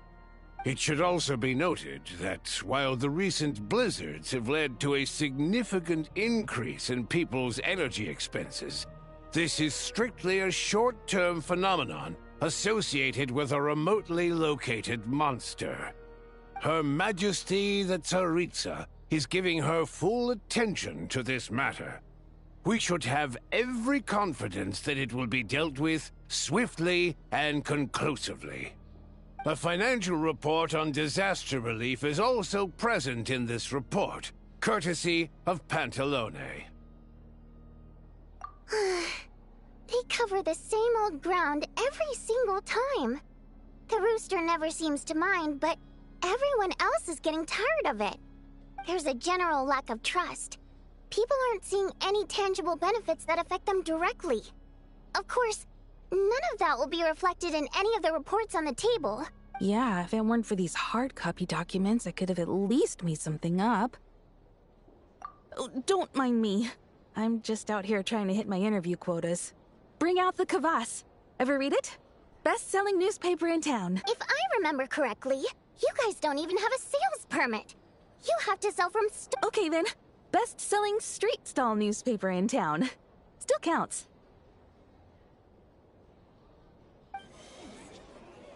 Order! We will now open the floor to the representatives. If there are no further substantive issues to discuss, we will then proceed to a vote on this motion. Snezhnaya has a long tradition of treating members of the Fatui armed forces and their dependents favorably. But recent surveys shows that Fatui families in remote areas have access to 15% less crystal than the average civilian family in Snezhnograd. It's been said many times before, but it bears repeating now. There needs to be a clear and consistent rationale behind how crystal is allocated, or we will soon face immense public backlash. Perhaps you wouldn't need to keep repeating yourself if you would hear me out for once. I say again, true consistency exists only in principle. In the real world, fairness is relative. You appear to treat resource allocation as a simple function of production and population. So what about when the equipment used in production breaks down? Have you factored that into your equation? And do you even know how long it's been since Snezhnaya last conducted a census? If I knew the answers to questions like that, I'm sure I'd be a very wealthy man. And I doubt I'd be going by child. I'd like to bring the focus back to the specific issue I raised. Or do you wish to deny that favorable treatment for Fatui dependents is our long-standing policy? It's easy to be a critic when there's no accountability. That seems to be a running theme in the anti-Project Stuja cohort. Defeat the ringleader and all other problems will magically resolve themselves. That's what they seem to think. But in case you aren't aware, not one jot in my report would change whether Project Stuja continues or not. So you have no intention whatsoever of finding a solution to this problem? On the contrary, I'm the only one here who ever brings solutions. Child opened by speaking up for the armed forces. Regrator struck back with style and a war of words ensued. Our reporter was live on the scene to get the audience's reaction as it all unfolded. Who do you support? The people have spoken! Child received raucous applause from the crowd as he pushed Regrator onto his back foot with a relentless barrage of questions. It had to be seen to be believed. Now you see why they don't have a sales permit. However this reporter wants to spin things, I haven't forgotten that Tartaglia was representing the Northland bit, so surely their relationship can't always have been this strained. You two are getting off topic. Let's focus on what the data is saying. Mr. Pantalone, may I speak on your behalf? Oh, please do. I'm more than happy to save my breath. Crystal distribution policy undergoes modifications with each new period. The ultimate goal being to find the most reasonable method of allocation, which I believe is what Mr. Tartaglia also seeks. But I fear many may have been misled on this topic by extremist activists. To clarify, Project Stuja is not the root cause of the problem. It is merely a framework for resource distribution. The most recent reports all point to Snezhnaya's resilience and adaptability during this period of fine-tuning, and give clear indications that a distribution framework is improving with each iteration. To make drastic adjustments without first considering the risks would likely do more harm than good. It would be a waste of the hard-won experience we've gained to date. Renowned scholar of finance, Arapov spoke up to clarify the fiscal logic, clearly alluding to social organizations like the Rokot in his words. With the notorious Lelek still active to this day, should the Rokot be held responsible? No, there is someone else to blame. She's just rephrasing what Mr. Pantalone said. The Rokot are the critics he accuses of taking no responsibility for their actions. As for Lilac, you won't have heard of him yet. He's currently the most famous member of the Rokot. Well, more like infamous. Ending Project Stuja has become an obsession for him. Unlike the more decent ones among us, he believes that votes in the Vetcha are all that matter. So whether it's threats, coercion, or bribery, he'll use whatever means necessary to get people to change their vote. And since we're already on the subject, what do you think of Lelek's methods? Are you for or against? Well, whatever the story is, his actions benefit us all. We stand with Lelek. At least someone here wants to take this discussion seriously. I've been considering that issue myself. What you really need is more precise regional data, right? I think it would be easiest to let the Fatui handle it, since they're already in charge of Crystal shipments anyway. We may as well get them to collect some data while they're at it. Whatever you need, you can ask the Fatui to look into it for you. In terms of supervision, I think the Druzhna would be a good fit.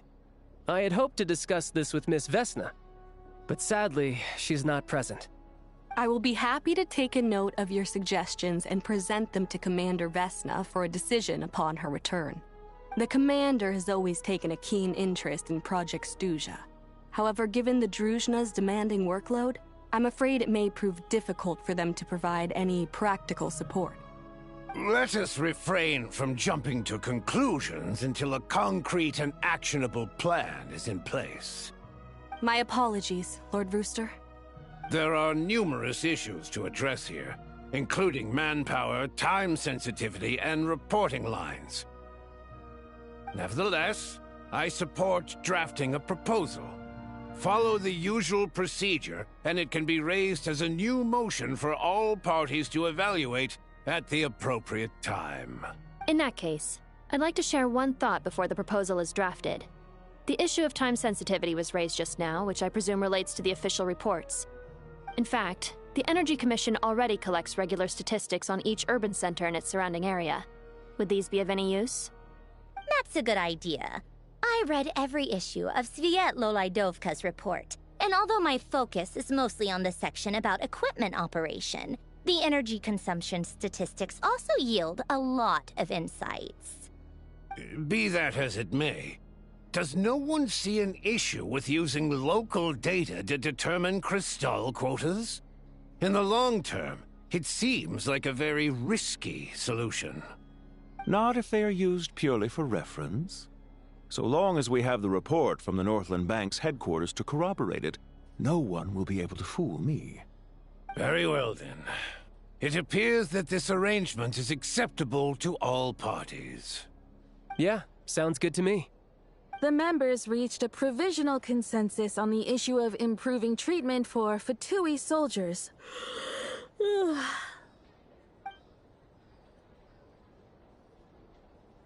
Today, the prima donna of the Korailievsky troupe attended a session of the Snezhnograd Vetcha in the company of a most charming young lady. Write anything like that again, and I'm revoking your permission to interview the troupe.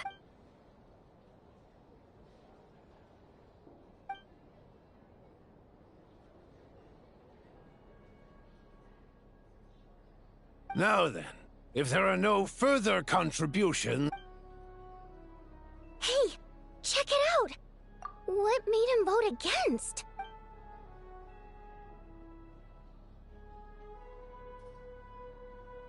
The votes have been tallied. Those in favor of continuing Project Stuzha total 61%, securing a clear majority. That was too close. The margin has shrunk yet again. Chuganov was a huge loss. I'll bet Lelek is behind this. I wonder how Pulcinella will respond this time. Chuganov. I see. Yes. Go, Lelek.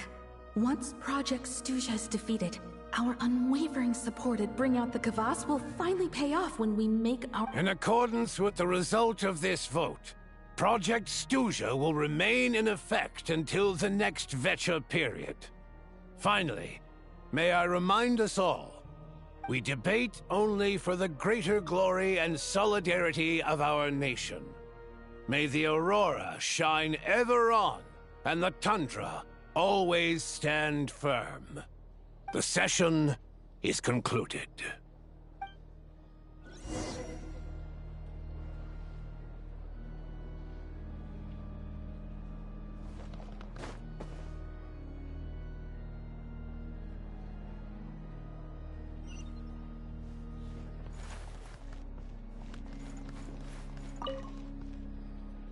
I have to say, I really wasn't expecting Chuganov to vote against Project Stuzha. Well, in principle, Snezhnaya's business and political elites ought to be the ones least likely to oppose it. As we heard, Project Stuzha is basically just a resource distribution framework that requires everyone to cut back during the winter. But even if the policy got cancelled, the Tsaritsa's energy needs wouldn't suddenly go down. The extra demand from the public would have to be filled from somewhere. So logically, the factories would have to take the hit. I got a letter from Mr. Mitya just before today's session. He said he's confirmed that there are issues around overtime and excessive energy consumption at the Iskra manufacturing plant. In a situation like this, once the Rooster receives the report, he'll order the factory to halt production and submit to an investigation before issuing a penalty. But that's a week-long process, and thus didn't make it onto the Vecha agenda this time. I don't think he suspects anything so far. Exactly. And as you know, he's a very selfish person. I was originally gonna try and flip him after he received notice of the official sanctions. My plan was to convince him that the whole thing was completely unfair. Rather than just sit back and take the hit while his factory stopped production, he'd be better off voting to end Project Stuzha. At least that way, no one else would be able to make any money either, because all the factories would suddenly have more limited energy to work with. But now, he's already voted against it, which means someone must have used more forceful means to change his vote. Yeah, no one knows why Lelek is so obsessed with ending Project Stuzha. Lelek must have strong motivations, given how he'll stop at nothing to achieve. Maybe my next step should be to focus. Oh, right. What are your plans for the rest of the— Hey, comrade. I noticed you were here during the debate. I didn't take you for a political enthusiast. Greetings, Harbingers. I just happened to have some free time today, and my new friend here thought it might be fun to check out the Vecha. Ah, Odette must have introduced you. Looks like you two are getting along pretty well. I'll leave you to catch up. I should head back to the troop. Sure. Break a leg and all that.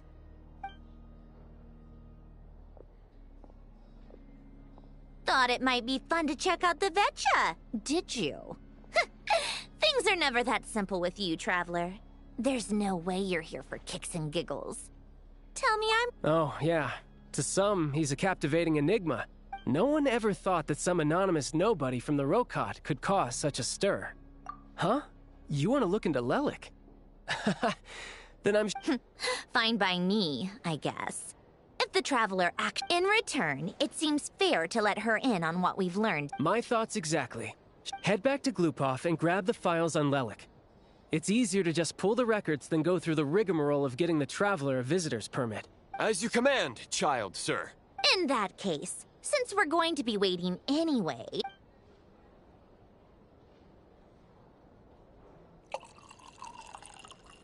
One common thread among the many incidents Lelik has been involved in is that the victims are all too scared to share any real information about him.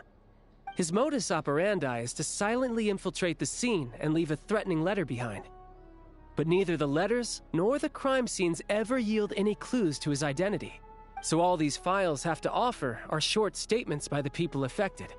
They don't give us a lot to go on. If nothing else, it shows we're dealing with a trained professional who's versed in counter-surveillance. Yes, and to that point, he often strikes in highly secure locations. The victims are high-ranking and influential people who take their personal security very seriously. Somehow, Lelik slips right into their rooms without making a sound. There's never any eyewitnesses, nor the slightest trace of a break-in. If he can get in and out undetected, it means he can strike without warning. Not that it's hard to believe that a human being could pull this off flawlessly every time. So they switched the focus of the investigation to Faye. Unfortunately, no one's found anything yet. Careful, don't underestimate me. Although truth be told, I'd probably find it hard not to blow my cover. Direct confrontation is more my style. We haven't ruled out the possibility of Lelik being human. It's just, there can only be a handful of people in all of Teyvat who'd fit the profile. Faye, on the other hand, plenty would have the ability, but few would have the motive. No, not as strong as me. You'll never find the culprit with criteria like that. Let's go with a little weaker than me. Oh, you hit me right where it hurts. I'll admit, he's strong and meticulous. But can we— She's just trying to find a reference point. Stop getting fixated on who's stronger than who. But that's the most important thing. In my opinion, anyway.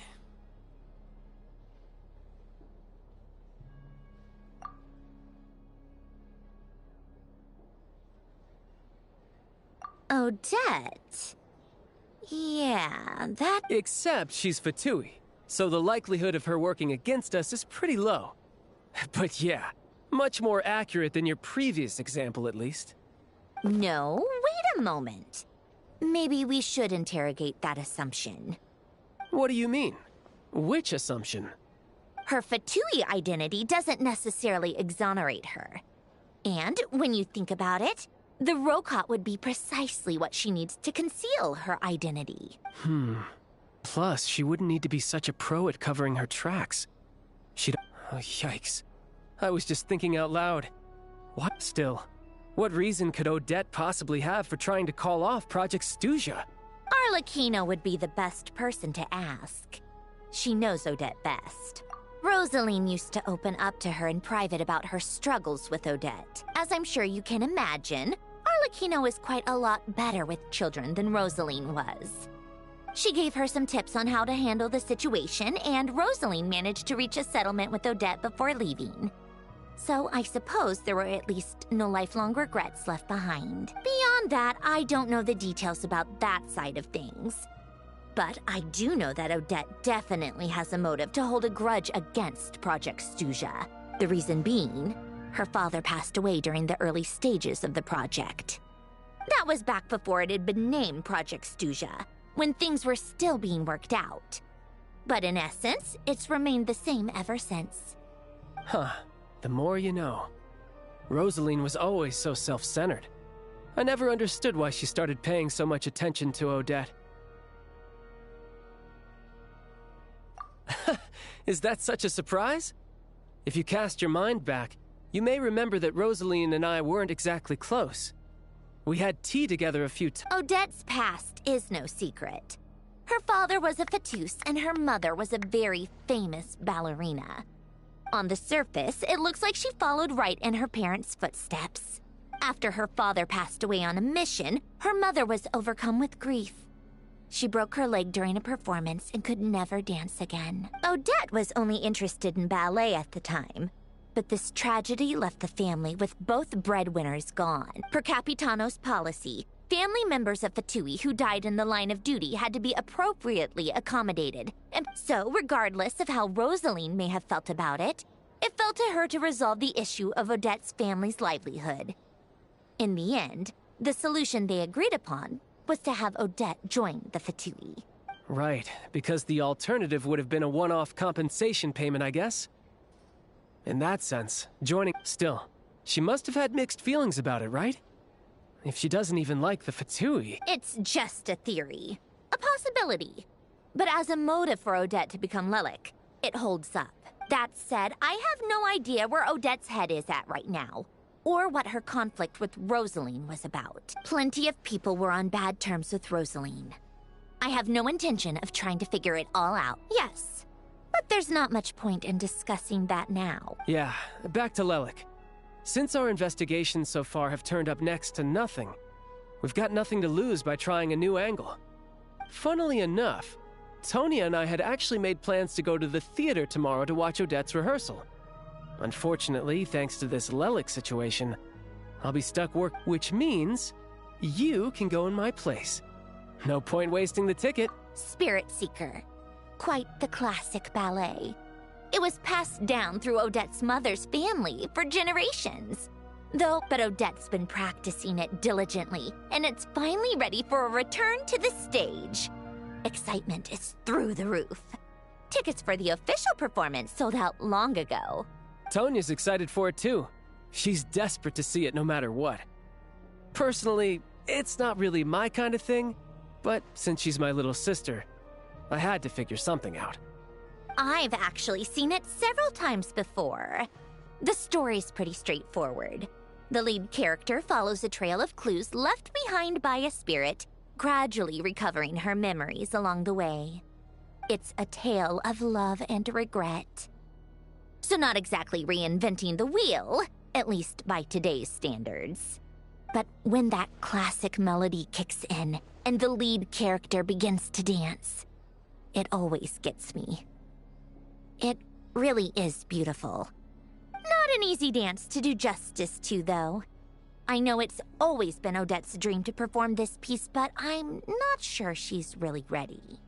In that case, I think that even if she is Lelik, we should wait until her performance is over before we respond.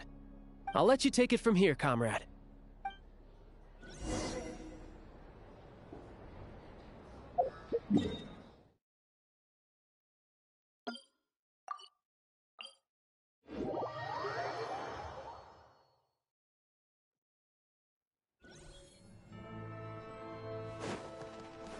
Take a break?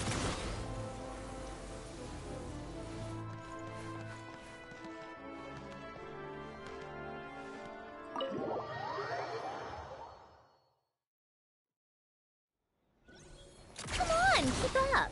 Pick up the pace.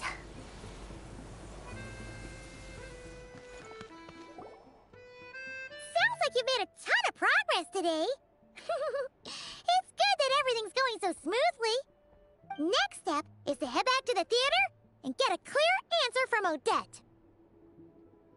Either way, Paimon doesn't get the sense that she's a bad person. Sure, she might have done some pretty extreme things, but Paimon bet she has her reasons.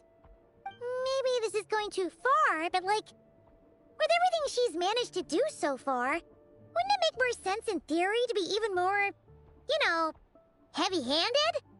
Why leave a letter when she could, well, we know there are plenty of other ways to keep people in line, right? The point is, she could have gone further, but she didn't. So, if it is her, she's got some principles at least. Yeah! Well, all you can do is follow the facts wherever they lead. No change, really. But that thing Paimon told you about yesterday? Paimon feels like she can sense it more clearly now. Hearing you talk about your day makes Paimon itch for an adventure. If only she could be there with you so we could experience it all together. Yeah, I wish you could be there too. I'm not used to adventuring alone. But don't worry, we'll get to the bottom of this. Guess it's just one of those things. Never mind. Paimon will behave herself and keep resting.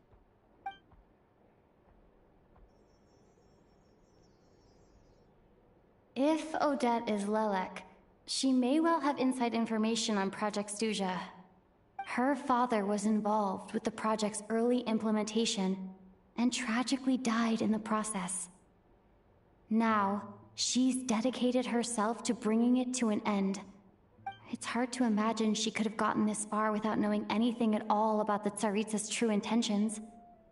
When she spoke to us as a member of the Fatui, how much did she let on? And how much was she hiding? Only time will tell.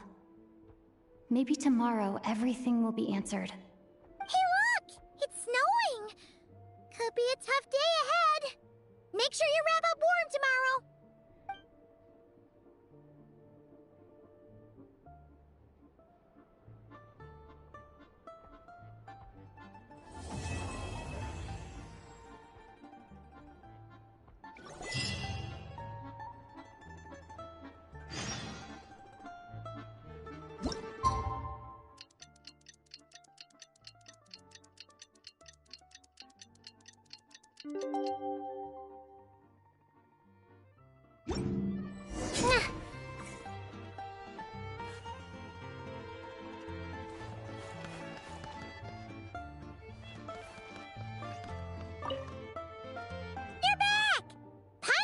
Working on the crossword puzzle in the newspaper. Oh, shoot!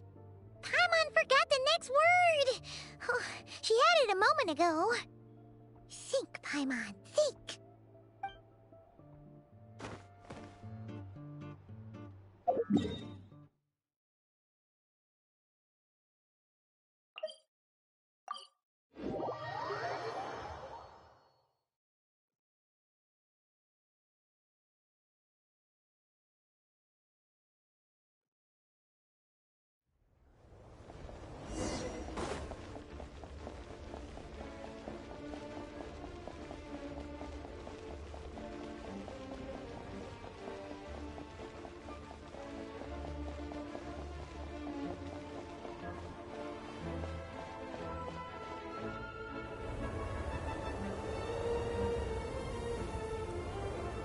Ooh, it sure is cold today.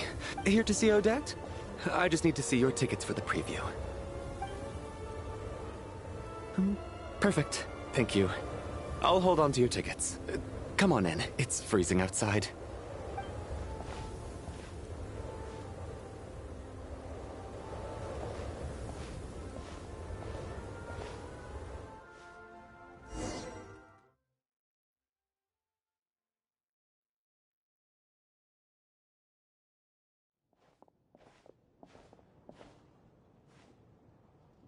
I think I'll leave the Lelek question until after the show's over.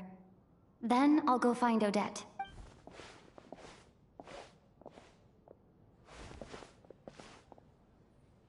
Child said he was originally going to come with Tonya, so I'm guessing Tonya's already here somewhere. Is there anyone here who looks like a Tonya? Let's see. It's a small audience. Makes sense for a preview. But wait, I do see some familiar faces. Mr. Chuganov's back again by the looks of it. Oh, and is that Mitya? And... oh no, it looks like the show's starting, and I still haven't found Tonya. Never mind. I'll just have to take a seat for now and see if I can catch her afterwards.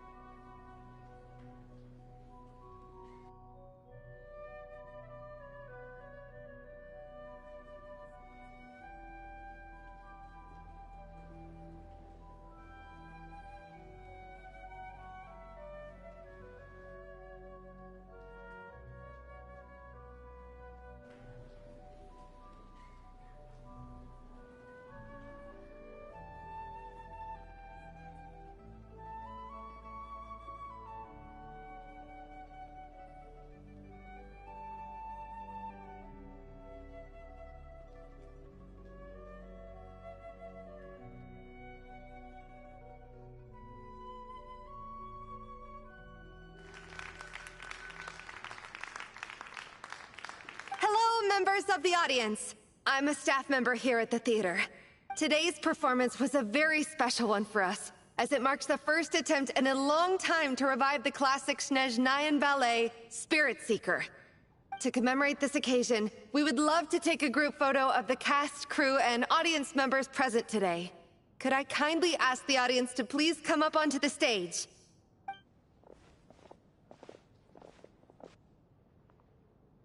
All right, everyone, huddle in a little more. Now, look at the camera. 1, 2, 3.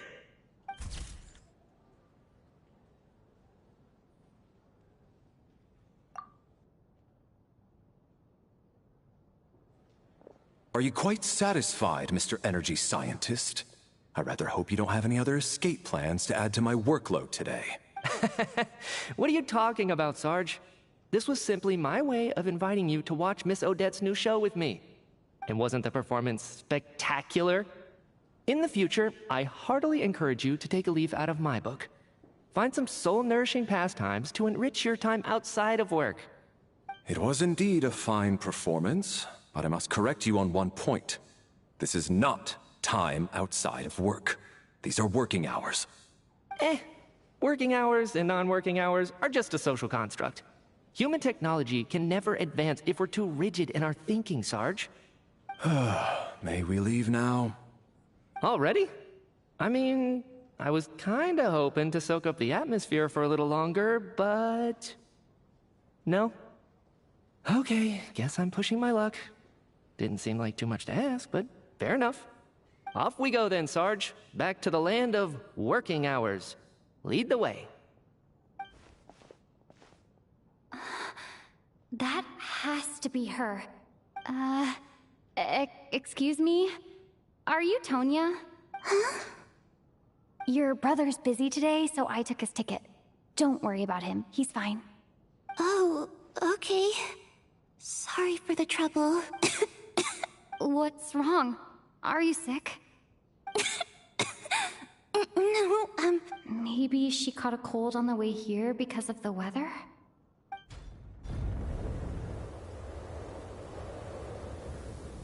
I haven't seen snow like this in a long, long time.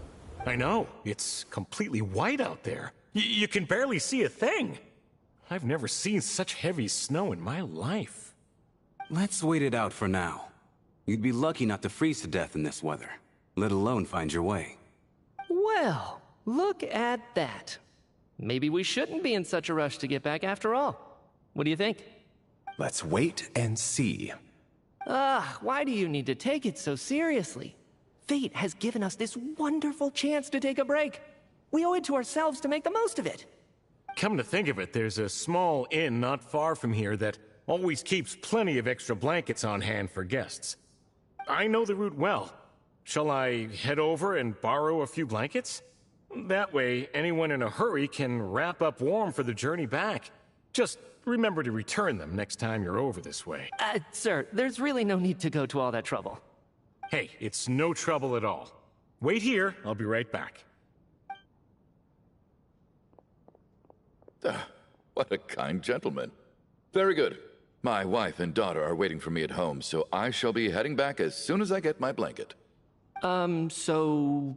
are you expecting us to go back to the Armory Palace wrapped in blankets too? Don't worry about that. I made arrangements in advance.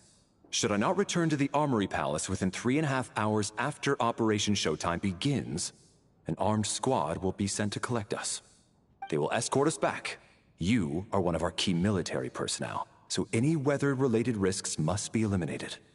Operation Showtime? So, wait. Every single time you drag me back to work when I sneak out, it's a whole official operation? I gotta say, you've really turned this into quite a moral dilemma for me. It's snowing pretty hard out there. I think you should stay here for now. You seem a little under the weather. Sure. My brother might come pick me up in a bit anyway. Time to get to work. I should head backstage and find Odette. I need to look her in the eye and ask her about Lelek. Excuse me, are you looking for someone? Ah, A fan, I'm guessing? Today is just a dress rehearsal, so Miss Odette won't be meeting with fans. She's taking a well-earned rest right now. Sorry, but that area is currently off limits to everyone except the cast and crew. Huh. Bad timing, I guess. Well, I might as well stick around. I doubt Odette will be leaving before the snow lets up in any case.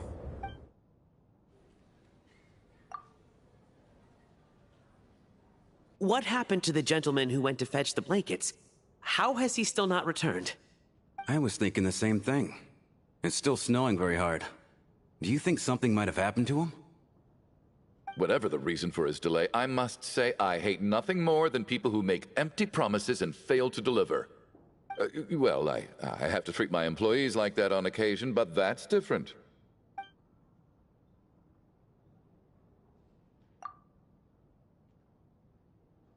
You seem anxious, Mr. Valeri.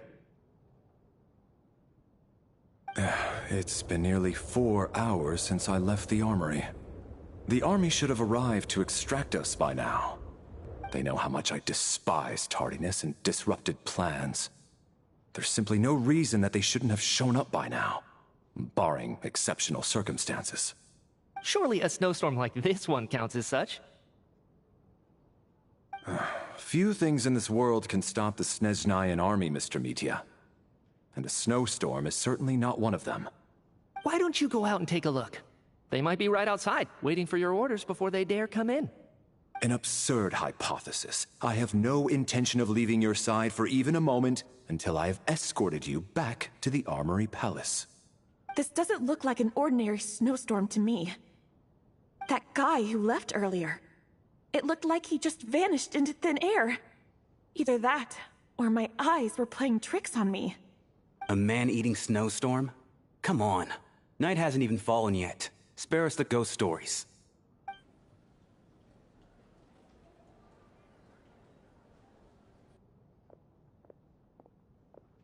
Traveler, didn't know you were coming today. How come you didn't say anything?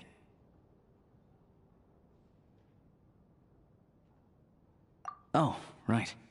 I assumed you were looking for me and Vodyanitsa. Odette's still backstage. Whoa, that's quite a snowstorm out there. I've been working backstage this whole time, so I didn't even notice. No wonder the audience hasn't left yet. Huh. Is weather like this rare even in Snezhnaya?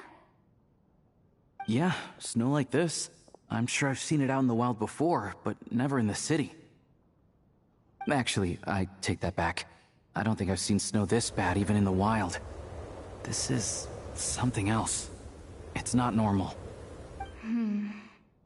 If even Alosha thinks snow like this isn't normal, could it have anything to do with that monster people have been talking about? We can't stay cooped up here forever. Someone needs to go out and take a look.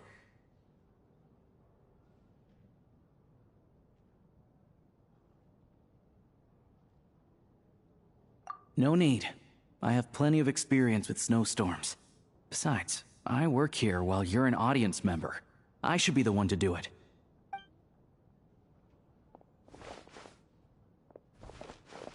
Everyone by the door. Careful not to let the snow soak into your shoes. In a snowstorm, you gotta look after your toes above all else. Heading out, my man? Be careful. I've been told the snowstorm eats people alive. Thanks for the advice. I am planning to be careful. I just want to take a quick look at the situation out there.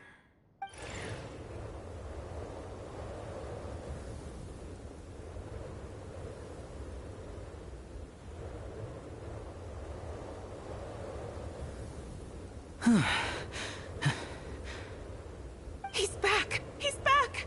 How was it? What's going on out there? Did you see any soldiers patrolling the area? Something about this storm isn't right.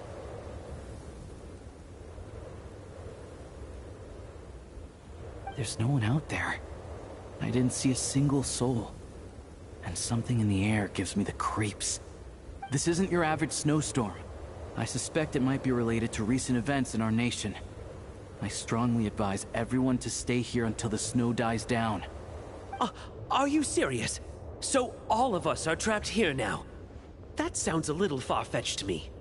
You want to go outside and see? I, for one, am not risking my neck in that weather. This just turned from a minor delay into a major hassle. We can only hope that our friend who went to fetch the blankets just ditched us and went home.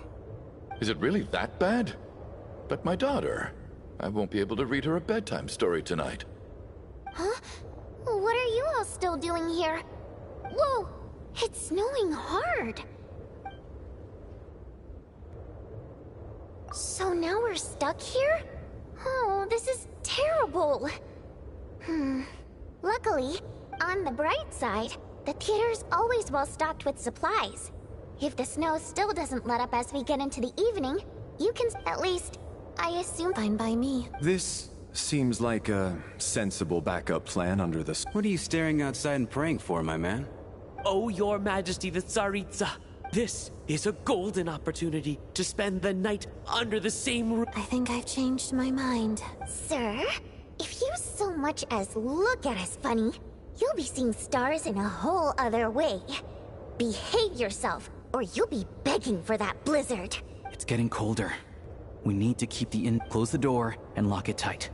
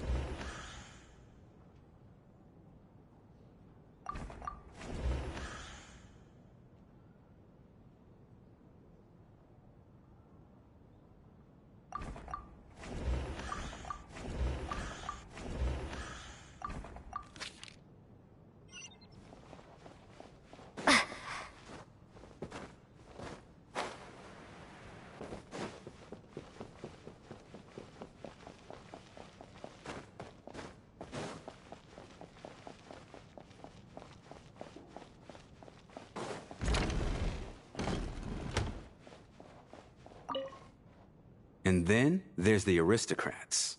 Easiest of all to deal with. You don't need to use any force whatsoever. All you have to do is show them the rope you plan to tie them up with. Do you know why? I don't. Do tell. Because nothing horrifies them more than the thought of a cheap, coarse rope leaving creases on their precious million more coat. They'll do whatever you ask to avoid that fate.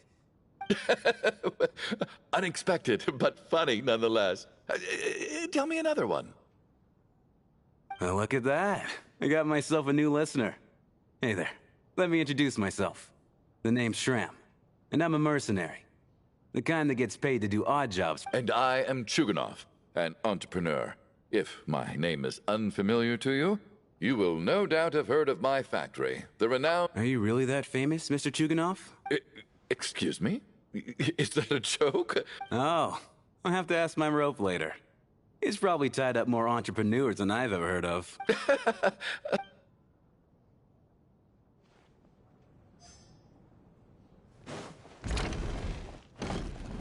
How are you feeling? I'm fine. Sorry to worry you. Used to... Child must take great care of his sister. You know, stuck in a strange place thanks to a snowstorm. Having to spend... Exactly. Look after yourself.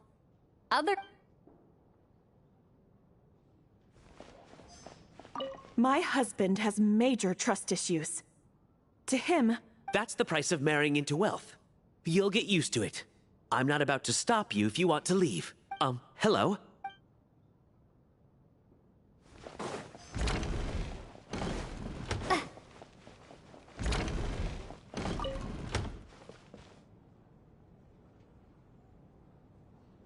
I don't think it's ever been this lively backstage before. Hey, have you seen Chuganov? I'm with you. Yeah. For the Rokad, or just... There are other people around. This is highly irregular. A delay of over an hour during an operation like this. Theoretically... Sarge, the day you learn to let go and just enjoy moments like this is... Why, hello, ma'am. I believe any friend of the theater's star performers is a friend of mine. Greetings. Major Valeri, head of the Special Assignments Battalion. Armory Palace Royal Grenadier Guards, I am here to ensure Mr. Mitya's personal safety. Please let me know if I can be of any assistance. Miss Traveler, I cannot help but notice that Miss Odette is stealing glances at me. Any idea what that could be about? I've racked my brains, but I can't think of anything I might have done to offend her. What? You mean I really did do something to upset her? So, Mr. Mitya. Yes, that's right. The higher-ups in the Fatui transferred me from the Energy Commission to the Armory Palace because they wanted me to... Really? I can't even talk about that? Pretty sure it counts as part of my private life. All right, I won't say anything.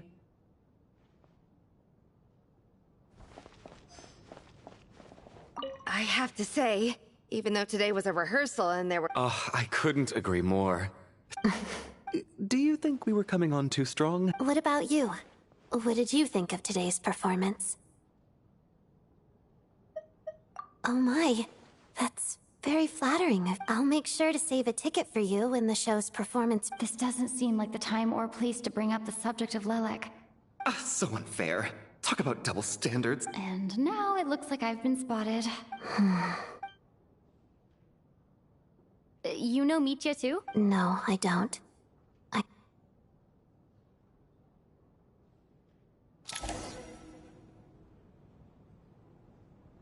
How's it looking, Alosh? No change from this afternoon.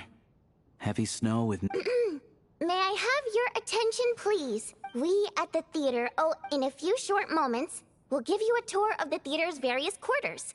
You can choose to sleep in the VIP room, the office, or backstage. Or on the stage if you'd prefer. We won't mind. I'll pass on sleeping on the stage. What if the snow is stopped by tomorrow morning? The early birds in the audience might think we're part of some experimental new show. A drama about sleeping? That could be fun. Maybe we could come up with a title for the production. Not bad. Clear selling point, at least. Could be a big hit. Anyone who doesn't wish to sleep on the stage, please follow me. I'll show you to the rooms.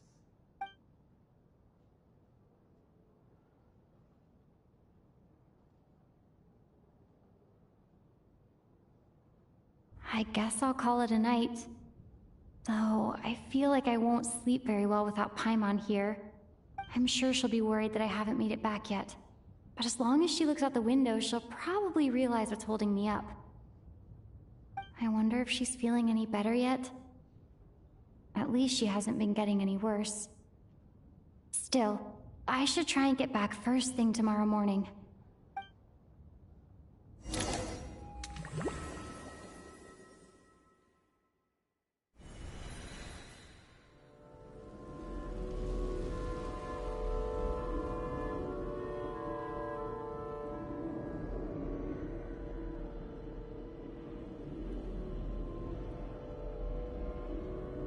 Finally.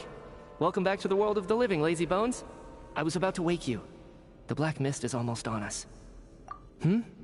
Still waking up, huh? You know, the black mist. It's been chasing us from below ever since we were born. You're just dozy. There's no way you've forgotten. Come on, let's keep heading up. Onwards and upwards is the only way to survive. Don't listen to a word those black mist cultists say. Here we go again. What's going on? The Black Mist cultists believe that being swallowed by the Black Mist leads to everlasting peace. But if you ask me, they're just lying to themselves. We're the only heretics left. The only ones who refuse to give in. We have to keep going. But how do you actually know that they're wrong?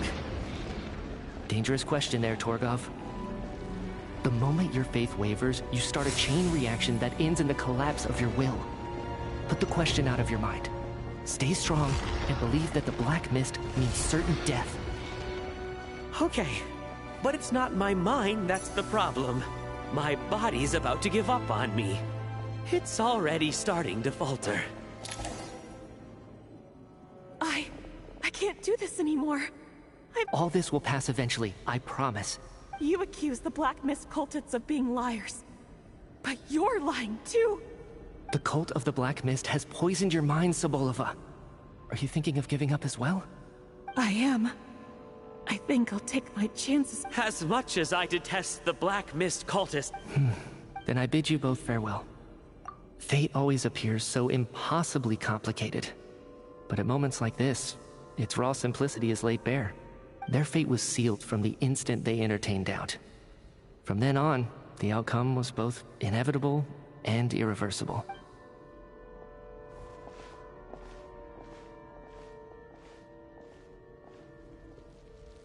Torgov and Sobolova are gone. I never thought the day would come when even they would be swallowed by the Black Mist. Yes, it looks like it's satisfied. This happens from time to time. But it won't be long before the Black Mist starts chasing survivors once again. Well, we should make the most of the precious moments of rest. Huh? Are you...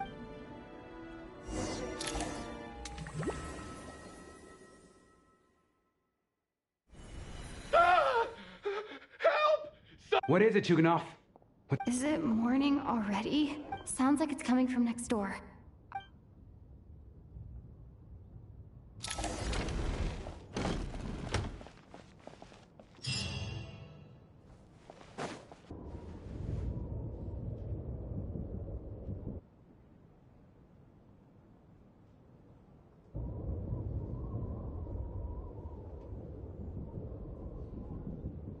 Don't look, Miss Tonya.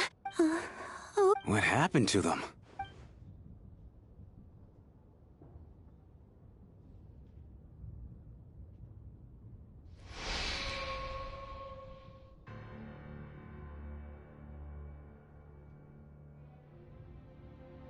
These two people have passed away.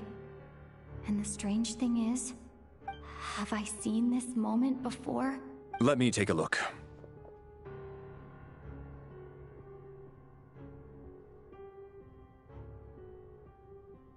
No vital signs in either of them.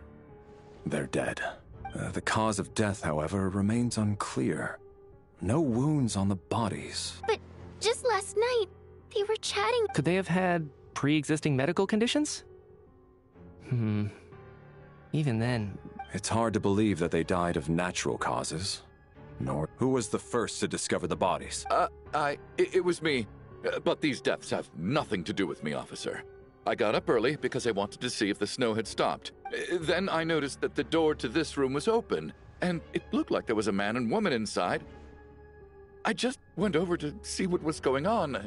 I can corroborate this. I was doing my morning exercises near the stage. When I saw Mr. Chuganov heading this way, I can also confirm that I didn't see a single person approach that room before him. The snowstorm was raging all night, and it's still going now. There's no way someone could have come in. You mean an intruder? No, not possible. I slept by the door last night as a precaution. There's no way I wouldn't have noticed if any— Everyone, split into pairs and search the theater for anyone in hiding, or any signs of suspicious activity. I'll follow up with a full search of my own shortly.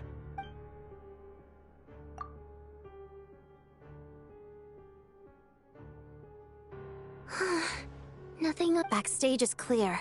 We checked the basement. Also clear. I don't think there's anywhere here that a living person could hide. Are we certain that the theater doesn't have a back door? Or... No, there's nothing like that. If people were sneaking in through some secret tunnel to avoid buying a ticket, we'd have sealed it off ages ago. I also checked the windows. All of them are locked from the inside. It sounds like we can safely rule out the intruder theory. If anyone came... This can only mean one thing.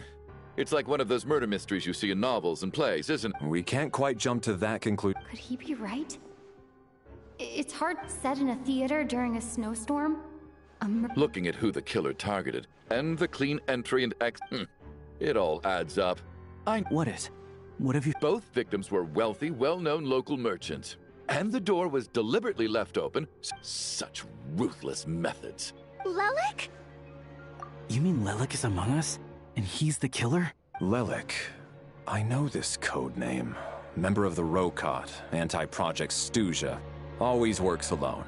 Walk me through your reasoning, Mr. Chu... What now, huh? What now, Lelik? What more do you want from me? I already voted against Project Stuzha at the Snezhnaya. You snuck into my house the other day while I was asleep. Left a threatening letter.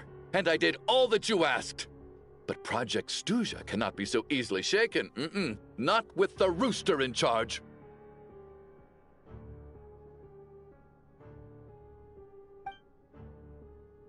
So, he really was threatened by Lelik. That makes sense. And now you're resorting to murder to threaten me. Isn't that right? I knew it. The Rokot despises the rich. The lives of the wealthy are but refuse in your eyes.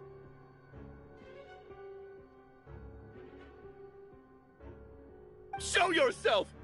Which one of you is Lelik, Tell me! I'll do whatever you want! Just stop playing these mind games!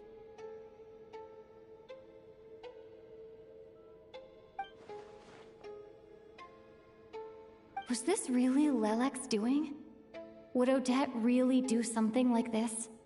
If Odette really is Lelek, this seems out of character. But then again, how well do I really know her? I'm probably the only one here with a compelling theory about Lelek's true identity. But if I reveal it now, I'll be putting Odette in the line of fire. What should I do? I don't think it's likely that Lelik killed anyone. At least from the stories I've heard, he's never killed anyone before. And his name has never come up in connection with any murder cases. Besides, even if Lelik did want to threaten you, why resort to such an extreme and roundabout method? It's not his style at all. Vodyanitsa doesn't know that Lelek might be Odette, but her assessment is pretty much identical to mine. Miss Vodyanitsa, why do you suddenly feel the need to speak in Lelik's defense? Defense? Oh, no, it's just... I'm worried that we're jumping to conclusions here, so I wanted to share my point of view. Also, I don't think the Rokot is as bad as you're making it out to be. Well, if you think I'm so wrong, what's your theory then, Why don't you tell us who the killer is? The case is still evolving, Mr. Chuganov. Please do not prevent others from... Even so, there's no denying that the recent threat received by Mr. Chuganov... So there's still a good chance that... I can't do this anymore. I don't care if it's still... Whoa, take a beat.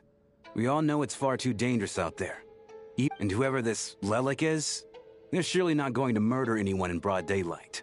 As much as I regret having to say this, I'd like everyone to cooperate because as things stand... Unless anyone has further information to share, let's adjourn.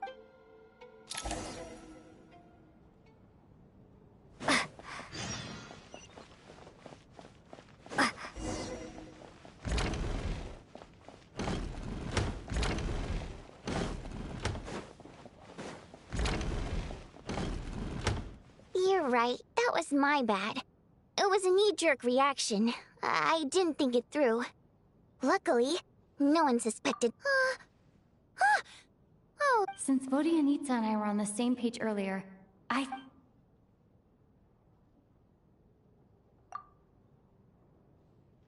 Whoa. Are you serious?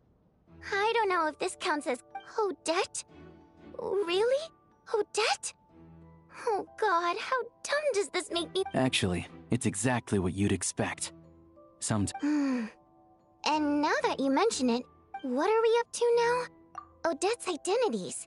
She's my coworker, specifically a Balor. It must be so exhausting. I guess since I've always known her as a member of the Fatui, it never even crossed my mind that she could be involved with the Rokot. I don't understand. If she's with the Fatui... Probably best if you ask her that in Well, since you waited until now to bring this up instead of announcing it to everyone... Yeah.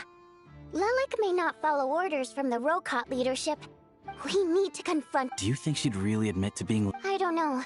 We'll have to see how it goes. For now...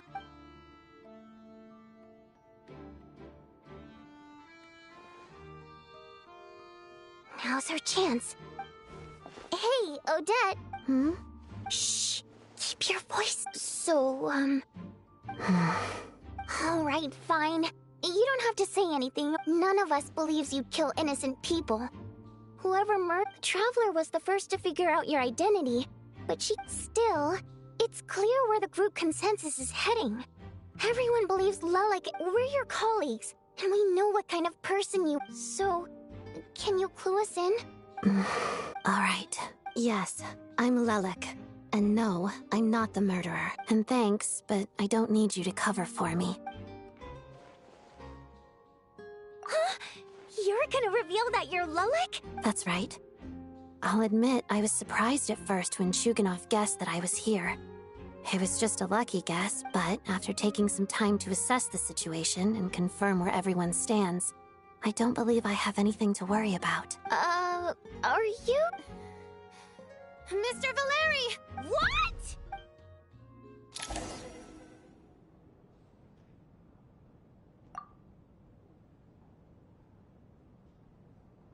So... I don't know what game you're playing. It's just one identity. So what if it's exposed? I made my peace with this when I chose to become Lelik. But more importantly, I promise I am not the murderer. So, if anyone still insists that I did this, otherwise, I suggest that you bite your tongue. Because if you really believe I killed 2 people without making a sound or leaving a trace, pointing fingers at me would surely only make you my next target. Is this really the truth, Miss Odette? That's confidence, all right. I believe you. A real no-nonsense attitude. I can see why... Are you seriously buying this? Hey, officer! I do have one question, Miss Odette. If I didn't say anything, everyone would be focusing all their efforts on finding Lelik. And that is exactly what the real culprit wants. I don't want to be the scapegoat who lets the murderer get away with this crime. Despite all the accusations, she made the smart choice. A remarkable display of... She thought so far ahead. You've convinced me. Dealing with the murder case remains the top. Nevertheless, the group still considers you the prime suspect. I understand. You're welcome. Mr. Chuganov? For my wife and daughter's sake, I'll let you off the hook for now.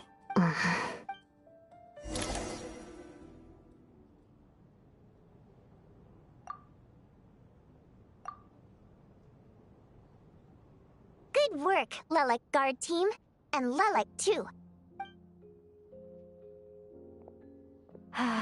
Turns out Valeri knew about my exploits, so now... Shouldn't you be facing my way if you're guarding me? At the moment... If the true culprit is indeed still at large, as you have claimed... Don't worry, Tonya. Once the snow stops, if... You're gonna miss us, huh? Really, Miss Vodyanitsa? Aww. All right, let's swear to it. I promise to give you the pass, and... Promise. Don't indulge her, Tonya. You don't have to swear an oath over things like that. You really do get carried away sometimes. Hey! Mind your own business!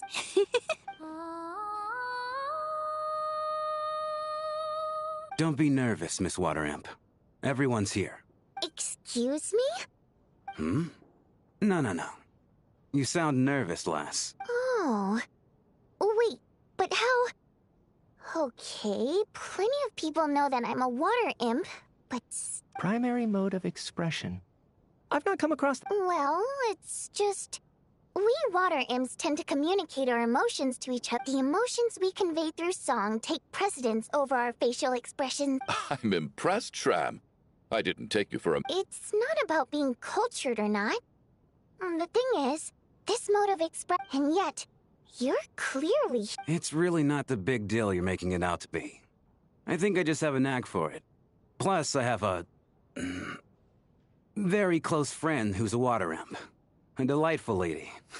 Anyway, we spent so much time together that before I knew it, I noticed I could understand her expressions. Oh, I guess that makes sense. Still, the fact that you have a... Hey, what are you implying? You're not... Heavens! Why would I do a thing like that? It's getting late. We should discuss... I suggest that we don't sleep in separate quarters tonight. As long as someone keeps an eye on Lelik. Are you saying that you wish to bet your life on Miss Odette being the killer? Then I propose the following arrangement for tonight. The Traveler, Odette, and I will form the Night Watch. An excellent idea. This allows us to handle the Night Watch while also keeping an eye on Lelik. Meanwhile, the rule of taking shifts in pairs resolves the other issue. I expect that plan took you quite some time to come up with, didn't it? Actually, our field combat manual outlines a similar approach. Although the scenario there involves guarding. That being said, I must clarify that In fact, Lelik's numerous covert operations make fine textbook examples for military agents. I care less about respect and more about the fact that you just robbed me of 2/3 of my sleep tonight. I'm calling dibs on being the first to rest. Good night.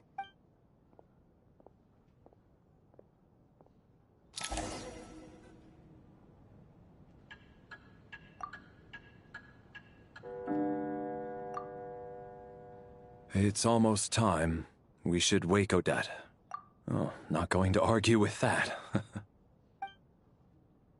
It's finally time for Odette and I to share the Night Watch.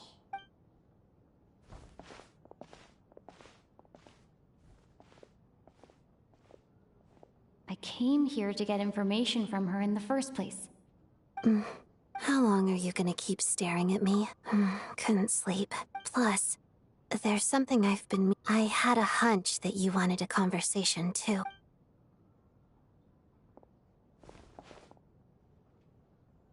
I just had a simple question for Rosaline. In her final moments, did she have any last words or anything? I see. No, she was utterly ruthless in pursuing her goals. And yet, even though I never approved of her methods, and she was an abrasive person. Oh, she told you. I guess that makes sense. I think, yes. Rosaline wasn't the kind to gossip about this sort of thing. Not that it's any huge secret to me, though. When I was a child, I had to join the Fatui for the sake of my mother and me. I trained under Rosaline. It was extremely grueling. And it didn't exactly come naturally to me. All I could do was try to ignore the biting cold, and I was a newcomer who'd managed to make a good first impression on a harbinger. There was pressure to live up to her expectations. To be worthy of the fair lady's reputation. Every day was a struggle against the cold, pain, and fatigue. And most nights, after enduring all that, I've become almost immune to the sensation of pain. I suppose that was the cost of survival. Surely, any child who had to experience that would grow to hate her lot in life, don't you think?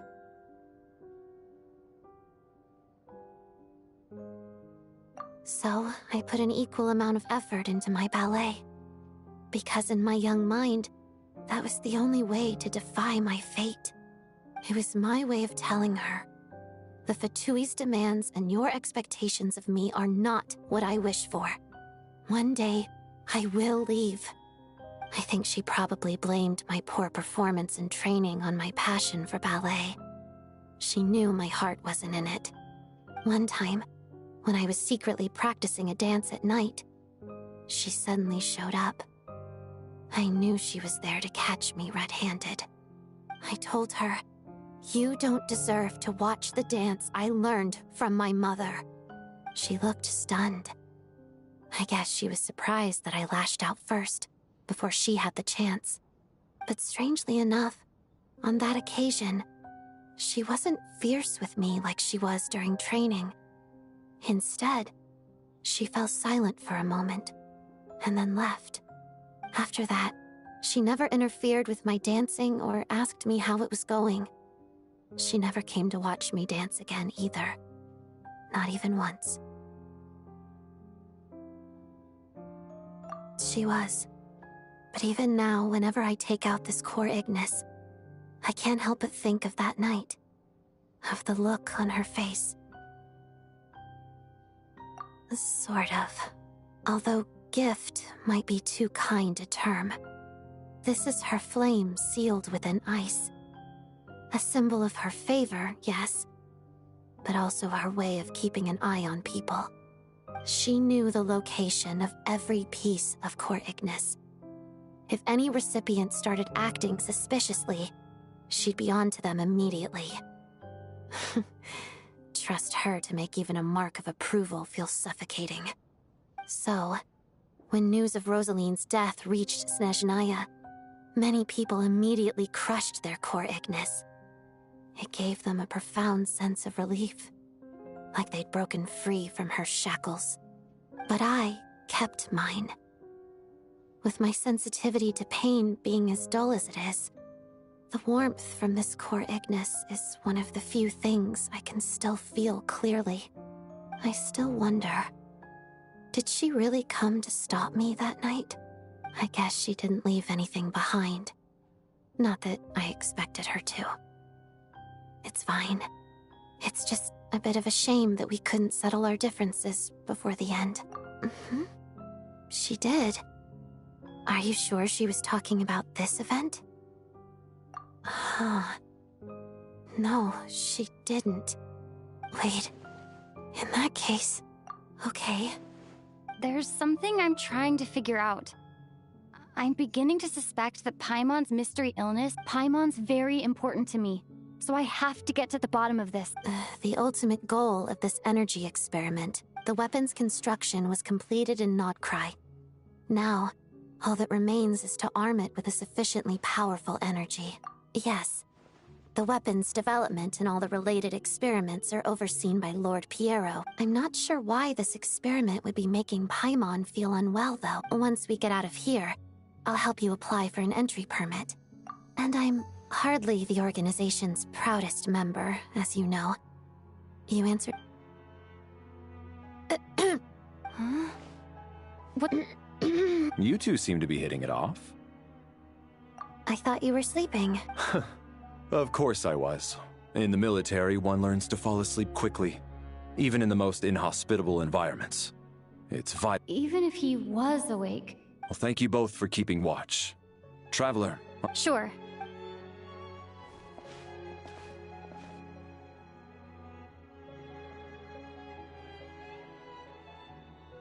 This is our second night here, but I hope she's been sleeping well the past couple of days. Huh.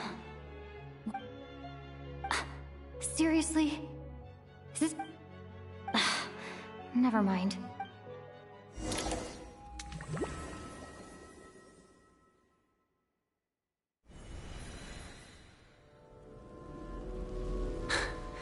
Hey, what are you spacing out for? Are you reaching your... How long have we been walking for? Time's lost all meaning. Ever since... A star key? Or key star? Anyway, whatever it's called. Ever since we noticed it, we've been walking up, but it seems like no matter how far... Well, we've come this far.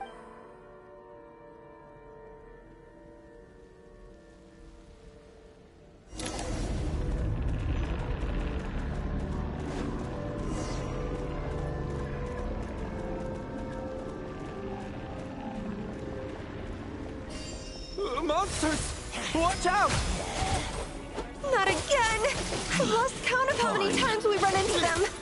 Careful!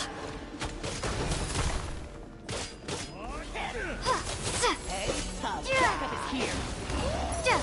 Encase!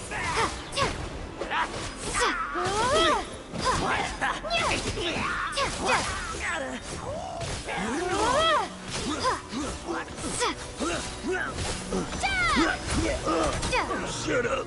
Run faster.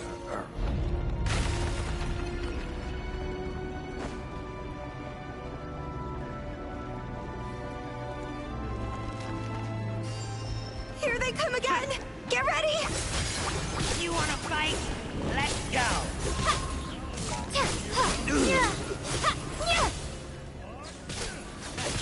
Having second thought?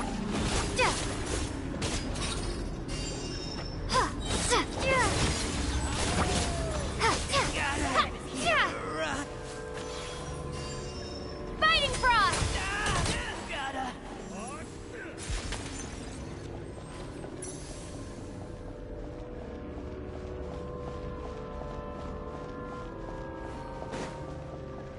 Monsters ahead of us. The black mist behind us. It feels like there's no escape.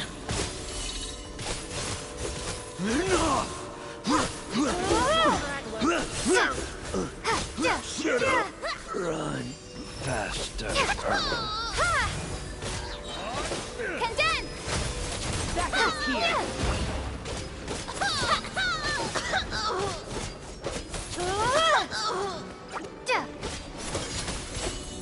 Gonna slice? Encase! Learned! Are you hurt, Cool? No. I'm fine. I get you. Yeah. The hope that the star gives us is otherwise. Why would it always be out of... We know you mean well, but... Thank you, friend. You're going to continue, aren't you? I admire that.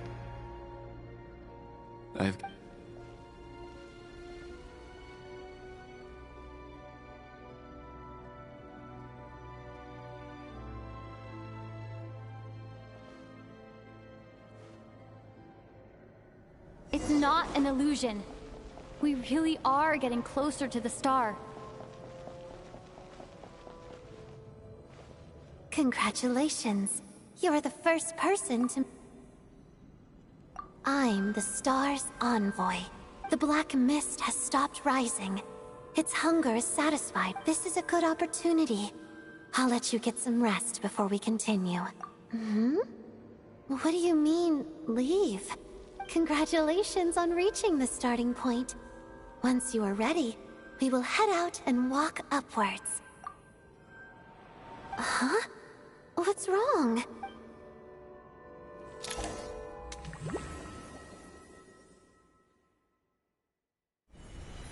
Rampana! Rampana! Is that... Coolish! Wake up! Please wake up!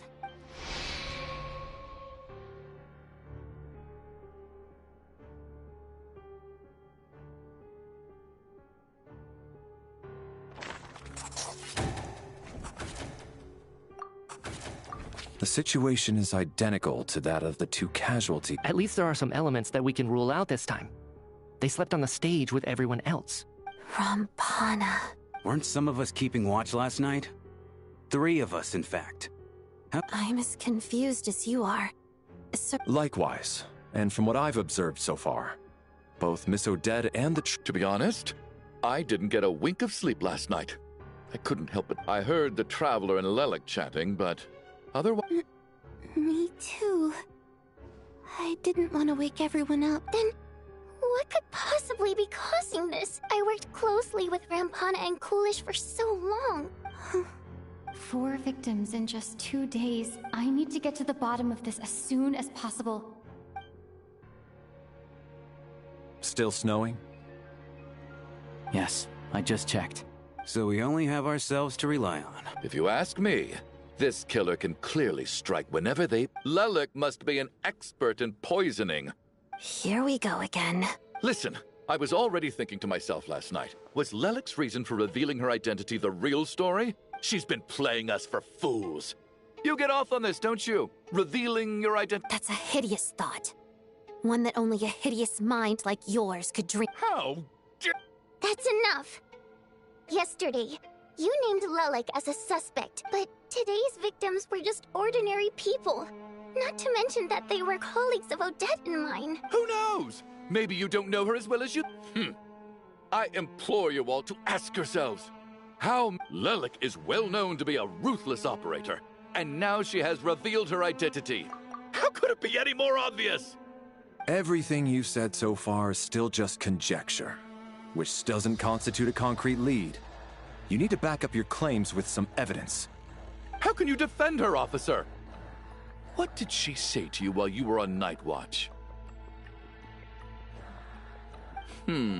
Maybe I shouldn't be so surprised. You military types are always colluding with criminals to target the rich.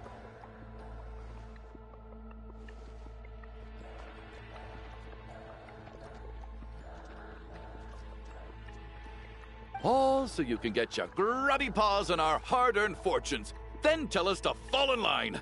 The Fatui, the Druzhna, and the Rokot! Thugs, the lot of you!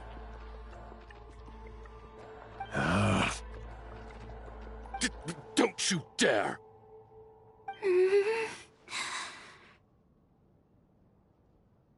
Sir, but you were the one who told us not to stop other people from expressing their opinions yesterday. 4 people have already died. Only yesterday I was chatting with Mr. Coolish. Then we woke up in the morning and he's... Turning against one another is the last thing we should be doing right now. Little girl.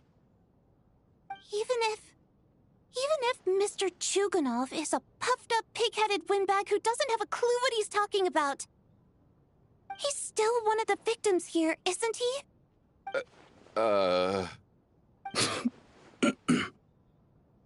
Quite. I had no intention of resorting to violence. But you're right, Miss Tonya. I ought not prevent him from speaking his mind. In any case, I believe Mr. Chuganov has calmed down a little now. We may resume our discussion. I don't think there's any need for that. What is there to discuss? Did you have an idea, Mitya? I've been mulling something over. All the leads we have so far concern things from outside but then there's the 2 double murder crime scenes themselves, which have given us absolutely nothing to go on what's... So what are you suggesting? I think this could be a supernatural event. It isn't characteristic of... Correct me if I'm wrong, but aren't you supposed to be a... I got into scientific research because of my insatiable curiosity. Now that you mention it, I remember when I first... Haunted? Yeah, I think I heard the same thing. Well, this has taken an unexpected turn.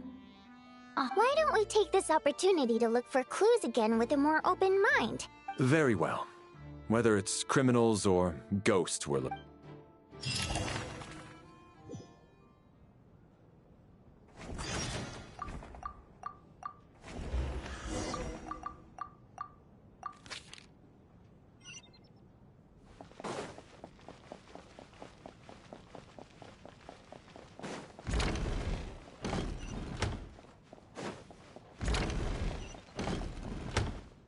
Tonya?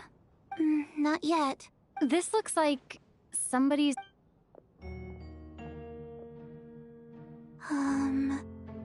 All right.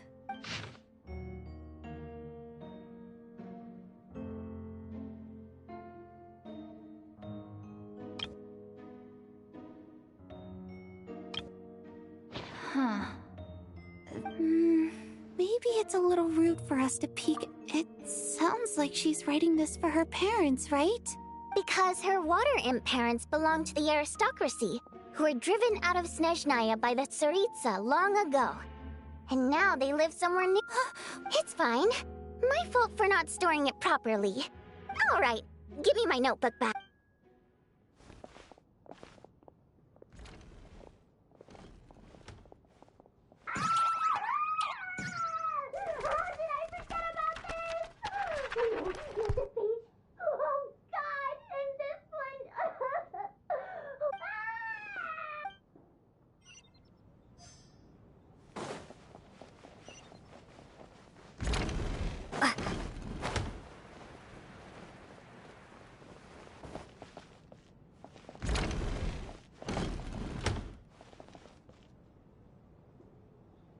Ah, Traveler. Alosha found it. We're both curious to hear your perspective.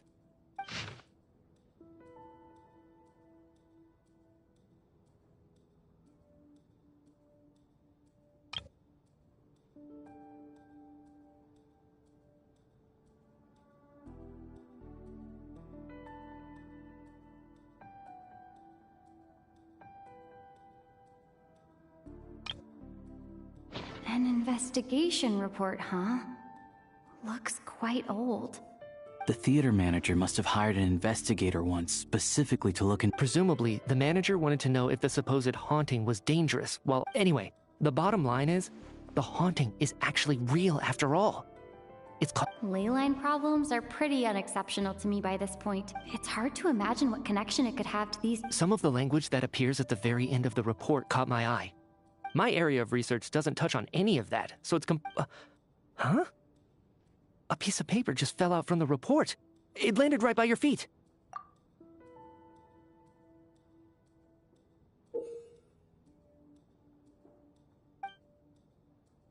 How unnerving.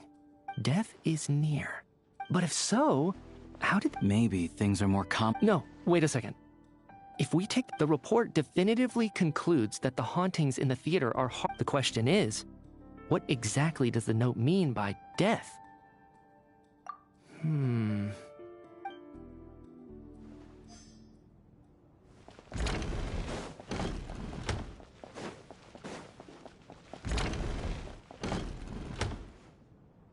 Valeri, come take a look. Some sort of notebook. It's the on-duty logbook for the theater. He mostly used it to record any unusual incidents during a show. Yes, This should confirm a lot of key details about the... Yes. The number of people. Apparently... Are we certain that logbook is accurate? Could... Unlikely. Not to mention that this was a dress rehearsal, meaning smaller audience numbers and tighter ticket restrictions. We no longer have our tickets with us. Unfortunately not. The theater recycles tickets. Once people are in the door, they don't tend to leave until the show ends. So, Did an extra person just materialize?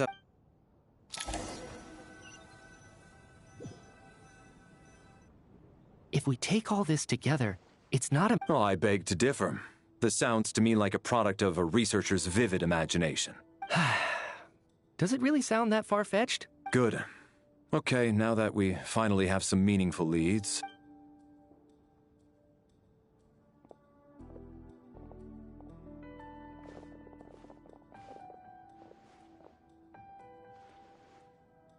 So, I'll share my theory first.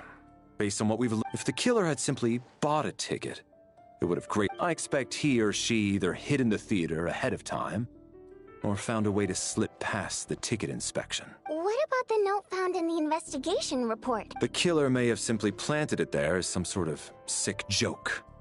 So, it has nothing to do with... This theory makes sense to me. If we have an audience member unaccounted for... Could it really be that simple? So, in other words, all we have to do is find out... Then let me make one thing clear. All the theater staff... It's true. I hear you used every trick in the book to get a hold of that ticket. I most certainly... Probably a stupid question, but... Guess it was naive of... Especially after the unprompted Lelik reveal.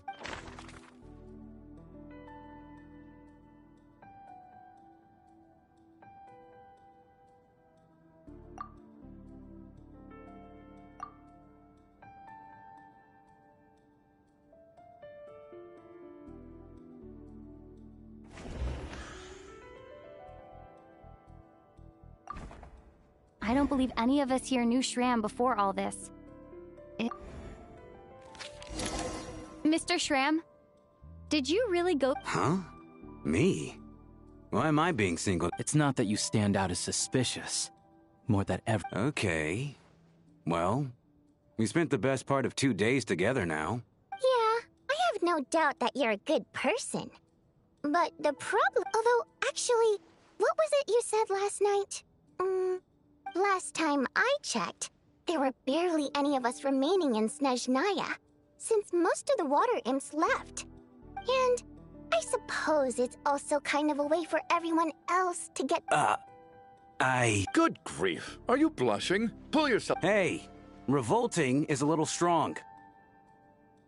I was just the bodyguard hired by our family. But the stars must have aligned, because sparks began to fly between me and their daughter. Never in my wildest dreams did I think I'd get so lucky. We don't need details. Just get to the point. Okay. I'm just a little hesitant to reveal her name, even with me to protect her. If word gets out that she's dating a human, both the— Really? Wait, no. Huh? Shram. Why is everyone looking at me like that? Delicate times. Yes? You know, this— If I'm not mistaken, the last significant civil war in Snezhnayan history was over 400 years ago. What do you mean, 400 years ago? What's going on here? All right, Mr. Mitya, you win this round. As far-fetched as it is, It appears that your theory may be correct. I'm just as amazed as you are. I didn't even believe it myself, to be honest. Is someone going to explain what's going on here? From the look on your face, you figured it out too, haven't you, Traveler?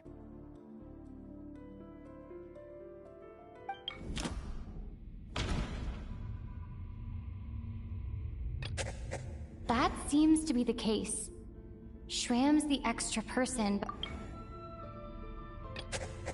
Vodyanitsa's private letter touches upon the history of the Water Imp air stock.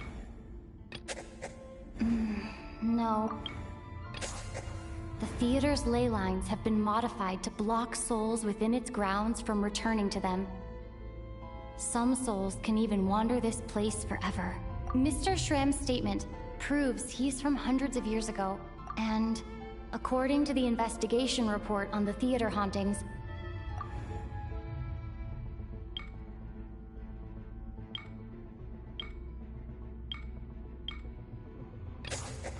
for some unknown reason, the soul that has been wandering the theater due to the leyline issues, yeah, that must be the immediate...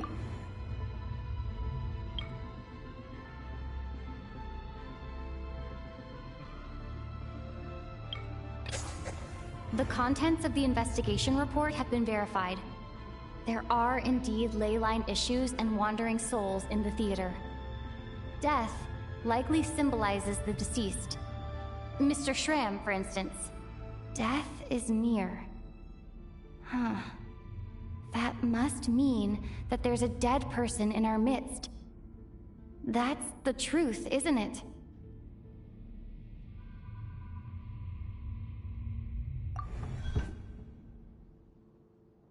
Yeah, the logic is clear now.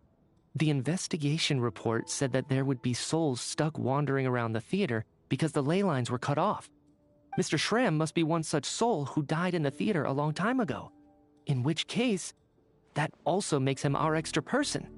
So when the note said death is near, it must have been referring to death as in the deceased, people who died a long time ago. Someone who died a long time ago. In short, there's a dead person among us. The extra person we've been searching for is a ghost from the past. You mean I'm a ghost? No. But even if I was dead, I know for a fact I didn't kill anyone these past 2 nights. Yeah, even if all that's true... Then the ley lines have a powerful ability to attract and devour souls. Let's say that the ley lines are like a black hole, constantly seeking... Huh. Why does it... What happens when the black hole can't achieve its goal? I'm only speculating here, but... That could explain why we weren't able to determine a cause of death. It does seem to explain a lot of the things we couldn't... Except there's no concrete evidence. Still, it seems like the best... All right, so how could Shram not know that he's dead? Seems a little... On the contrary, it's perfectly normal for a soul to wander the theater for centuries without questioning their... You know what, Mr. Brainiac?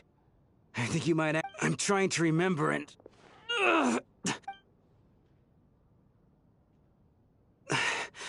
I was the one who didn't want to remember my own death. Well, my lady and I snuck out to go on a date one day. We bought tickets for the theater. It wasn't really my thing. All of a sudden, a group of people burst into the theater, shouting for all the water imps to get out. Performers and audience members included. It was clear the conflict between humans and Fae had reached a boiling point. This time, the extremists were even coming after the water imps who had nothing to do with the war. I thought I could pull one over on them. So I took off my jacket, draped it over my lady, and tried to sneak out amid the chaos. But I got caught. They started shouting, but I was going to do whatever it took to buy our chance to escape. No matter how many people stood in my way. I had to. Both as their bodyguard, and out of love. It's all right, friend. You can stop there if you want. It's just... Even now, If I'd known I was a dead man walking, I wouldn't have dragged you down with me. If I'm the cause of all this... But... No. I refuse to be a burden. I guess it's high time I got a breath of fresh air. Mr. Shram, I'm sure we can figure out a different... My good sir, We both know I'm not supposed to be here. I should have accepted my death long ago. No, I'm speaking on a... Let it go, man. Oh, wait. One last thing. Miss Wateramp. My lover. Her name was Litia. Litia Ozarova. Ozarova. Oh, Auntie Ozarova. That's what we all called her. I remember her as a very kind elder. I'm so glad she survived. And she had lots of kids? Good. That's... good. As long as she went on to be happy. That's all that matters. There's no need to see me off, my friends. I've enjoyed our time together over these past few days.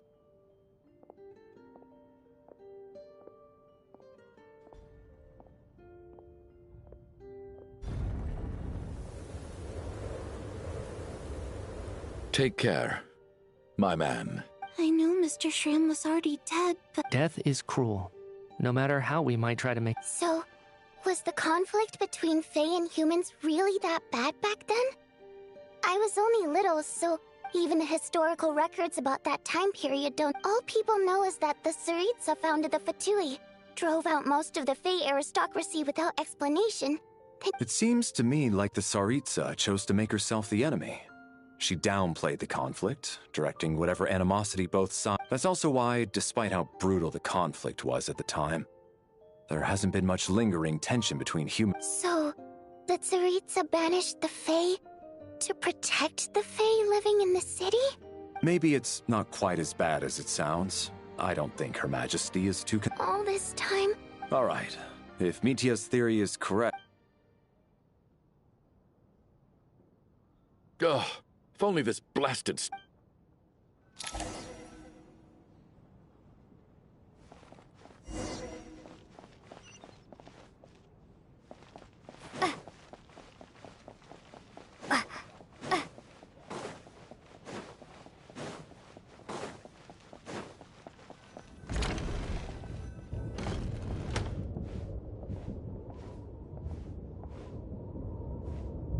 Looks like now we can just rest until... I still can't believe Shram turned out to be a ghost who'd been in the theater for... Knock, knock.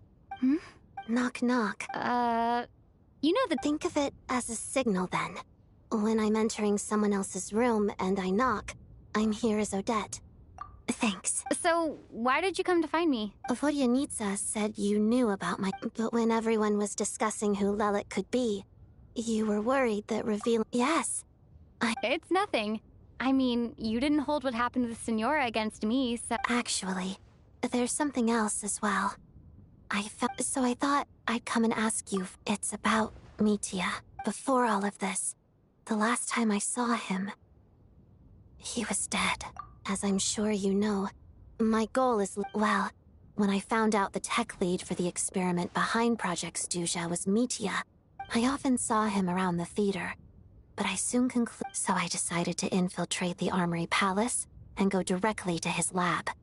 Well, I suppose there was a bit of luck involved, but I am a Fatus. But when I finally made it to his lab, Mitia seemed... I checked his breathing and his pulse. I thought maybe another anti-Project Snezhnaya activist had beaten me to it. That's why you were so on guard around Mitia that first night here.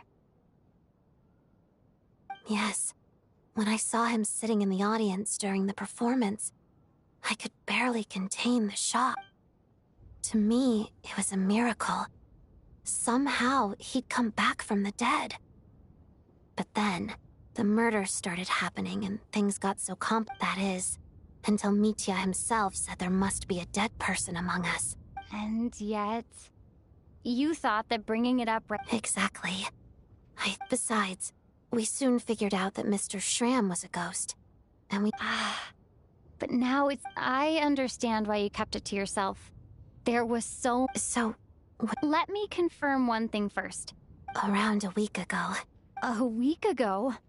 That's earlier. He seemed completely normal to me. So he was definitely alive on that day. Here's a thought. The reason we even suspected a dead person could be a but Mitya's death happened inside the Armory Palace. You're right. I guess he doesn't fit the... I think the chances of it being him are very low. Surely he can't have died for... Unless what? Unless he really did come back from the dead. You're right. Huh, what's this? A private... Where do I line up? That's not what's... Well, I was just making the...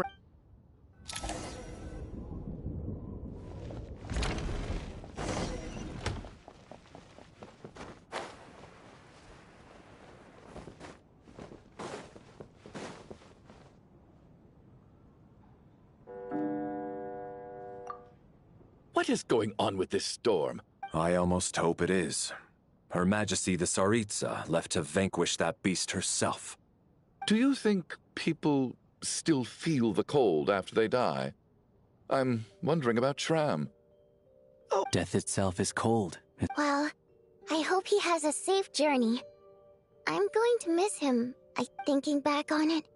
Once we get out of here, how are... Are you okay? Look who's Mr. Nice Guy all of a sudden. Is it... Yeah, without Tonya, who knows how badly he would have been hurt. I told you already, I never intended to resort to Bunch of... little girl? I was rather surprised when you spoke up for me this morning. I didn't think I had many admirers here, so... thank you. Oh, no need to thank me. I said some bad stuff about you, too. I've been, too embarrassed to admit it, but, you remind me a lot of my daughter. So kind to everyone, but never lets her old man off the hook. Unless my wife and I are having a fight, then she's always on my side. Especially when she was little. Every time I took her out...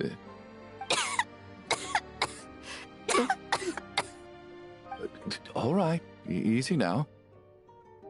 How long have you had that cough, Tonya? I don't know. It's probably been a while. I'm fine. Are you taking anything for it? Yeah. I'll be fine once I see my brother. He's gonna pick some frost fairy flower leaves and brew a tonic for me. I'll feel much better once I drink that. I see. That's good to hear, then. We should probably discuss arrangements for tonight. Now that the deceased has left our midst, there shouldn't be any more incidents. However, out of an abundance of caution, I'll keep watch. Shouldn't we take shifts? I can take one if needed.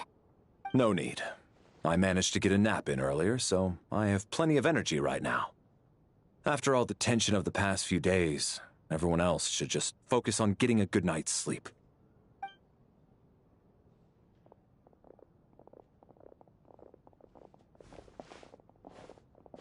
What a long day. This whole situation turned out to be way more complicated than But Valeri's right. I should...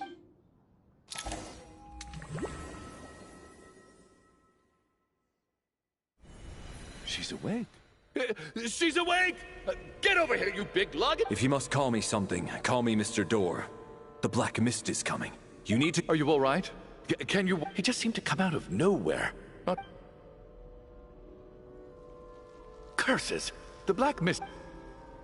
Mr. Door, I don't believe I've ever seen you around here before. Why is that? There's no need to try to get to know me. I'm just Mr. Door. Mr. Door! Looking for trouble! Quick, get rid of them! I can just push these ones off. Oh. Well, anyway, we're lucky to have you here. Thanks for saving us earlier. No need to thank me.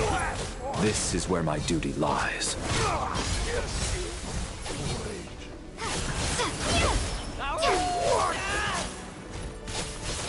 Gotta...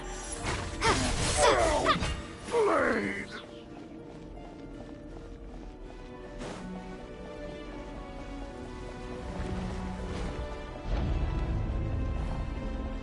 So we're doing this the hard way. Yeah, you're fighting Frost! You win! Oh, remarkable work, Mr. Door. If I had your muscles, I'd do the same.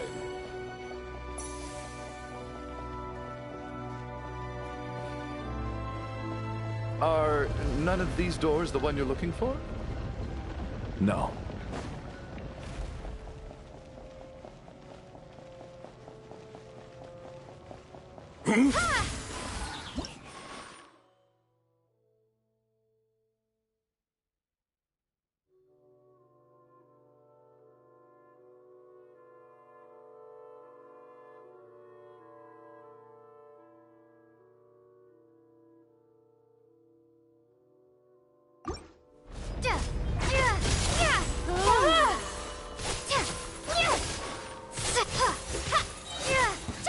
Come no closer.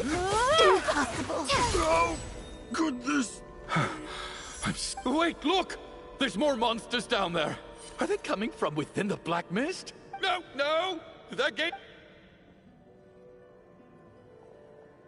Mr. Door, what are you doing? Found it. This is my door. What? I am a door. This is where my duty... No! You... You must keep going. A door can only keep... but... Oh, you're... The Black Mist isn't moving anymore. Surely I wasn't so scared out of... Oh, okay. Hmm? Getting sleepy?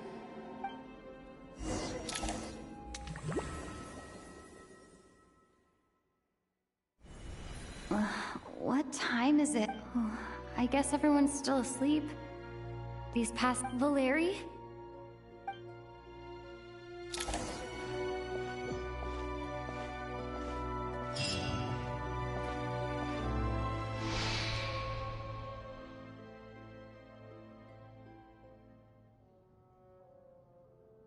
Wake up! Everyone! Just like the last 2 nights. No clear cause of death. I've been a real thorn in your side, haven't I, Mr. Valer? But for me, life will be all the... How's Tonya? I just checked on her, and it doesn't seem like anything serious. That means Valeri was the only one who died last night. If Valeri was awake and keeping watch, it would have been impossible to kill him without waking everyone else up. This is so frustrating. Actually, one thing has changed. There's only one victim this time, not...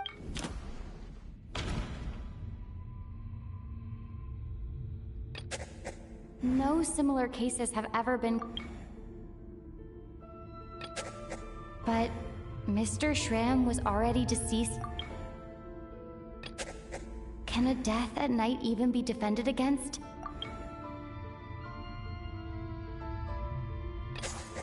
After the deceased Shram left, there was one less victim last night. It's a reasonable conclusion. Oh. The number of people who die each night is equivalent to the... Exactly. We identified Mr. Shram, and the night after he left, the death toll dropped from 2 to 1. By that logic, there must be one more dead person left among us. Another one? But there were... Having an extra person was definitely a cause for alarm, but being one person short isn't nearly as unusual. Someone could have left in the middle of the show. One more dead person among us. If Mitya's theory is right, it's just... At the time, if only we'd taken it more... I'm sorry. This is my fault. I had information... I'm partly to blame as well. What is this about? Sounds like there's some big news you've been keeping from the rest.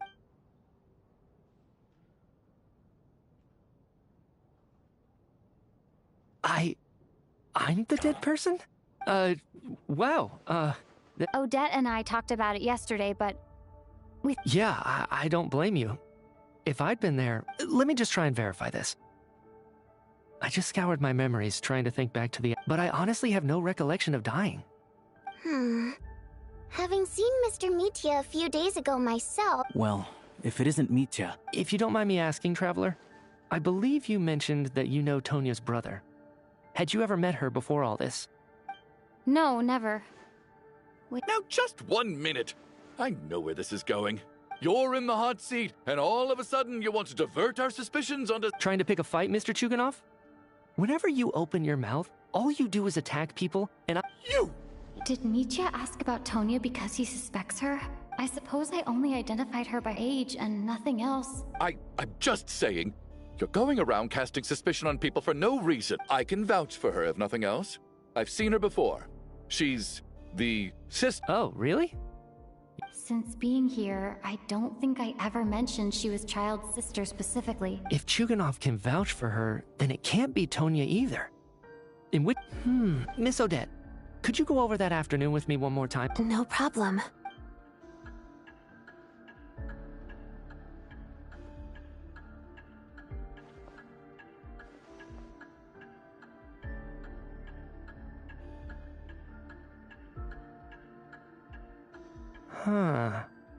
No matter how hard I try— Miss Vojanitsa, during our last meal together, I told you how some of the researchers were Oh, yeah.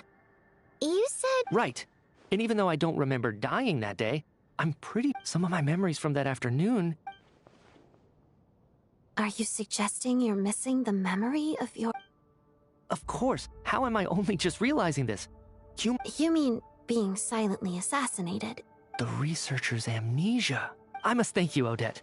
I think your perspective just helped me reach a breakthrough on a series of— All right. Oh, leave! Hey! Come on, kid. Aren't you gonna— I have other reasons beyond what's been discussed.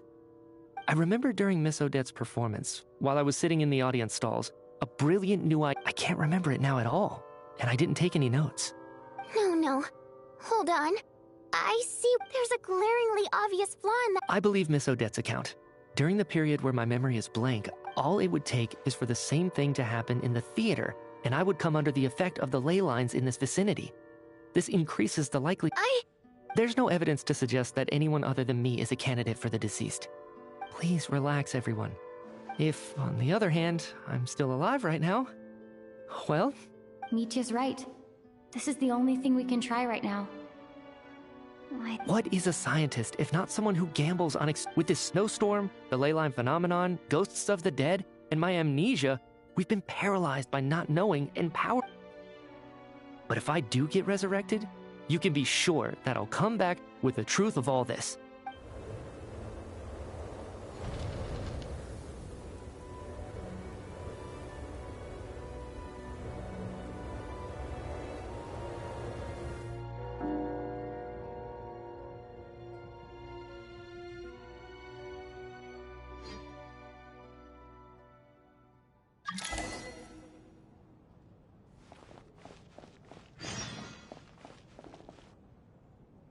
Poor Mr. Mitya. Maybe it's a good thing that you weren't there to see it. I hate goodbyes.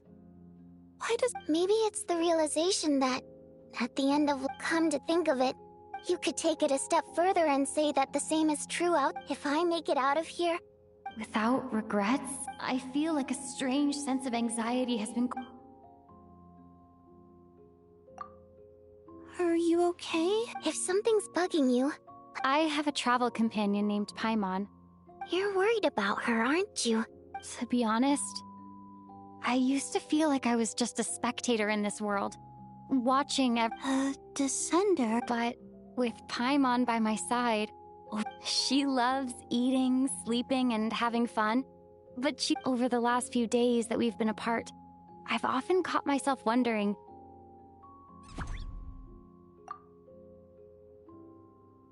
but by the time I snap out of it, the conversation— I'm trying to overcome this sense of detachment, but— I bet she misses— I don't know if this will make you feel any better, but back when the water imps left Snezhnaya, I could be surrounded by people, all smiling and having fun.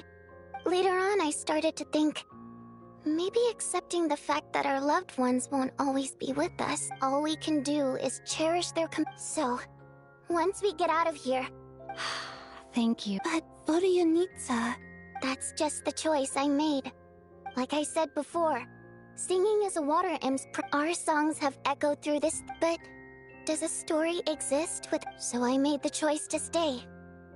That— Could you teach me how to understand your— A fan after my own heart. Okay.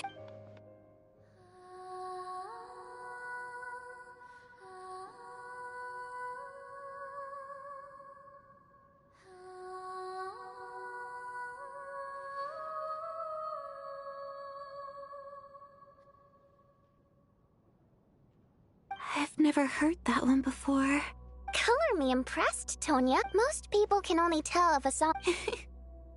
I've actually never performed this song in the theater before, because it has more of a ceremonial purpose for our... It means something like, may those we have lost watch over us, and follow this song back home in the night, so that we might be reunited once more. No wonder I could hear that sense of longing. You sing it for loved ones who have passed away. I hope it reaches them. It's getting late, Tonya, and you're not well. We should all turn in early. I suppose there's no reason to keep watch tonight. Okay, but, before I go to bed, could you sing that song a couple more times for me, Vodyanitsa? Of course. Anything for my #1 fan.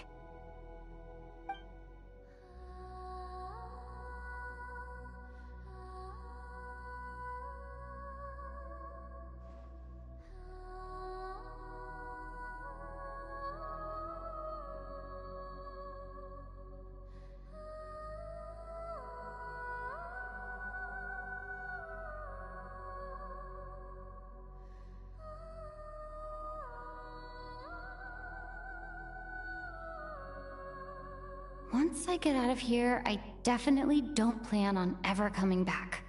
But I guess that means I'll never get to hear Vodyanitsa sing again. That's a sad thought. Before I fall asleep, I should cherish this moment of companionship while it lasts.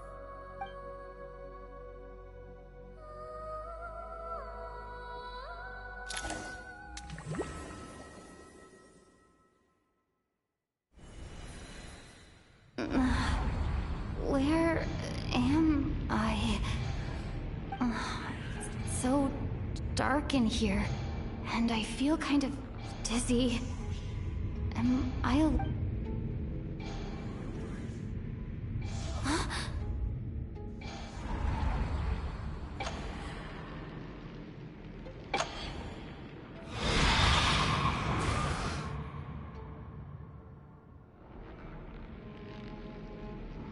Return, O spirits. Fulfill your oath of protection.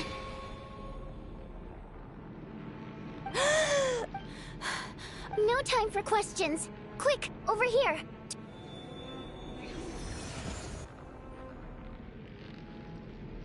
All right, we're safe. The spirit just now is called Night Prayer. The light subdue... sort of. I know it's hard, but you can't let... Yep. Luckily, I was here to resurrect you. a bit more than a bummer? Sure I do. I specialize in soul alright. There's no time to waste. We need to reach the next switch before the place gets too dark. If we bring the light back, Night Prayer won't be able to get to us. Sweet, sweet light! It's back! Shh! It's Night Prayer. We need to move quick, but don't let her notice you. Look out!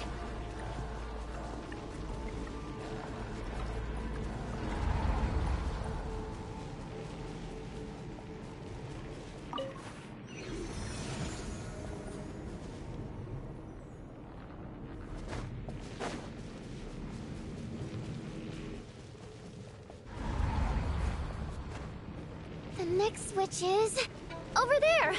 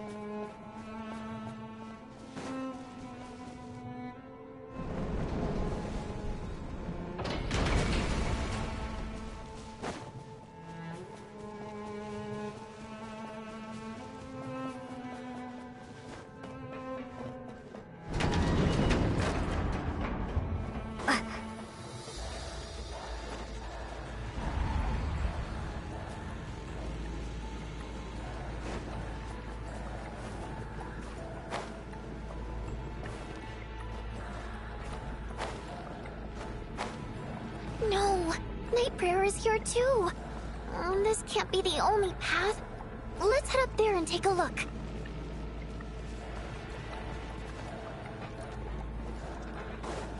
The switch is just up ahead. Hurry!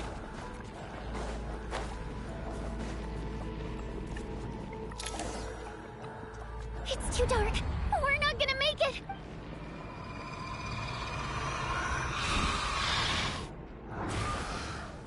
Traveler! I won't let you die like that.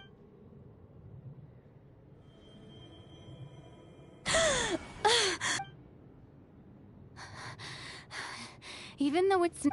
dying is... Great. Yeah. Time for you to get out of here. What about you? I can't. I've already... A guardian spirit's skills are finite. I might not look any different. I can go no further. Why didn't you tell me sooner? Because it wouldn't have changed anything. Go.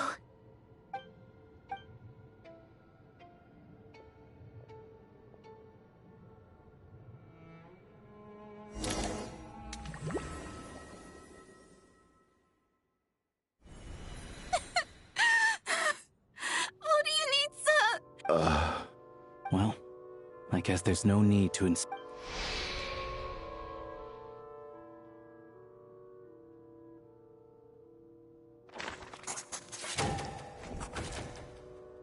This wasn't supposed to happen.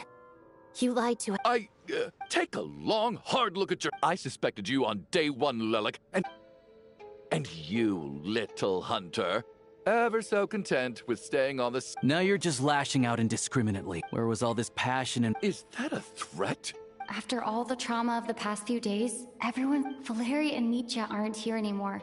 But first, I need to think this through.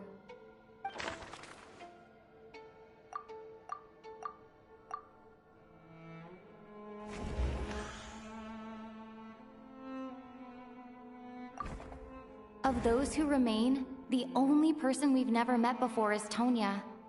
People are easily misled by first impressions. Now that I think about it, child's sister, but Mr. Chuganov vouched for Tonya.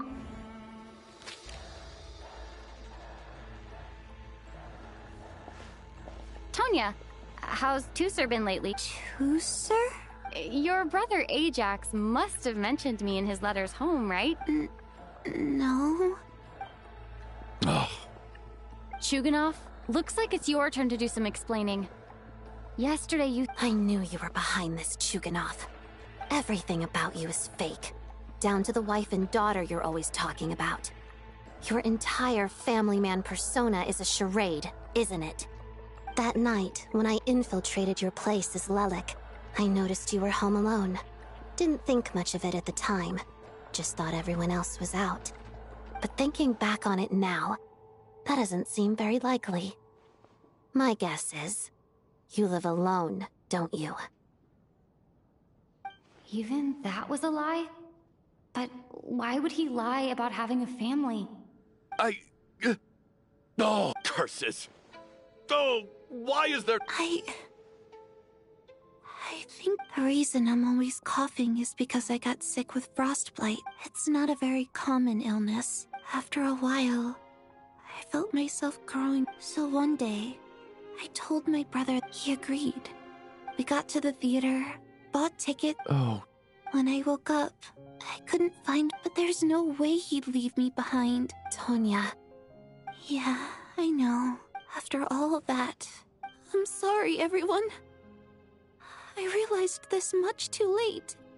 Your name probably isn't even Tonya, is it? Well, when I was little, my brother and I read when we escaped from the hospital. So when you first approached me, I thought he must have chosen a fake name that only the two of us would know. At least your memory of death isn't painful. Now it's your turn, Chuganov. You're right. I was lying. And yes, the truth of the matter is, I lost them. My daughter's name was Iskra. And before you ask, yes, Iskra. She also died from the snow cough. She was just after Iskra passed. My wife One day when I came home from work and saw the empty room, I soon discovered that this was the only thing that made me feel...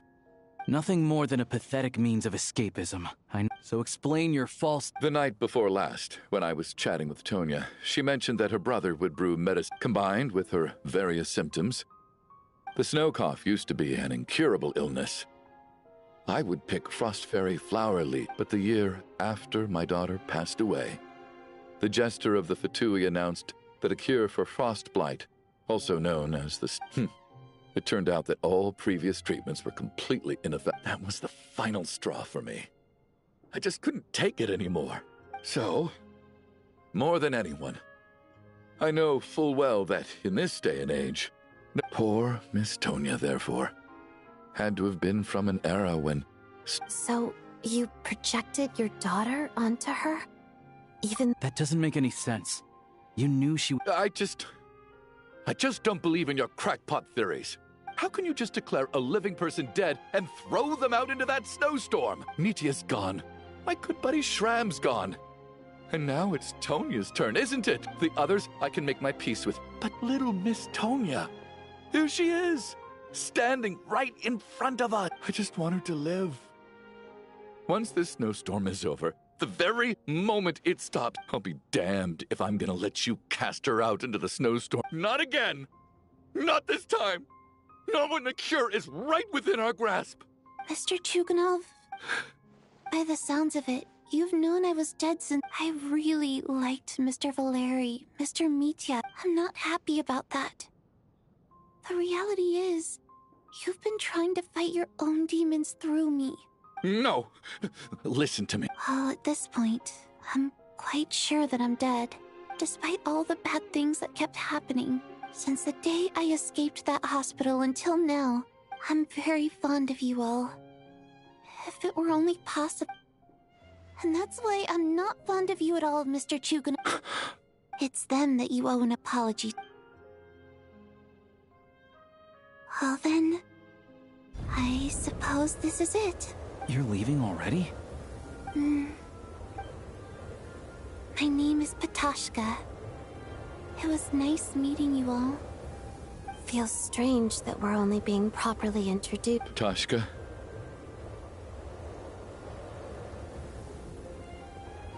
What are you doing, Chuganov? Are you crazy? Let me leave. In your dreams.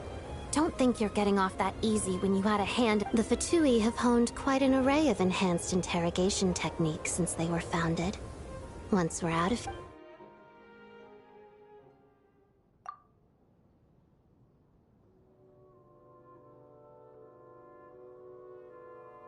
I think we should leave. I doubt this snowstorm is ever going to stop. For all we know, this storm might have destroyed all of Snezhnaya by now. Wait, we finally solved the mystery of the haunted theater. Fair enough. I don't particularly feel like dying in Chuganov's... And yet you won't let me die first. Hey, Chuganov, on a serious note, if we do make it out of here... Is this really the time to be discussing my factory? All right, fine. Am I hearing things? There it is again. But I don't Should we open the door? Is this it? If the last few days are anything... Whatever lies beyond that door at this moment.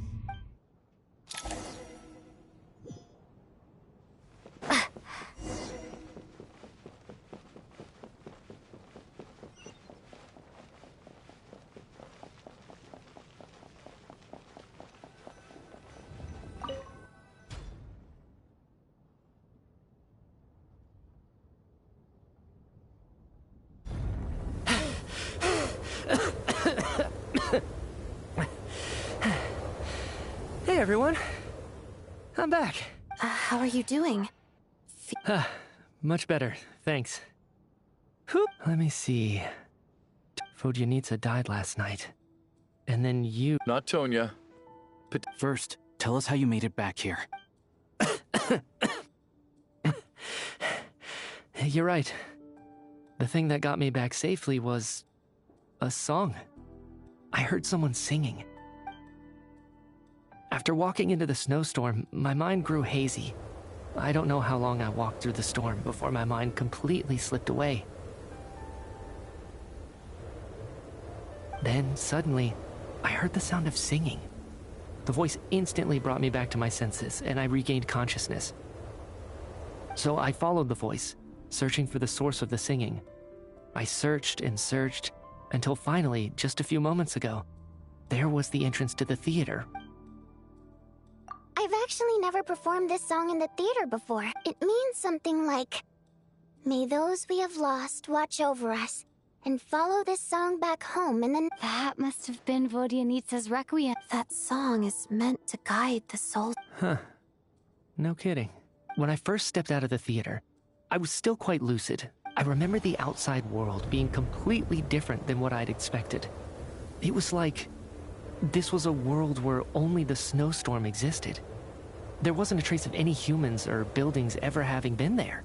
I don't know how else to describe it, except to say that, and as for the Requiem, if I was guided here by Vodyanitsa's song, it can only mean that I must already be dead. And this is my soul. But I didn't experience a clear moment of death while I was out there. Nor do I feel any different now than before I walked into the snowstorm. You don't seem any different to me either. In fact, this is something I've been wondering about for a while now. If souls aren't physical, shouldn't they lack tangible form? Both Shram and Patoshka were clearly deceased, and yet their souls didn't look or feel like ghosts at all. They were visible, tangible, no different than you or me. This raises a truly terrible thought.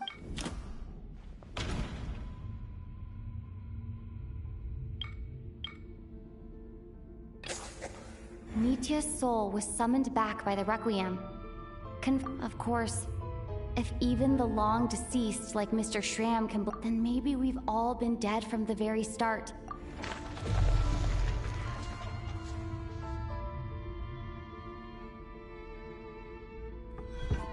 Yes. What did you say? You heard me. We died in the theater. All of us did.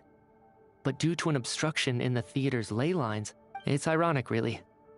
All that time, we were working so hard to figure out who the deceased among us. Do you remember that note, "Death is near"? Death was nearer than we wanted to think all along. The note simply meant that So all our attempts to survive... Hard to say. At the very least, we hoped the presence of those two is probably what caused our souls to be drawn in by the ley lines. In which case, the deaths we've awoken to over the past few days were just... If what you're saying is true...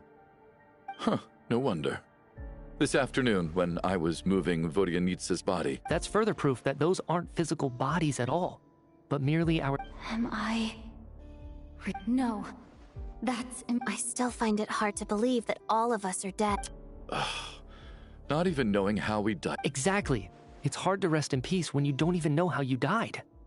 I racked my brains trying to remember the cause of my death. Wait. Hold on.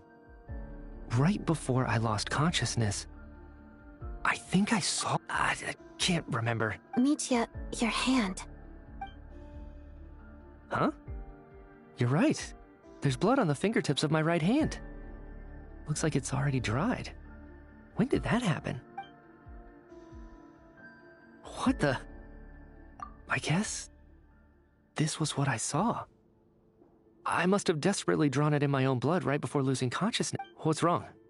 Do you It's... Renova.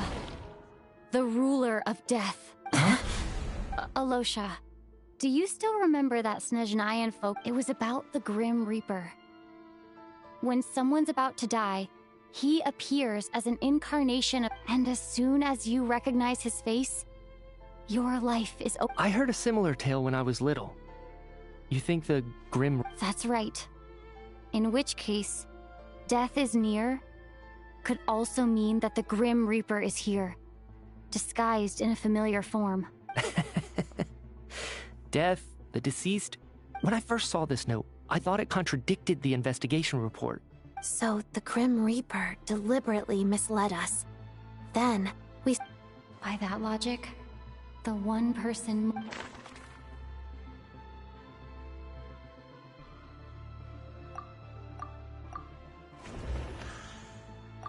Identifying the Grim Reaper is a major decision to make.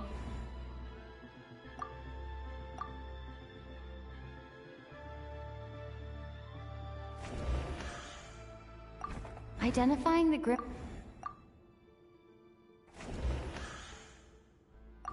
Identifying the Grim Reaper...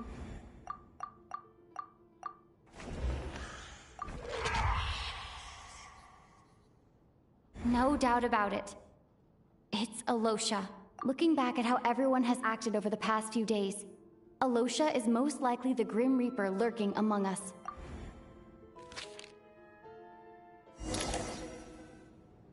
Is it you, Alosha?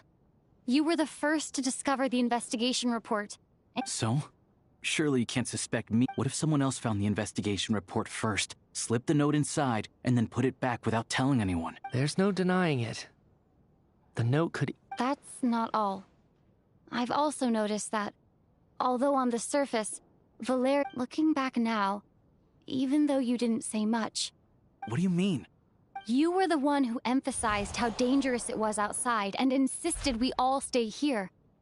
It was also you who suggested that we all sleep in the same place. And earlier today, you tried to convince Patoshka to stay. I don't understand why. So, you didn't understand my intentions, and now you're assuming the... He still won't admit it? Fine. The biggest question I have right now is... if the Grim Reaper is...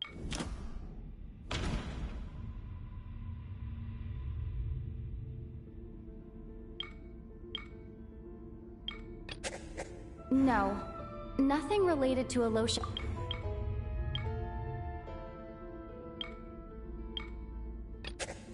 No. That's right. Right at the start, before any victims had even emerged.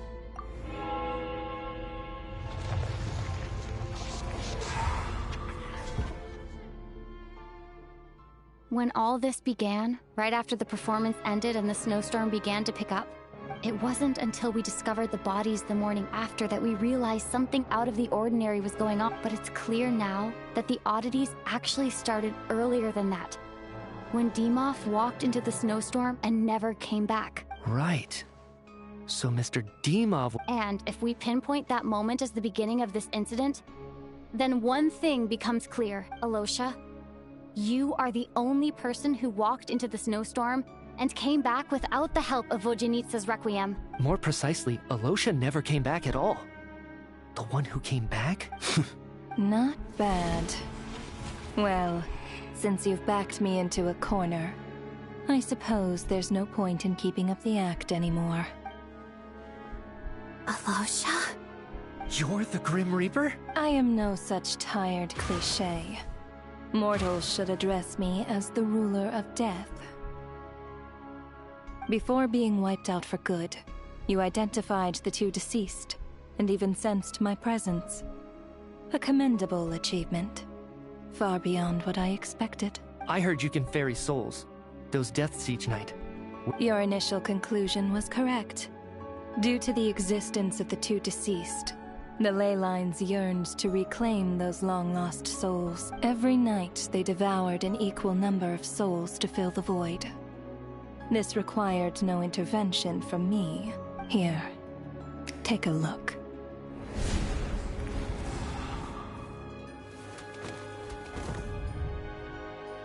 What are you doing? That takes care of today's two. Don't get so worked up. You are already dead. And your souls must return to the ley lines. I know we're already dead. You murdered us. Murdered? No. Murder is when mortals usurp my authority. Death is my jurisdiction. If I require someone to die, I need not resort to such laborious methods as murder. You simply met the criteria to trigger my curse of death. I know about the curse of immortality. You cursed us? So often, humans pray to me, begging to know when their death will come, and what form it will take. But few people ask why. If you must have an answer, So you're not gonna tell us the truth? Hold your tongue. By all rights, those angels from the past are to blame for the reckless renovation of the ley lines here. It's made my work on this occasion infuriatingly complicated. Work? So trapping us here, making— You clearly have a lot of questions. Fine. After the physical body dies, the soul must return to the ley lines for that person's death. My work encompasses the entire process of death, including, naturally, the guiding of souls into— You must also be rather familiar with Natlan's Night Kingdom, I presume? It was I who supported the creation of the Night Kingdom. Here, too, the ley lines connected to the theater underwent some modifications. The angels hoped to make them capable of accommodating the souls of some special creations. But this actually hindered their ability to accept ordinary souls to some degree. This effect manifested itself after you died from the curse in the theater, leaving you stranded in the afterlife, unable to achieve a But if souls who die from the curse of death fail to return to the ley lines within then they will remain forever suspended between life and death. No. So if you don't resolve this matter soon, and see all our souls return to the ley lines before long... Mitya is sharp. This must be— But if you have the authority to guide souls, why didn't you just show yourself and get it over with? Why have— You seek to understand the mind of a god. This is a theater, and I decided I wanted to watch a show about death. That's why I encouraged you to take the events to the stage. I found myself getting quite immersed. I suppose the entertainment you provided makes up for all the trouble you've caused me by being so defiant in the face of death. There. Can't say I am. Really? But it fits the stare— Just moments ago, you were complaining about how infuriatingly complicated— Work is work, I get it. There are times when it's a huge pain. That's a rather unique perspective for a human. Due to the obstruction in the theater's ley lines, there is a hard limit on the number of souls they can receive each day. Revealing my identity too soon would inevitably have led to futile resistance. Then there was the issue of the 2 lost souls you called the deceased. The way you resolved that quandary was all part of my design. That's what I don't understand.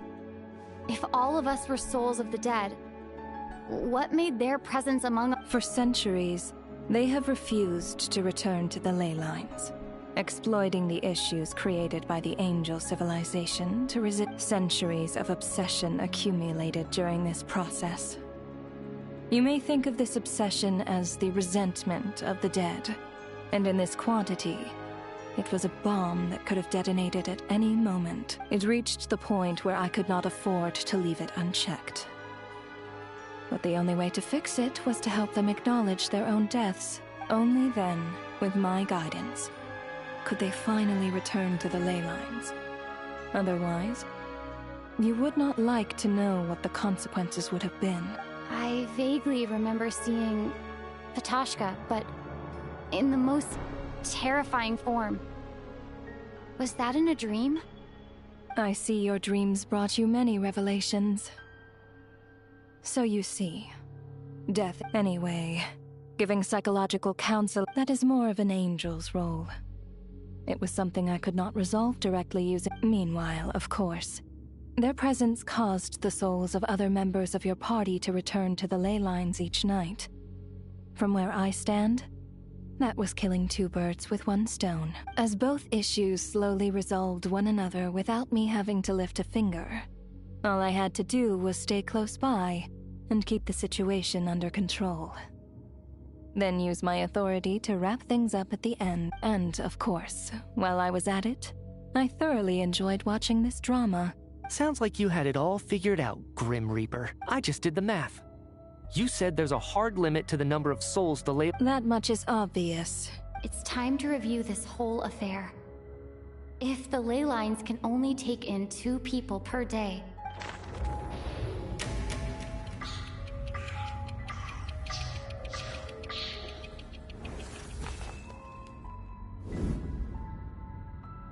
looking back now, none of us had the faintest idea at the time. From the moment the staff member named Demoff walked into the snowstorm, the incident had already begun.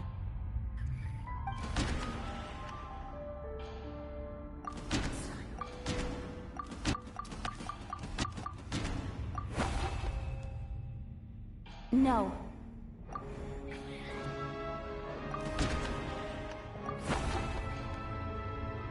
No.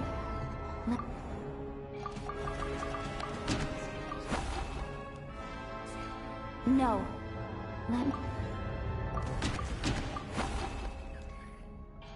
No.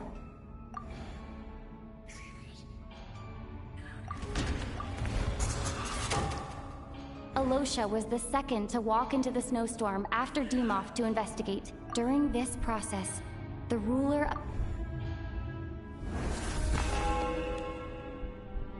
During our first night in the theater, everyone was caught up in the novelty of it all. No one could have expected there would be victims the very next morning. Despite all the confusion, and with the help of hindsight, we finally began to realize that something was amiss with the snowstorm.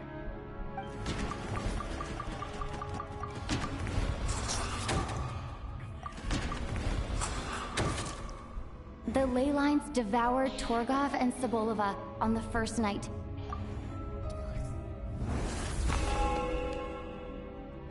Odette and I spoke a lot that night. 3 people were on watch, but in the morning, we discovered that someone had fallen victim all the same.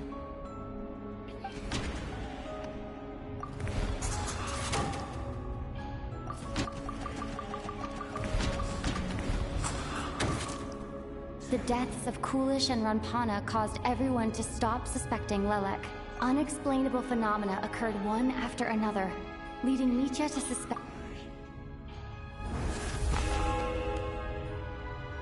Later, we discovered that there seemed to be an extra person among us, and subsequently discovered the existence of the deceased. Mr. Schramm realized he was the deceased and walked into the snowstorm to return to the ley lines of his own accord.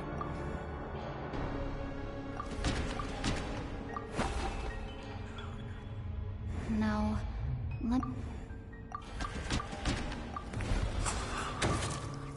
we thought it was all over, but Mr. Valeri's death was a rude awakening for everyone. A lot happened today. Mr. Valeri's death led us to discover the connection between the number of deceased and the number of victims during the... The fact that there was more than one deceased seemed to bring us back to square one. Odette revealed some information she had been keeping to herself.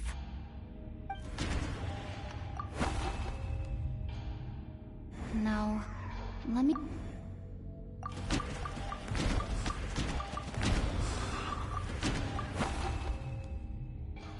Although Mitya did indeed walk into the snowstorm that day, he returned. The void in the ley lines hasn't been filled. So, let's rule out Mitya for now. Vodyanitsa was swallowed by the ley lines in her sleep. But the requiem she sang...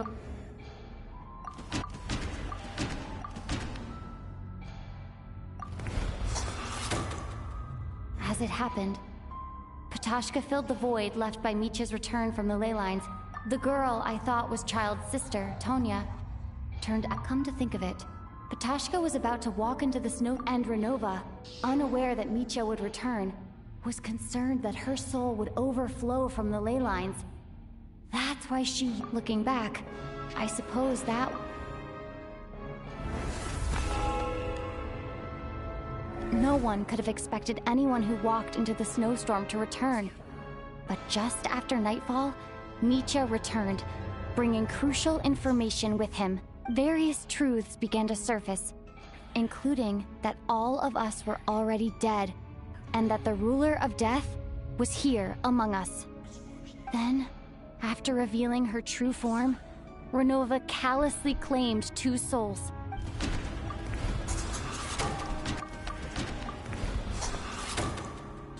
In fact, everyone was already dead by the time we took the photo. And in the days since, now, only Mitya and I remain. And the true culprit behind everything still stands. That covers everything. Your work isn't finished here yet, is it? The Traveler and I— The Water Imp's song threw things off a little. The ley lines have already anchored your soul, and the first ray of light tomorrow morning will take you back. I, meanwhile, need to review my attitude towards the Water Imp race. So the reunion in the night that Vojanitsa mentioned— That just leaves you, Traveler. My power only allows me to temper, and your soul is firmly anchored to your body for a descender like you, who is not bound by Tevat's rules. Your death can only be brought through the most violent of means, such as directly destroying either your body or soul. I have no interest in involving myself with descenders, for now. Although, this may change if Asmodee remains missing. One last question, then. All our struggles and sacrifices here. Death abides no reason. Besides, what you call sacrifice is merely a concept created by humanity. To me, it is nothing more than a self-indulgent charade in the face of death. Mere mortals fantasizing that their actions could reclaim something from my grasp. A truly laughable idea. Grim Reaper, you really know how to get on my nerves. I'm not here to ingratiate myself with you. I kill merely because your deaths are necessary. Oh, you've made that quite clear. But humans don't take well to being scorned. Not even by the gods.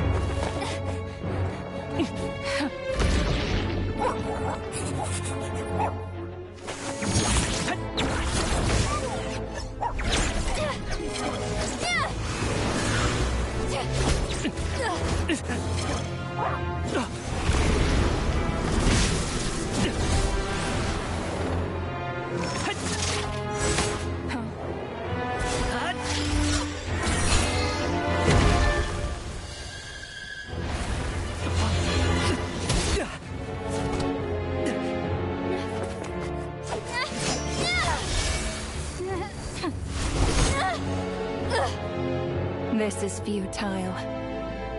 You must know that you are powerless against me in my own domain. I suggest that you save your strength. For what? Maybe we can't change anything. But if nothing else, we can at least teach you to have some respect for the dead. Audacious.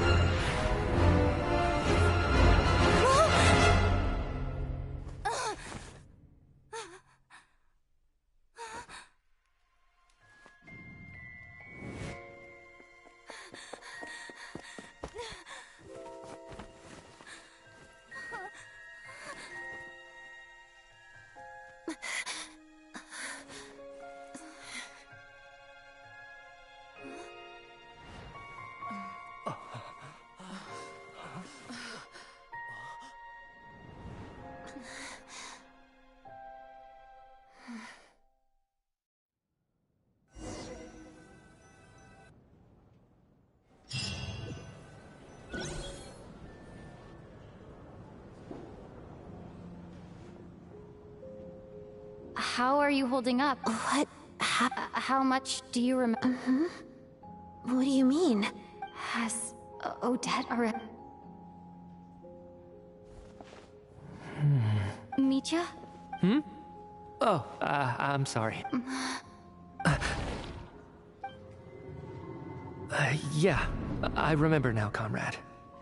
Looks like we guessed right. Just like me when Odette found me at the Armory Palace. For some reason, just with one catch. They forgot what happened while they were dead. Odette and the others have already forgotten everything. Could this be the reason? You said this is the ruler of death's symbol, right? You don't?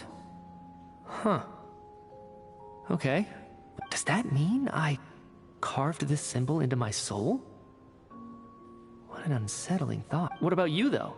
The ruler of death mentioned that you're a full explanation would get complicated very quickly, but... Well then, now that it's all over, the first thing I notice is that everything here is precisely as we left it, right before our deaths. This confirmed... They say that right before death, time slows down and your whole life flashes before your eyes. That must be how you know you have one foot in the afterlife by that point. Anyway, clearly the few days we spend in the afterlife probably only amounted to a... This also aligns with previous reports of widespread temporary memory loss among the Armory Palace personnel. Now it seems likely that those were all brief deaths caused by the Grim Reaper's so-called curse. To those unaware of the truth, dying and coming back to life must feel similar to a short bout of catatonia. This leaves me with a couple big questions. What are the conditions that trigger this so-called curse of death? If nothing else, I think it shows that killing us wasn't her ultimate goal. Right. This time only got complicated because of the situation with the theater's ley lines. That's why she had to approach it differently. If the previous incidents of amnesia...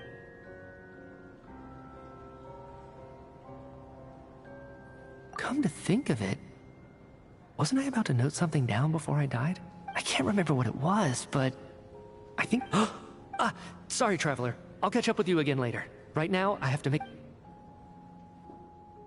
Ma'am, if I may, no one of your description has ever shown up in my investigations, and yet you two seem very familiar with each other. And by the way, have we ever crossed... I can explain everything.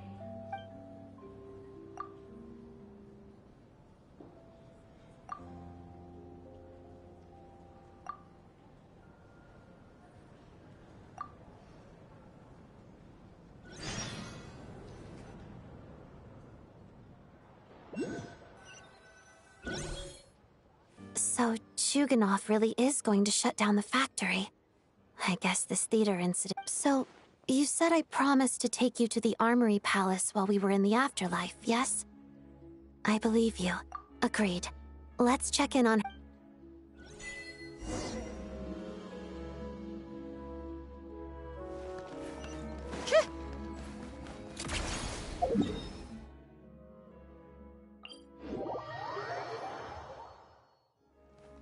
How tiresome.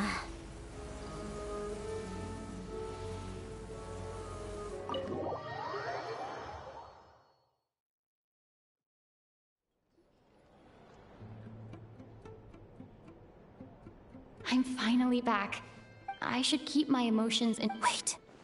The atmosphere... Shh. Have we still not been able to notify Child yet? We need... I'm so sorry. Tell me! It was the Jester. He's the director of the Fatui. His authority supersedes all of... How long ago did he leave? It was about an hour ago. Miss Paimon was fast asleep at the time. The Jester simply walked off with her as if... Do you know where they went? The Armory Palace, most likely. Lord Piero, the Jester, has been... I'm surprised he came in person. Then lead the way, Odette. Okay, let's...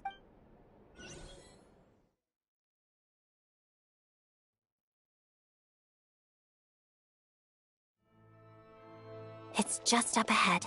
No, I'll go alone. You know I'm planning to force my way in. You're with the Fatui, so you should stay outside. I was hardly planning on taking you through the official channels anyway.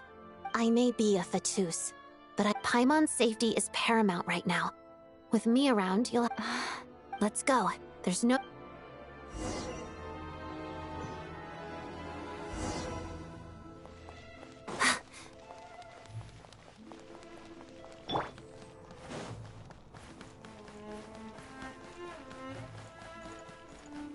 Hey, who are you? This part of the Armory Palace is under restricted access. What do you think you're doing? No questions, please. We're short on time. Take a break. I'll make short work of you.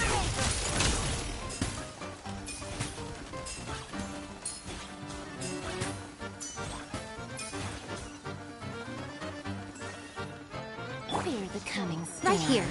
Emerge. What a treat. Right now. A little emotion. Come on, keep up. Did I scare you? Are you still? Take a break. The Tempest, Your Majesty. Please still.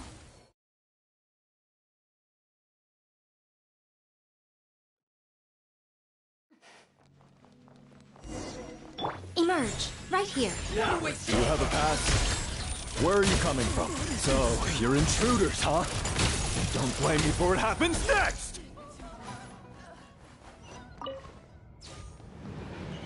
The Armory Palace is hidden this deep in? This place is much bigger than I imagined. They're conducting top-secret research, after all. The deeper it's hidden, the better, is standard Fatui logic. The style doesn't really look like the Fatui's handiwork, though. They must have requisitioned some structures from a past civilization. It also serves as... Intruders! Stay alert! Time entertainment.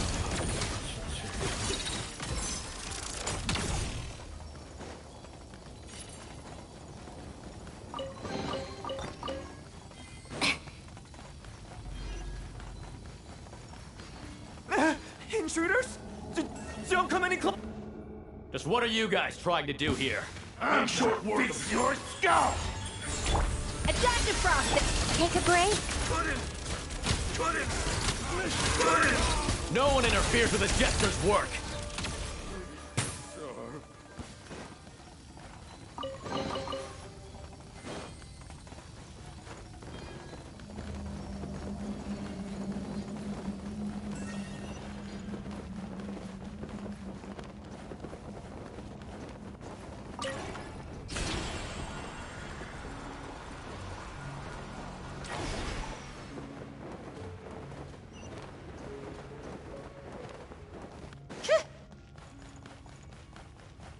Looks like no one's guarding this place.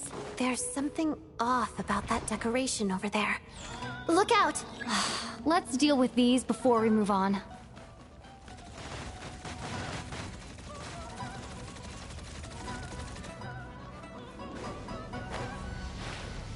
Emerge. Right now. How tiresome.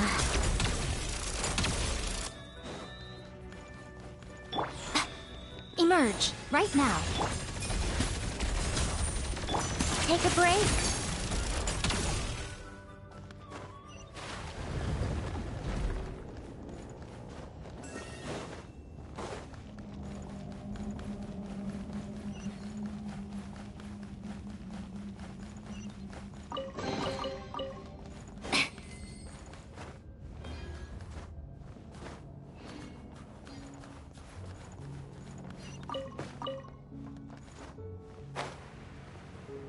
The researchers here probably don't know that we're uninvited guests. Let's try not to hurt them. What's the big star from the theater doing here? That's Miss Odette. She's a member of the Fatui. Don't...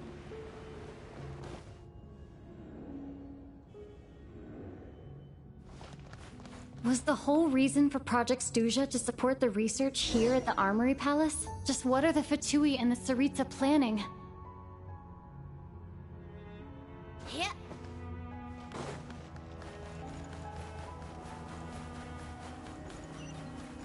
Yeah.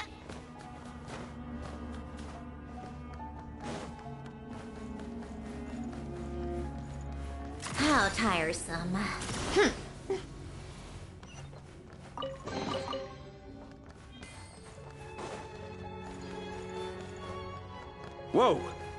are you? Never seen you around here before. Looks like there's no way through here. Maybe using the power of this prism could help?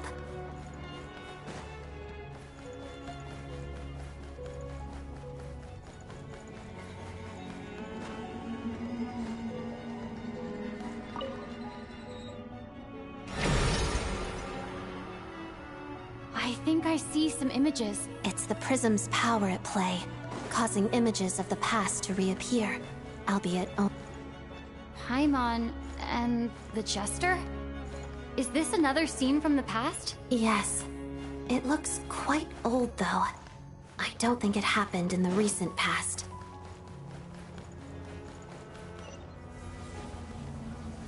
What's going on here? What happened? The source seems to be the Armory Palace. They must have started some large-scale experiment. Wait, what if this has something to do with Paimon? We need to hurry!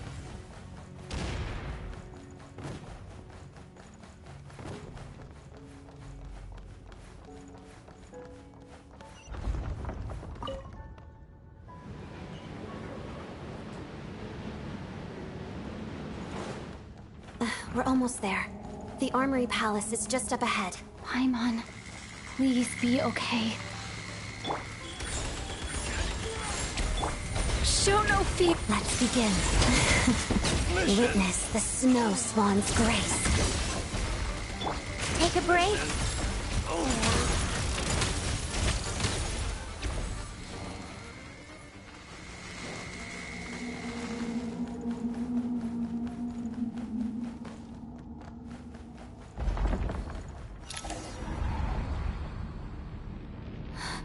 What's going on?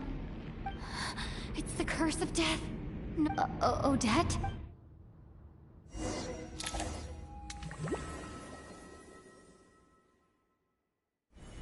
Is this the afterlife again? I need to find a way back to reality. Is that Odette's?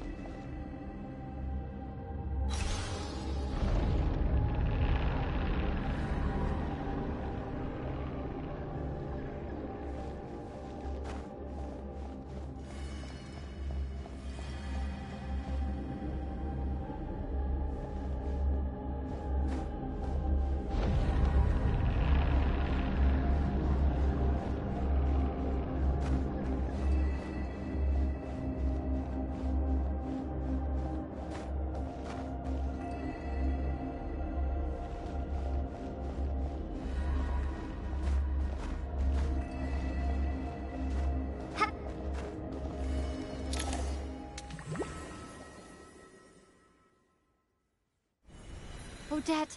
Odette! No signs of life, but past experience says that she should be resurrected before. Did Odette intentionally use her core Ignis to guide my soul?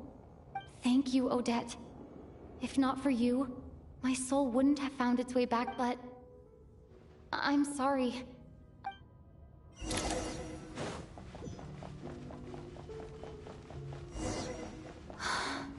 Sure enough, everyone here has been affected. Paimon! Paimon! No, wait.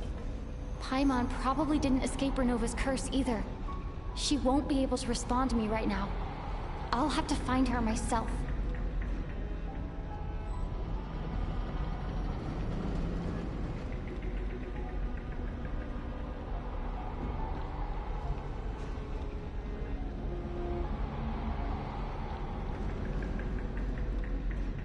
Mitya! Is this the laboratory he works in? What happened here to trigger the curse of death again so soon? I'll have to ask him when he wakes up. Finding Paimon has to take priority now. Found her! Paimon really is here!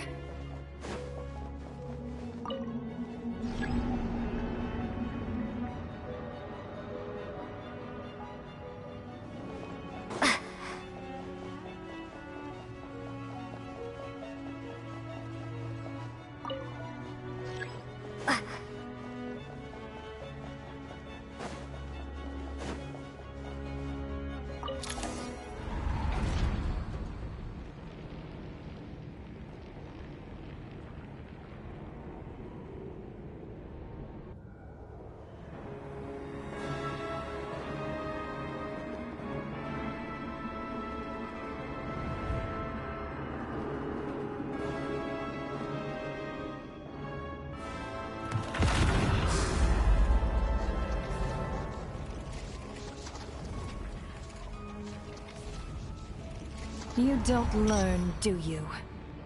You've already been involved in one mass death, and now you show up at the scene of another. This might have passed for a coincidence the first time, but a second time? Am I to assume you are intentionally interfering in Snezhnaya's affairs? Judging by your expression, it seems that in that case, a word to the wise. Do not interfere in Snezhnaya's affairs. A civilization that fails to learn its lesson constantly depletes its own worth.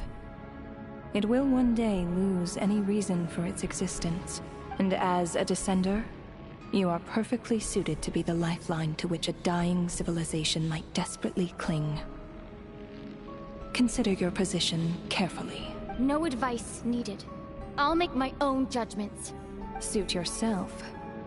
When the day of reckoning arrives, the time for resurrection fast approaches. The mortals here are not yet worthy to behold my form. So that will be all for today.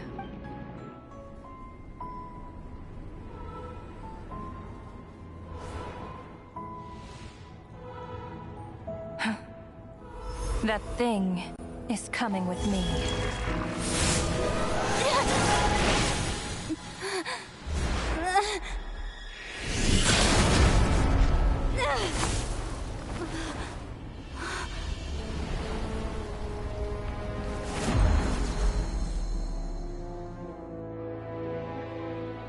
You awoke sooner than I thought. The curse of immortality is stubborn, unable to enter the ley lines, yet not content to remain a spirit. Ruler of death, what do you want? You perplex me. Both you and you. That thing may be a creation of Celestia, but it possesses none of Celestia's power, let alone authority. Your obsession with it baffles me. No matter, the resurrection will soon begin. It's worthless anyway.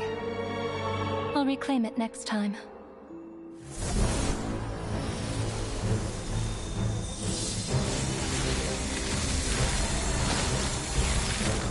Hey, who says there'll be a next time?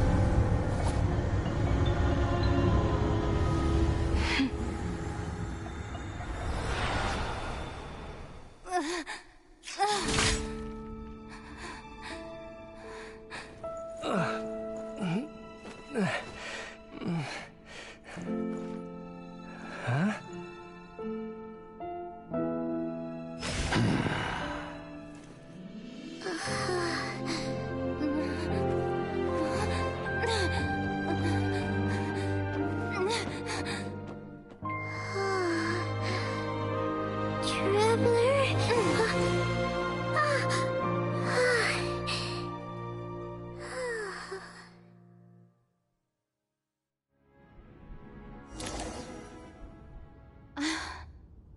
miss... What are you talking about? It was... You seem to be in... Yeah, Paimon's back in tip-top condition. The Jester and that guy talking to him used some kind of energy on Paimon. And she could kind of feel it canceling out that other thing that was making her feel unwell. So... Apologies for leaving in such a hurry at the theater earlier. I was in a rush to verify some theories. Rest assured that your companion is perfectly safe. We reversed the effects that the experimental energy had on... I suppose this is our first official meeting, Traveler. I could not let Paimon suffer in her condition for a moment longer, and so I simply took her without explanation. I hope... But why would a big shot like... As I said when you first arrived in Snezhnaya, we once spent some time together in the distant past. Oh yeah, you did mention that. Yeah, Paimon... I'm afraid the reminiscing will have to wait. Mitya, let us continue with the report. The good news is, my hypothesis regarding the Ruler of Death has been verified. As for the bad news, I recommend we suspend the experiments and Project Mistleton until further notice. Currently, we have no means with which to make a breakthrough. I say this purely as a scientist, guided by reason alone. I will trust your judgment. We shall put the project on hold until the Ruler of Death has been eliminated. Wait, what are you guys talking about? By whatever means necessary, so long as it removes the threat she poses to us. After what just happened, I've ascertained Renova's goal. Or rather, the trigger condition for... Okay. What she's doing is blocking Snezhnaya's technological progress, preventing us from possessing any means with which to threaten the heavenly principles. Just like the little lapdog she is. So, any ideas, research, or experiments that lead to technological progress can trigger the curse. Just now, for instance, I was set to launch a final phase energy experiment ahead of schedule. If the experiment was successful, we could have achieved a crucial breakthrough. As expected, though, the moment the experiment began, all the researchers, technicians, and witnesses died from the curse. All that effort, not to mention the energy and materials we relied on Project Snezhnaya to gather for us, went to waste. Does that mean something similar happened when we... That's right. During the performance, I thought of an important breakthrough regarding the experiment, and wound up dragging everyone into that. So the nature of the curse seems to be something like... when moments of technological progress occur... Of course, that meant the curse was normally limited to the Armory Palace. Since outsiders are forbidden from entering, this mass death phenomenon until Odette came along. I believe she was the first witness. The curse of death was triggered just before she infiltrated the Armory Palace that day. But you mentioned something about a final stage experiment. That's right. Even with the gods locking certain key components out of reach, humanity can still advance technology in incremental steps accumulated over time. But, as I'm sure Renova anticipated, even incremental progress has its limits. A point where the truth you're seeking must be put to the test in an experiment. You mean the experiment you were just about to do? Yes. We were at a critical juncture, a moment where the quantitative was about to translate into fundamental qualitative change. With this single experiment, we could have brought everything we've worked for to fruition. But now, after already being forced to fumble around in the dark all this time, it feels like we've As long as Renova's curse of death persists, we won't be able to advance the experiment. And with Project Snezhnaya having been in effect all this time, at our nation's current strength repeated only by eliminating Renova first. But she's the ruler of death! She can just get... We'll see. But one thing's for sure. She definitely can't just do whatever she wants. The best proof of that is me. You're sick? Wouldn't it be easier to just kill all of us researchers for good? Why resurrect us over and over again? So, you're saying... Exactly. And I think that's where the key to our breakthrough lies. Regardless, the ruler of death has always been an obstacle we must overcome. Indeed, we must face life, death, time, and space. Our goal. The Fatui. For a long time, I've had a vague suspicion but hearing the Jester admit it is still a shock. In that case... Lord Jester, I would like to request some leave. Granted. Get some rest, put the experiment out of your mind, and take care that the curse of death doesn't affect any civilians.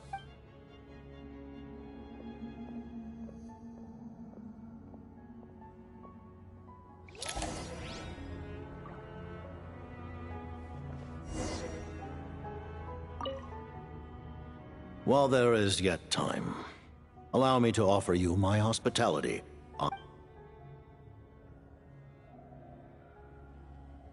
I remember hearing the term Mistleton from... Yeah! Paimon wanted to ask about that when the name came up just now. As you know, Project Snezhnaya is a series of measures enacted to consolidate our nation's resources, the greater purpose of which many of the things you have encountered thus far are essentially for the advancement of the... This includes the Kuvaki Experimental Design Bureau in Notdry. Researching Kuvaki was merely a facade. Its core objective was to use local resources and research findings to build Mistleton itself. And that's a weapon built for the final battle against the Heavenly Prince. Huh? I was given some intel. Wait. You must mean that thing over there. Oh, Paimon's gotta take a closer look at this thing. Kuvaki alone will not break through Celestia's defenses. The Heavenly Principles are no doubt accustomed to combating the power of the Light Realm, and elemental energy is simply the power of the human realm, converted to that form by the Heavenly Principles themselves. For now, therefore, we have set our sights on the form of energy associated with the Third Descender and the Stellar Linchpins.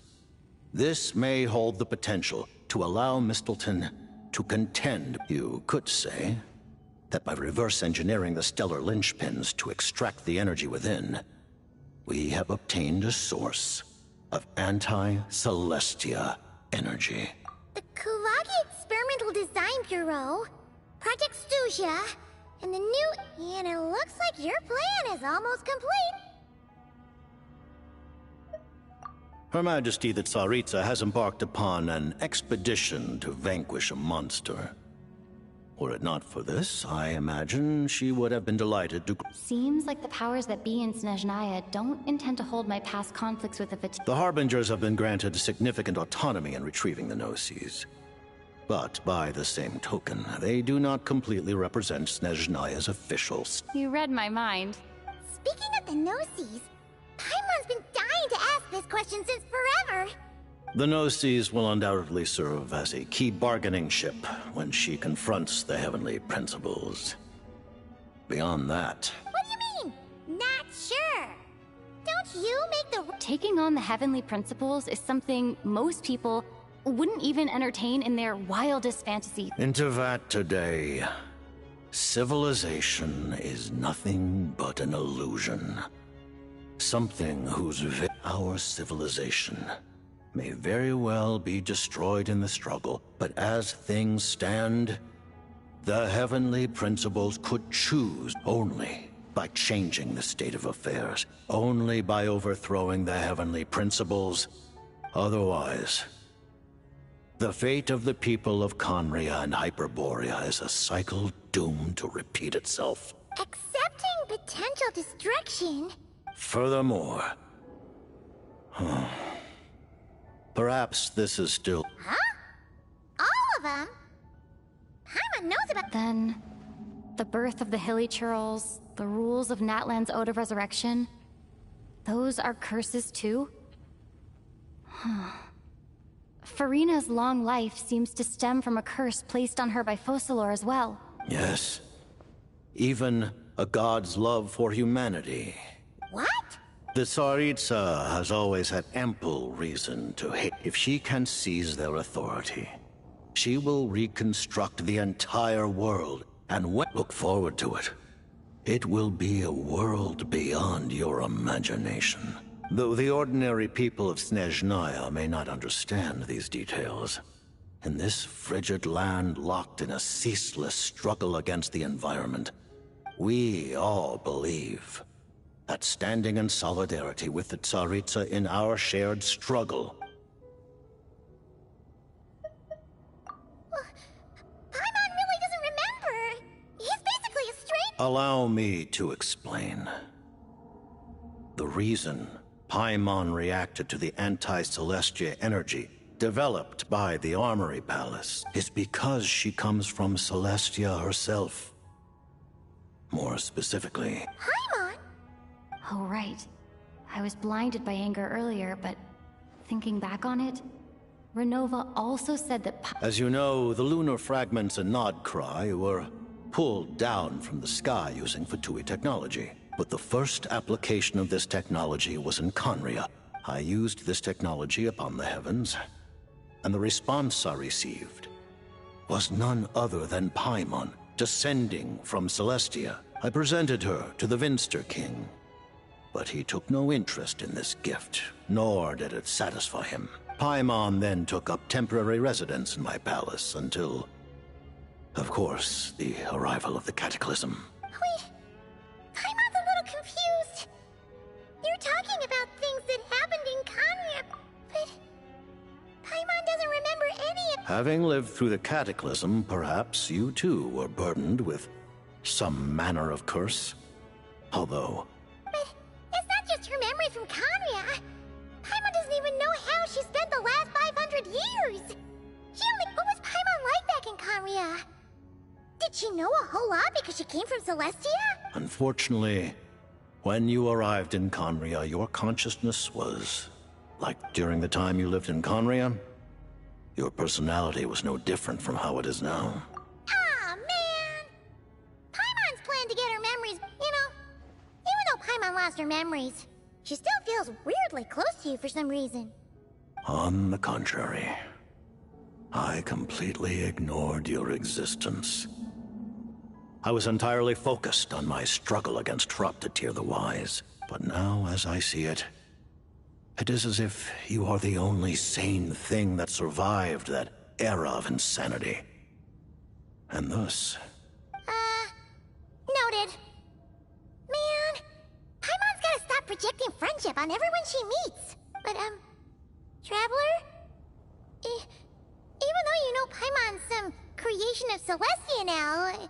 Oh,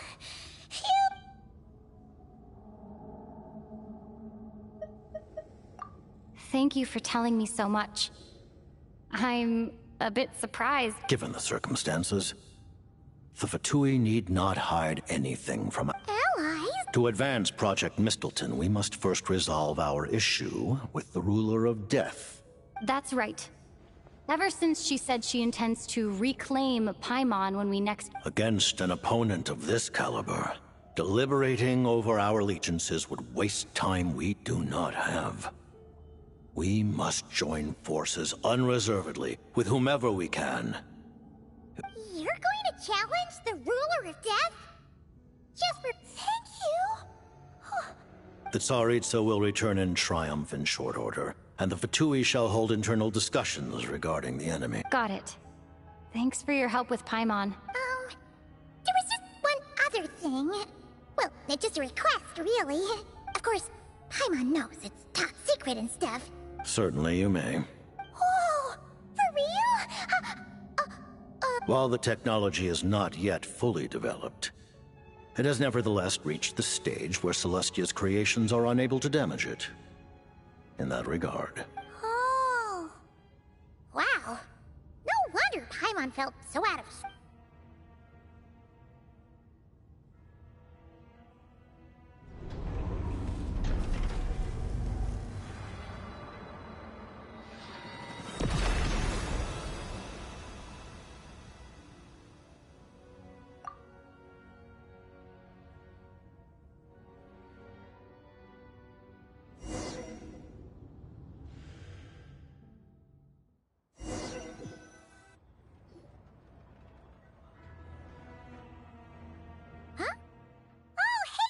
Paimon? You're okay. Long story short, yep, Paimon's... That's right. When I woke up, I wanted to go in after you. So, I returned the way I came. It was thanks to you that my soul found its way back to my body. Huh. That actually worked? Nice. Really, you should be thanking this thing instead. Anyway, and now that things here are all taken care of...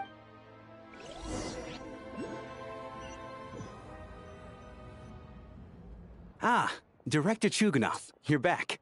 We just received notice that Project Snezhnaya has been suspended. This is the preliminary plan. In addition to expanding production capacity, our calculations indicate that the factory's profits will increase by at least... That won't be necessary. Leave the energy for those who need it. Whether they use it just to get by or to run a business, that's up to them. Start preparing to halt production and lay off the staff. Make sure the workers are able to land on their feet and that they are duly compensated. Thank you all for your hard work during this time. Am I hearing you right? Why? I just... suddenly don't want to do this anymore. Iskra, it's time to rest. Dear esteemed members of the Rokot, given the effects of Lelik's radical actions upon our organization's reputation and social... Considering that Lelik did what they did for the benefit of the people, the Rokot has nevertheless negotiated with the authorities. Lelik will be suspended for a period of time. Depending on their future performance, they may be allowed to adopt a new codename and the purpose of this notice is to remind everyone once again that motives and methods are equally important when one operates in the shadows. Even with Project Snezhnaya's suspension and our interim operational victory, we must guard against complacency and rashness and work to consolidate the progress we have made so far. We act only for the greater glory and solidarity of our nation. May the aurora shine ever on, and the tundra always stand firm. We act only for the greater glory and solidarity of our nation. You mean for... Just thinking out loud, I've never seen the Snezhnaya Vecha so lively before. I never once thought I'd come here. But I understand everything now, Rosaline.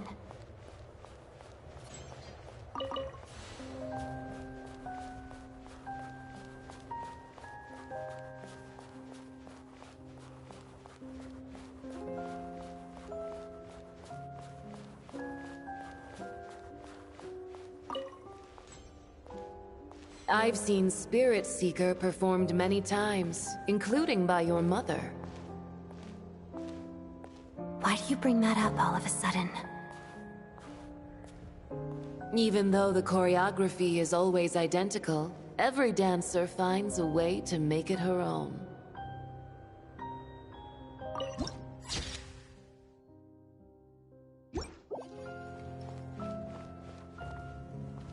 So you actually want to talk to me about ballet?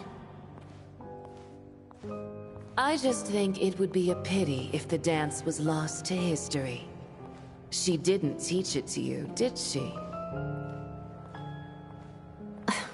That was an unusually subtle taunt for you.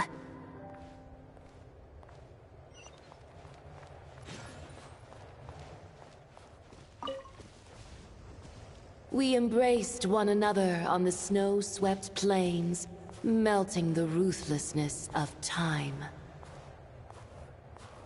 But when our bodies, in pieces, are cast to the winds, what of our love will remain behind?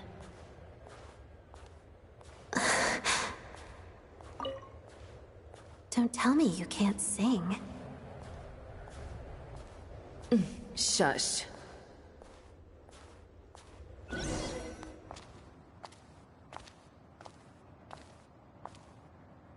I understand her hatred.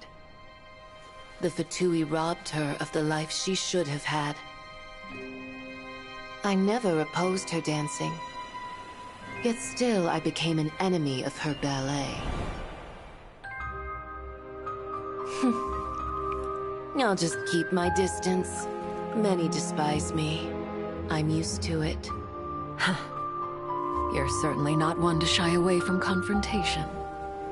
But children, they need a different approach. I'm hardly the most maternal figure. Yet, she is a child.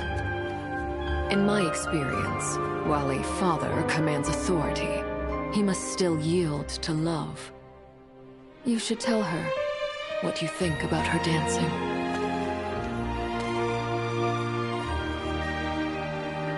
Odette will soon take the stage at the Korolyevsky Theater. This could be your chance. Geonosis secured. It went smoothly. I'll be there. Have them send me an invitation.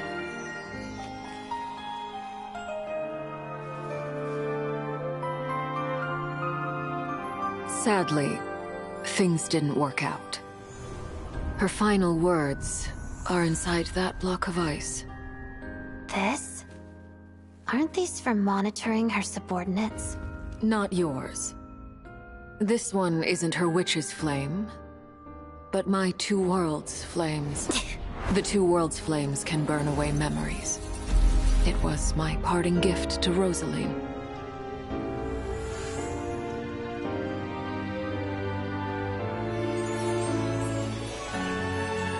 If all goes to plan, she and I will both live to see that Tsaritsa succeed.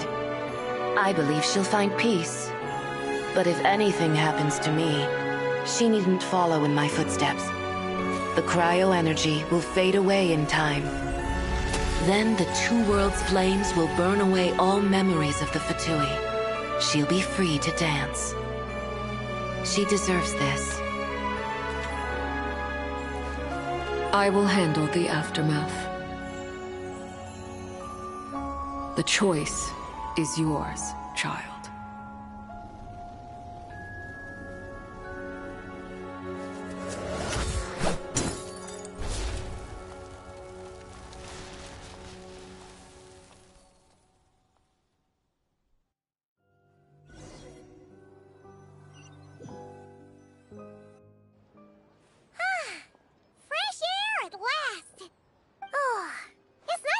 Know where Paimon came from, too. Like, who cares if Paimon's a creation of Celestia? She's probably not anyone that important. And like you said, this doesn't have to change anything between us. You're not gonna just... You've spent the last few days lying in bed and stuffing your... Says who? Paimon's as agile as ever. Paimon originally wanted to check out the bookstores in Snezhnaya, but she's more in the mood... Wait! They've got light novels from Yai Publishing House here, too! The local Snezhnaya books look pretty interesting too, but... I thought you were in the mood for flying. Paimon can read while she flies. Hey! Look at these two dolls! Which do you like better? Alright! Oh. I thought we... There you are. Paimon will grab this, and then... Huh? Huh? Huh? How many layers does this thing have? A whole bunch of people are gathered over by the plaza! I know that voice. Of course. Yeah! The Jester knew it was wrong and fixed Paimon right up! Oh, yeah, about that. That was kind of embarrassing. Oh, right. Let me introduce you. This is my little sister, Tonya. Hello, Tonya! Hello, hello! Firstly, I'm really sorry about my brother. Sounds like he's caused you no end of trouble. Hey now, why'd you have to start with that? Not that it isn't true, of course. So she's the real Tonya. She said you two didn't manage to meet up at the theater. I know, right? He didn't bother to say a word to me. I searched up and down the city for him, and he only told me about it when I finally caught him at the gates of Glupov. I've been rushed off my feet lately, so I didn't get the chance to go home. I just figured the Traveler would fill you in when she got there. Well, the snow was bad, and you're never late. So I was really worried about you. I'm sorry, Tonya. I really am. I'll make it up to you. Although the mix-up led to a series of misunderstandings, it's probably besides. It's obvious that Tartaglia isn't usually one to break a promise. No, it's fine. It just meant I didn't get to see the show in the end. By the way, I would say the best is yet to come. Huh? What kind... Hey!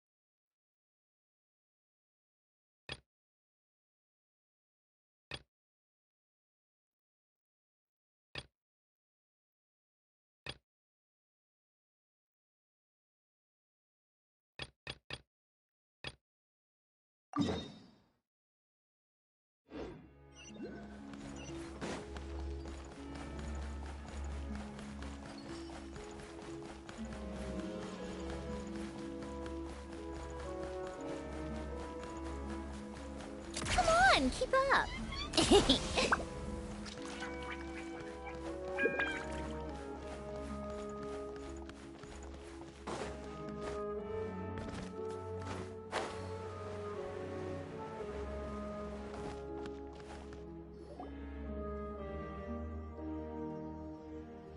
What are they doing? Ready?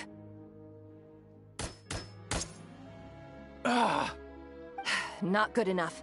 There's no way you can complete the mission if your skills aren't up to par. For real? Come on! I really need this up. I'm sorry, but this is a matter of life and death. We can... Next! Looks like they're recruiting some crack shots. Yeah, from what I've heard, it's not a routine one. If this was how they ran every call-up, the Druzhna would have disbanded long ago due to a lack of recruits. Then why are... Because the pay's good, man. I heard that if you make it through, you even get some... chronic crystal. Next! I'm up. Crystal, huh? That stuff's in high demand. Paimon's with you. Hurry. Next!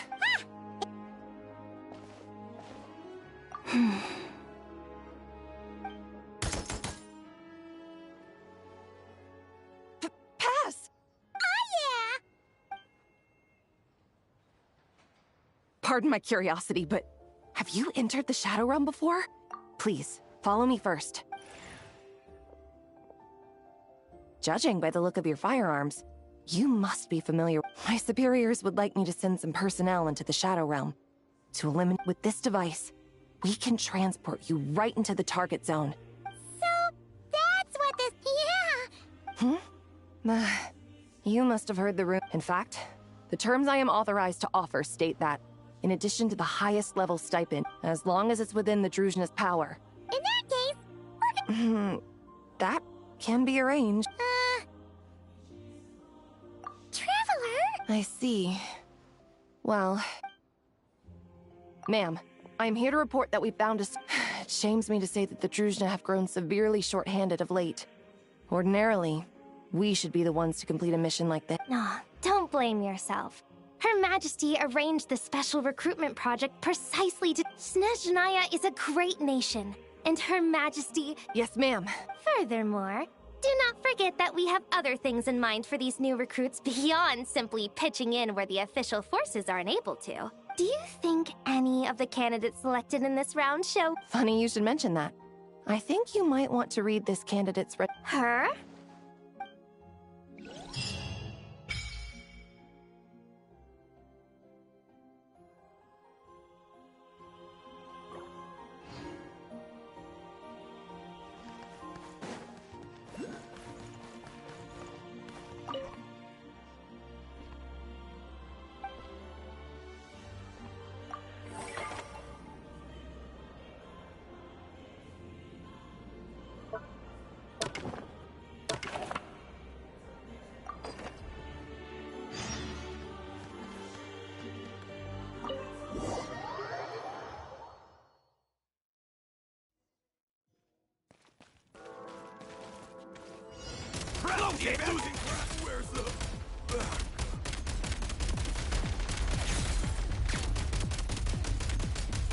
Need a refill.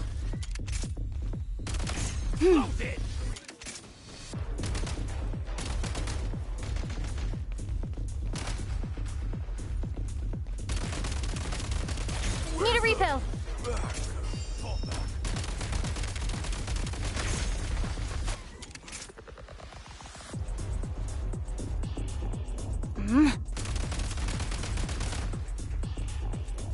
Charge!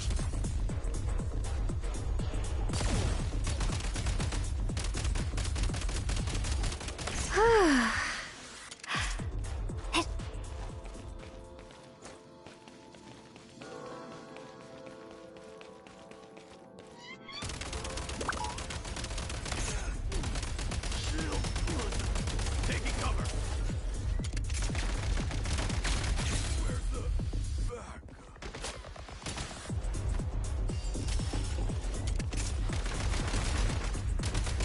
I'm hit. It's so you've chosen death. Charge!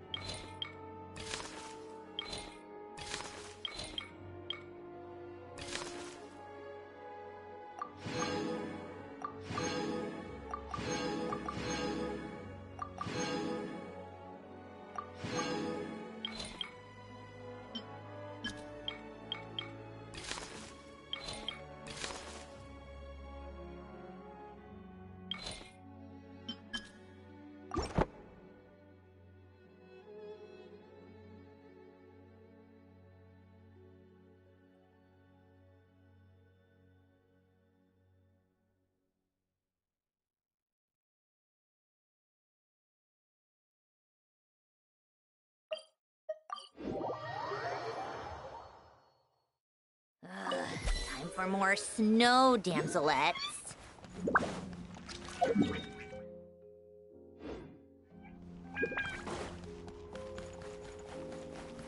Take a break, pick up the pace.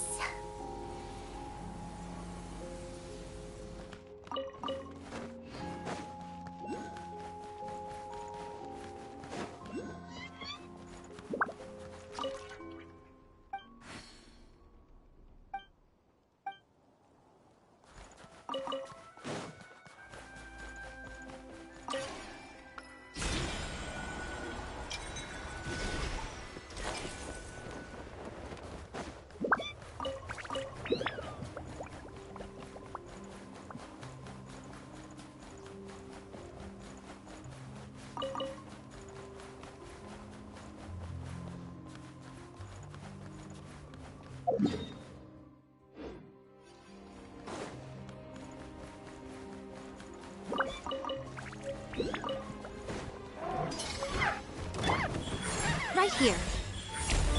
Off to the freezer! How tiresome.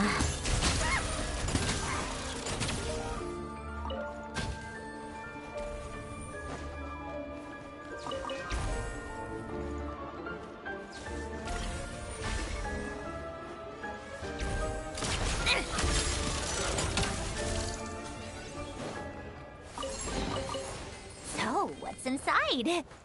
Not that I care.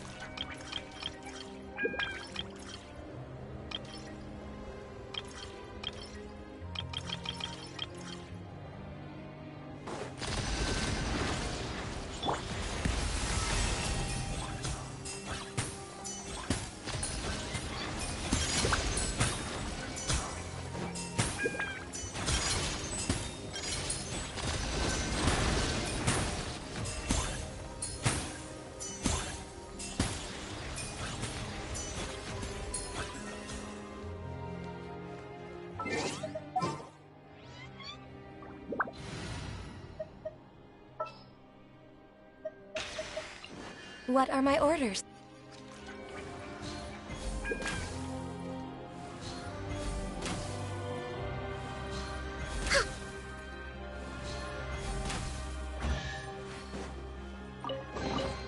Beautiful treasures are a cause for great happiness.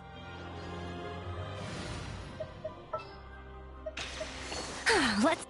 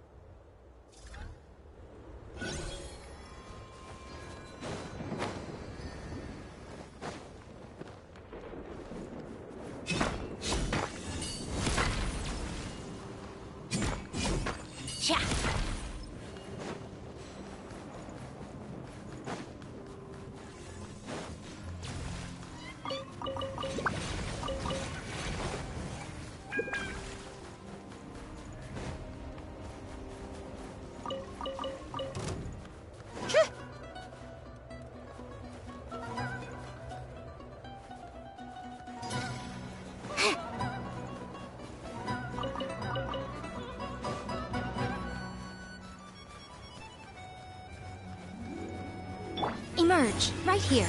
Emerge. Take a break.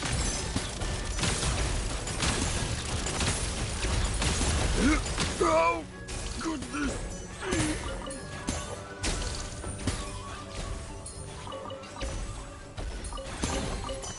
Certainly went out of your way for this, didn't you? It's all yours.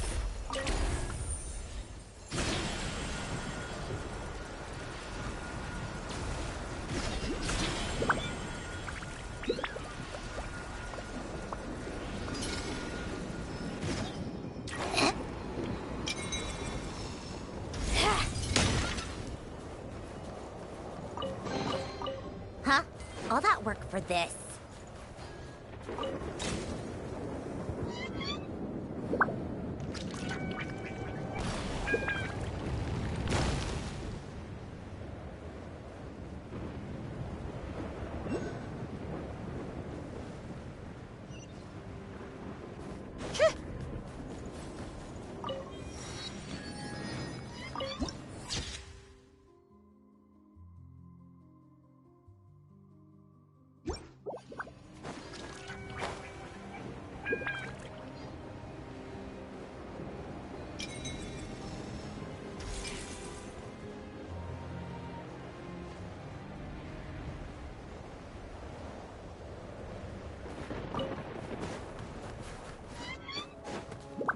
Right now, emerge. A little elusive. How tiresome.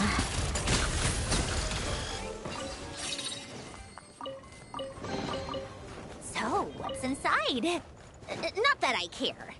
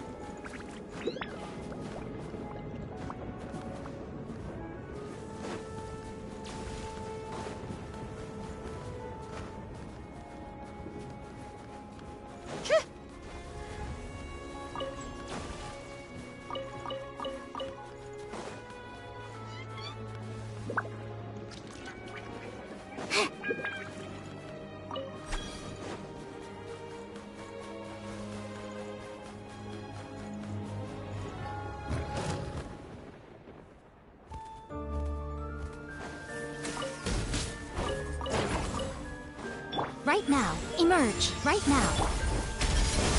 Come on, keep up.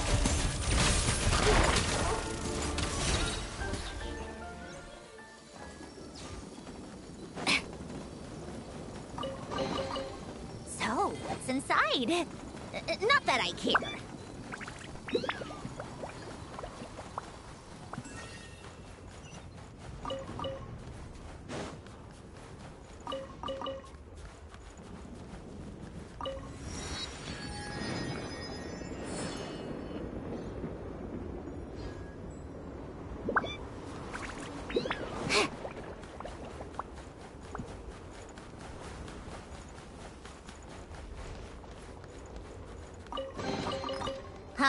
All that work for this.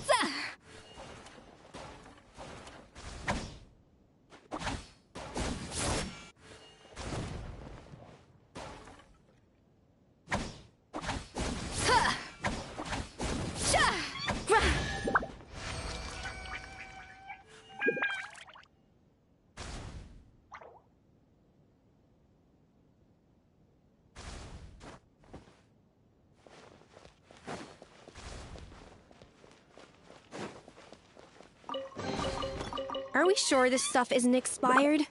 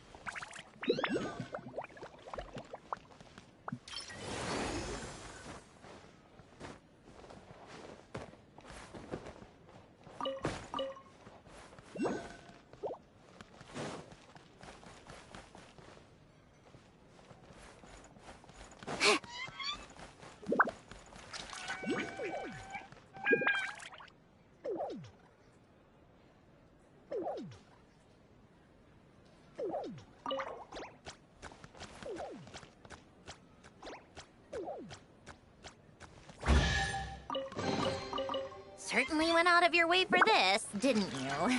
It's all yours.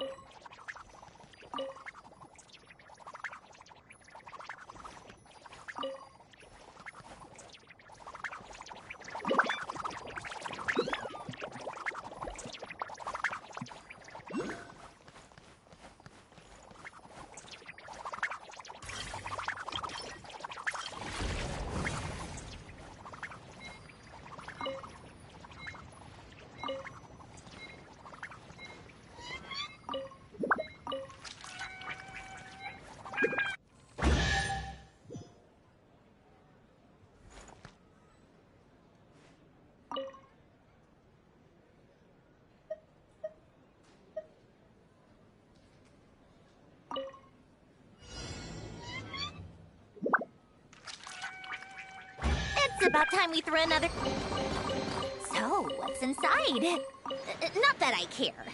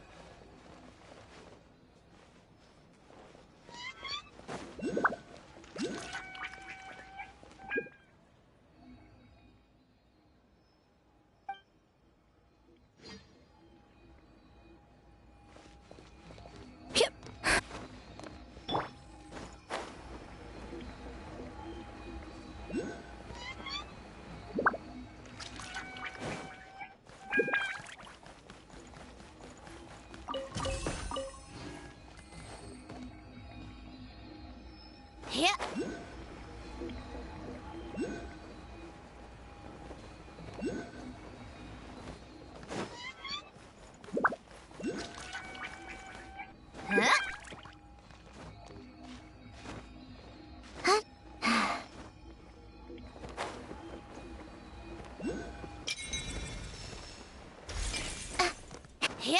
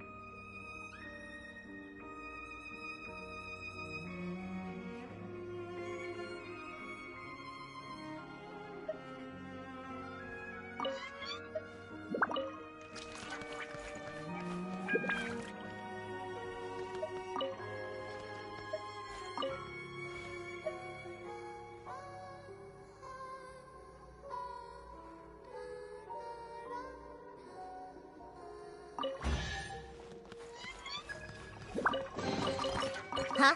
All that work for this.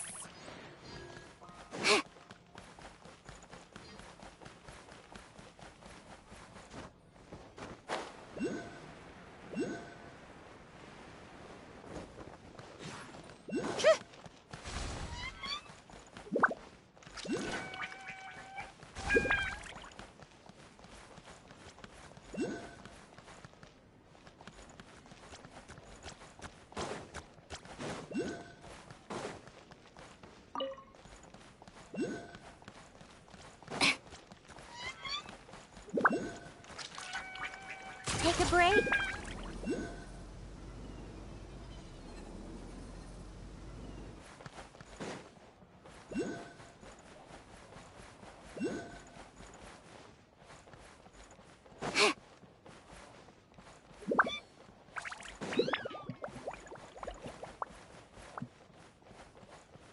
Come on, keep up.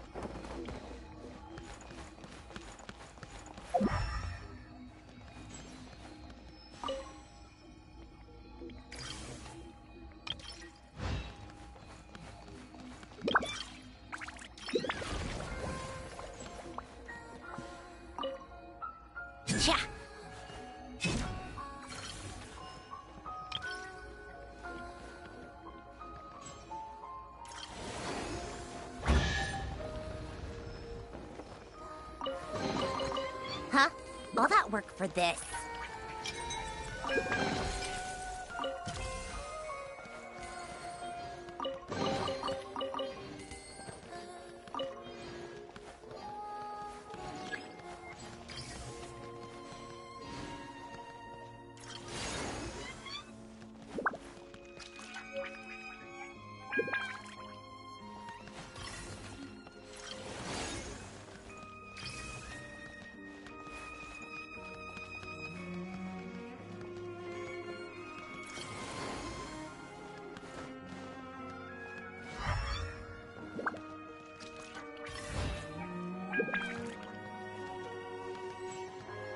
How tiresome.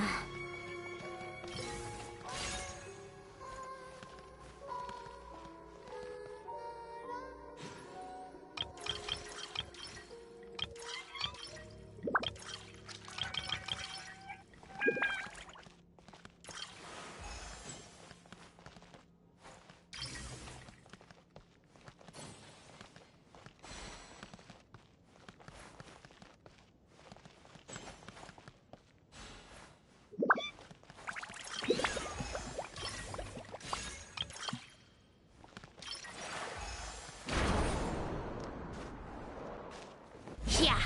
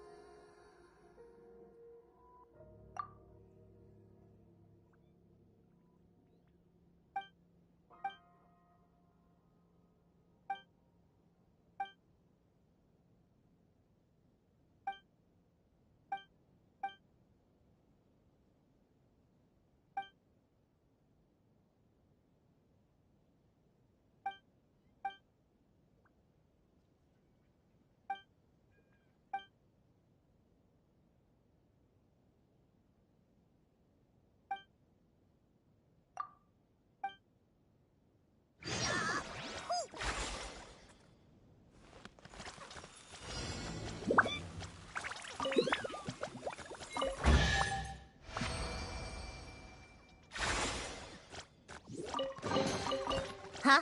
All that work for this?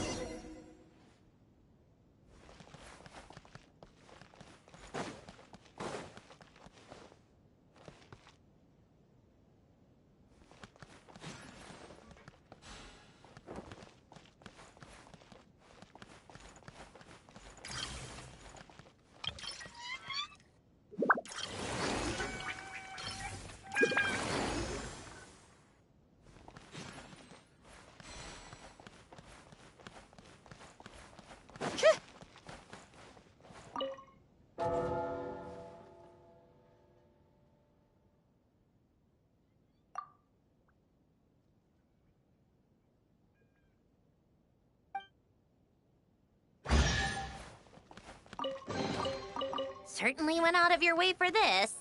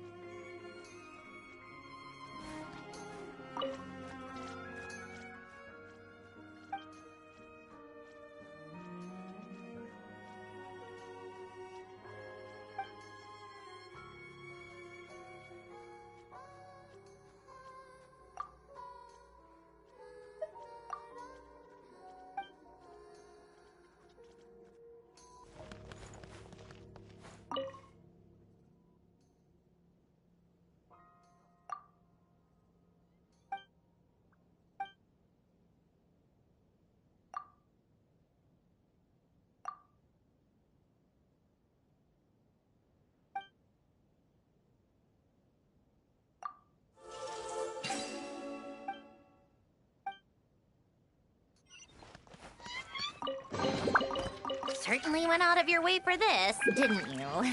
It's all yours.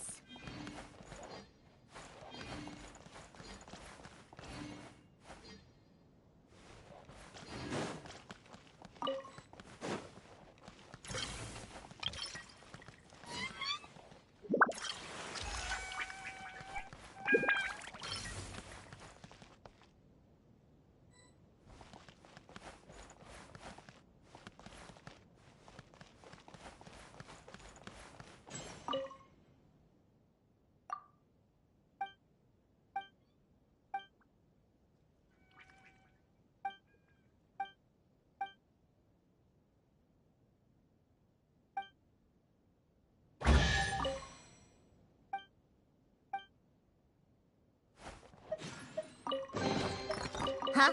All that work for this.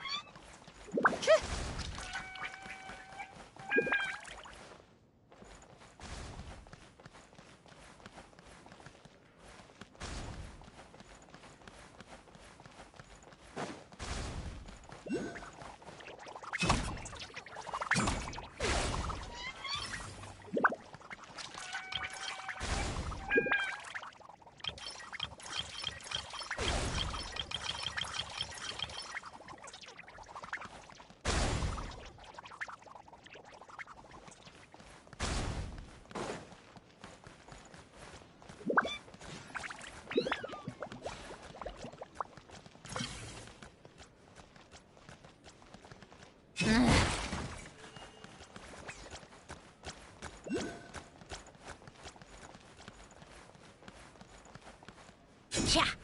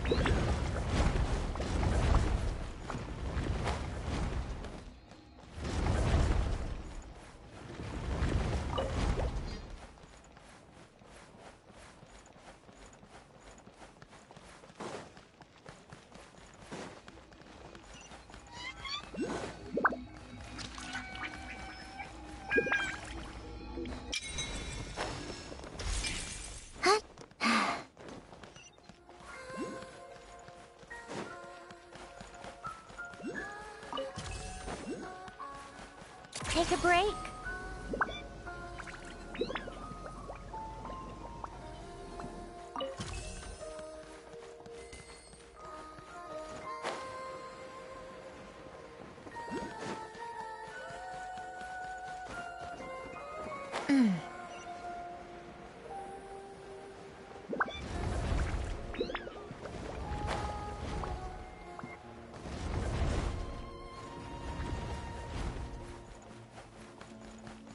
Come on, keep up.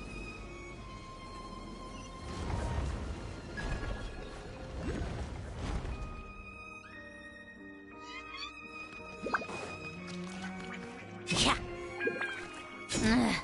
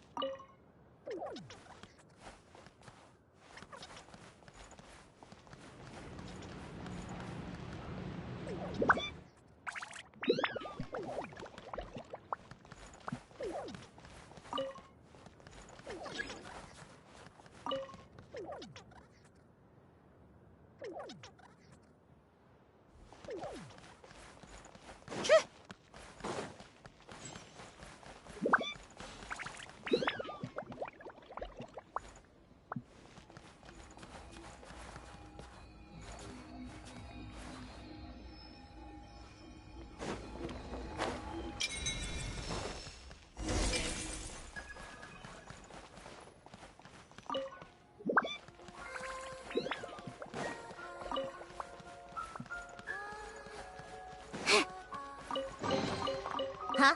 All that work for this?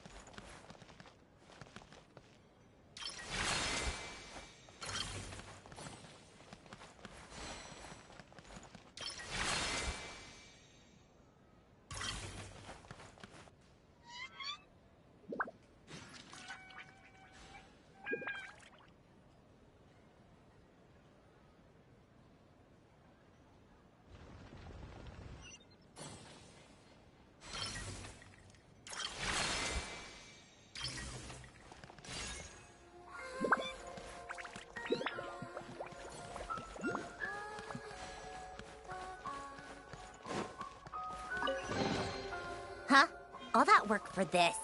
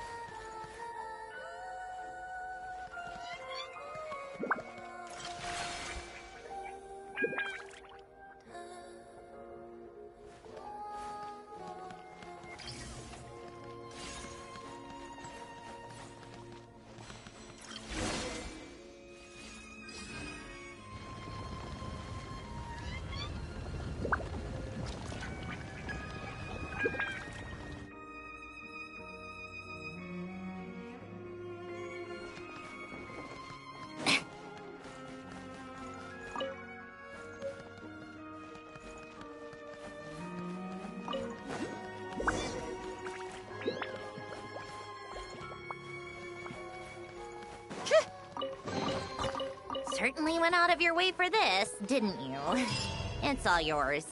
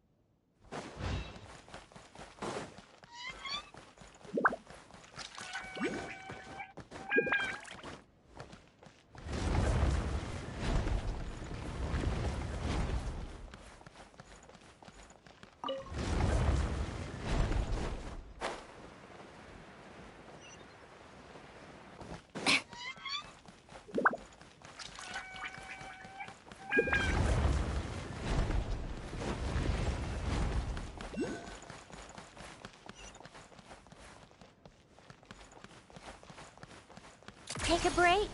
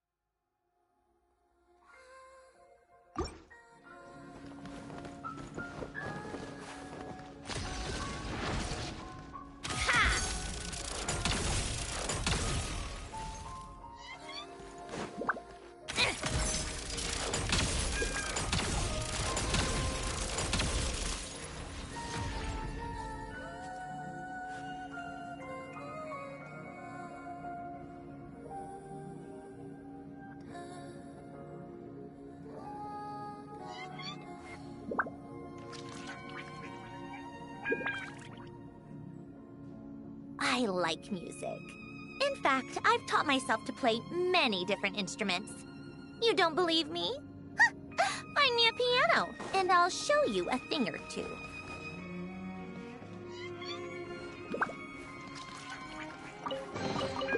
Huh? All that work for this?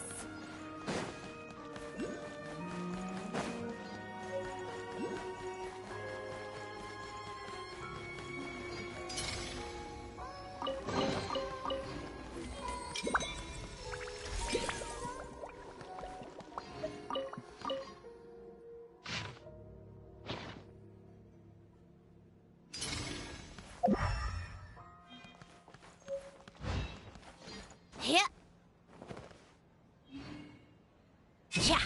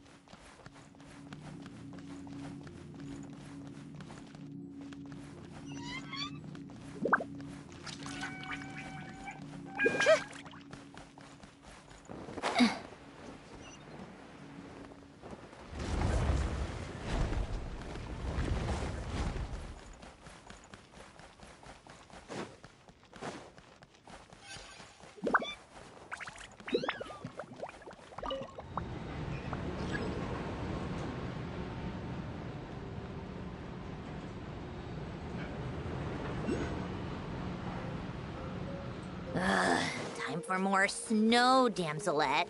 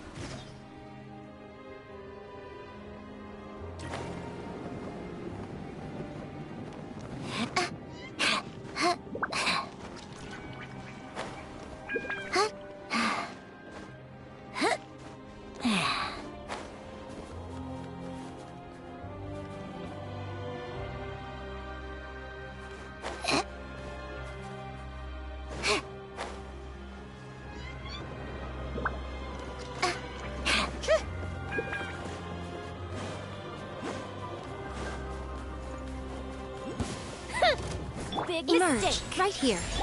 A dash of frost.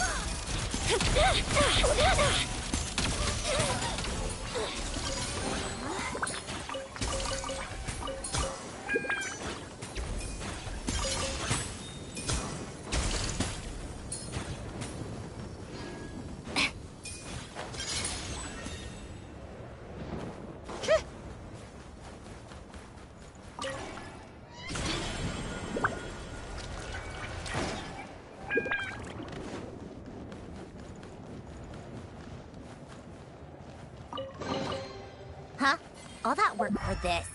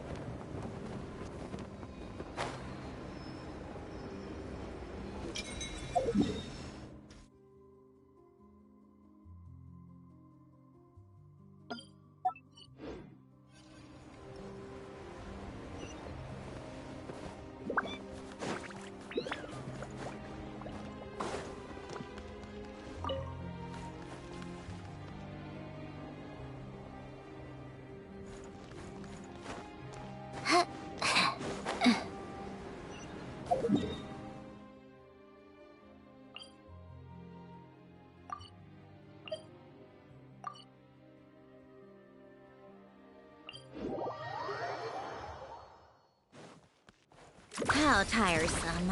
Hm.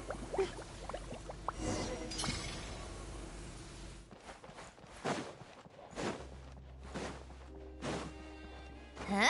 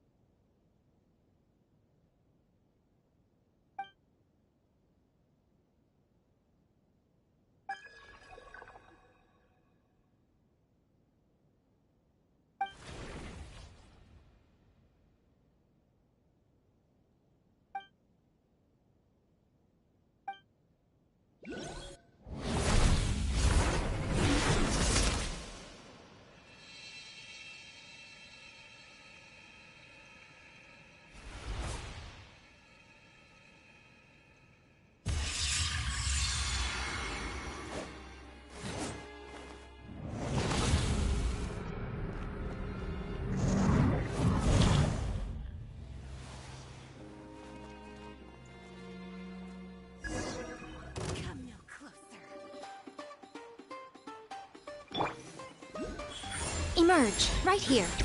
Take a break. By my command. Impossible. Impossible. Come on, keep up. How could this be? Right now. Emerge, right here. Frost, listen. This tea party is over. A little emotion. Take a break. Could this be?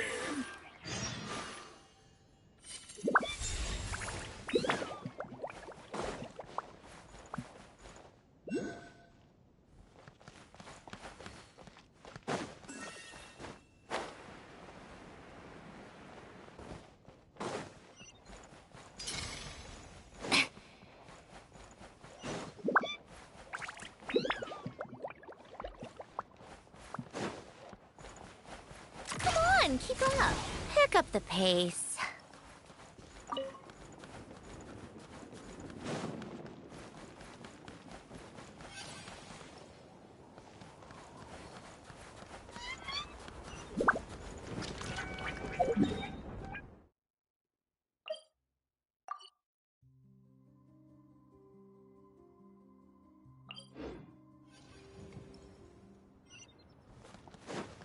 How tiresome.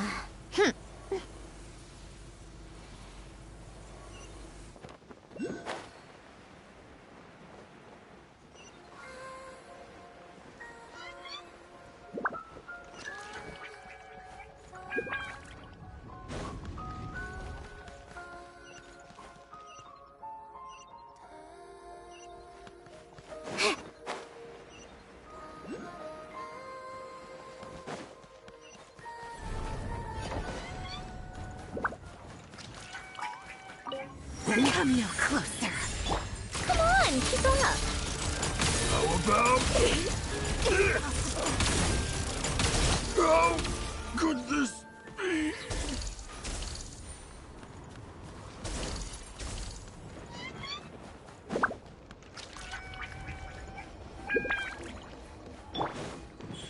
Right now.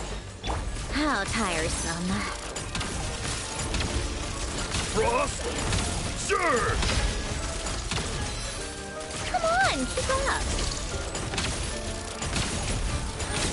How could this How tiresome.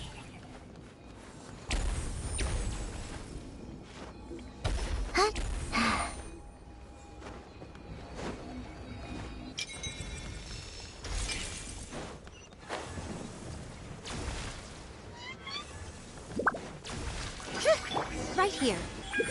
Emerge. Come on, keep up.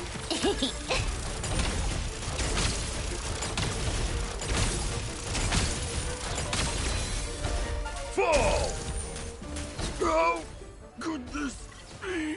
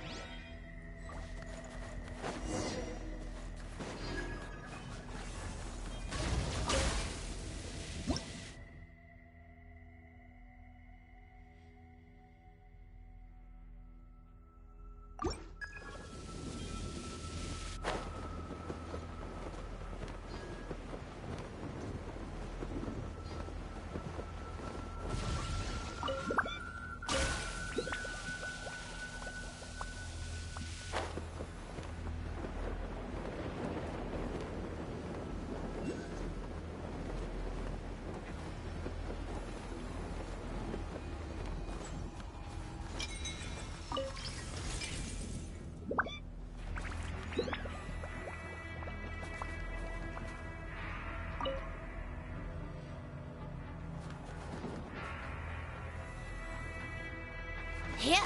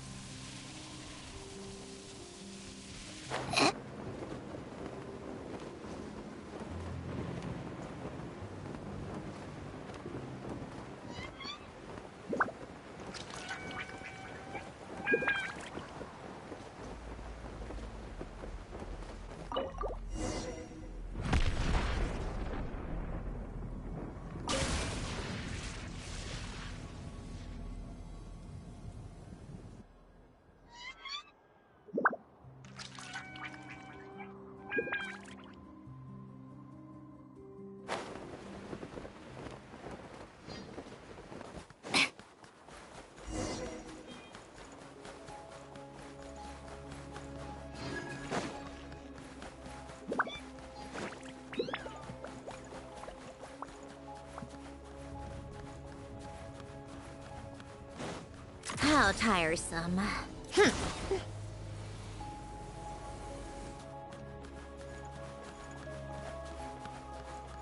Come on, keep up.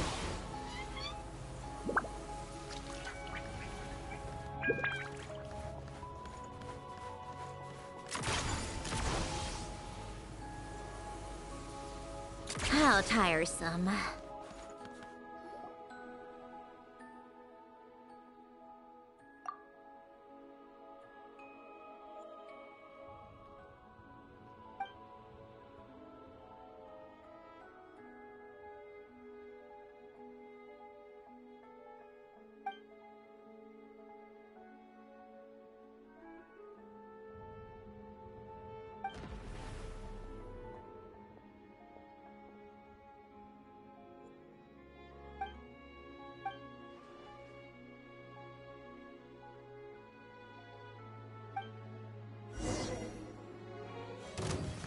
Come, witness this great Right here. ritual of Emerge. transcendence!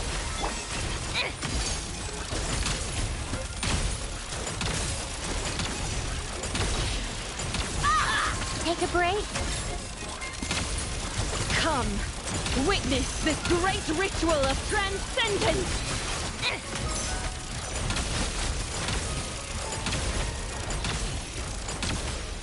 Right now, emerge. How tiresome.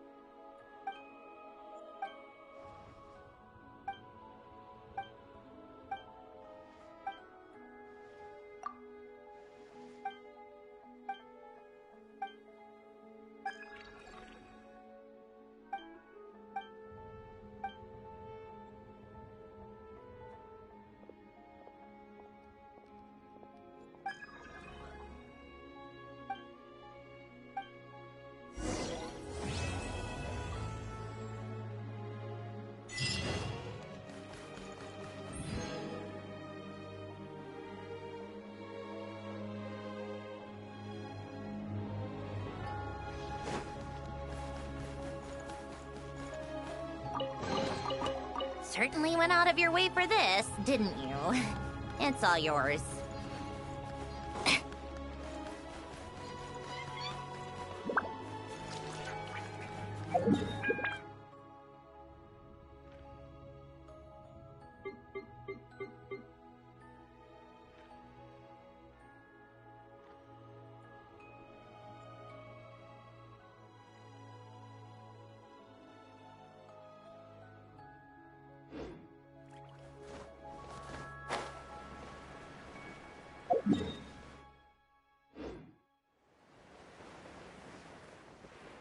Come on, keep up.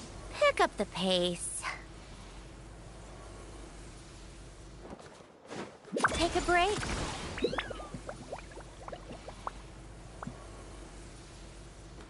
So tiresome.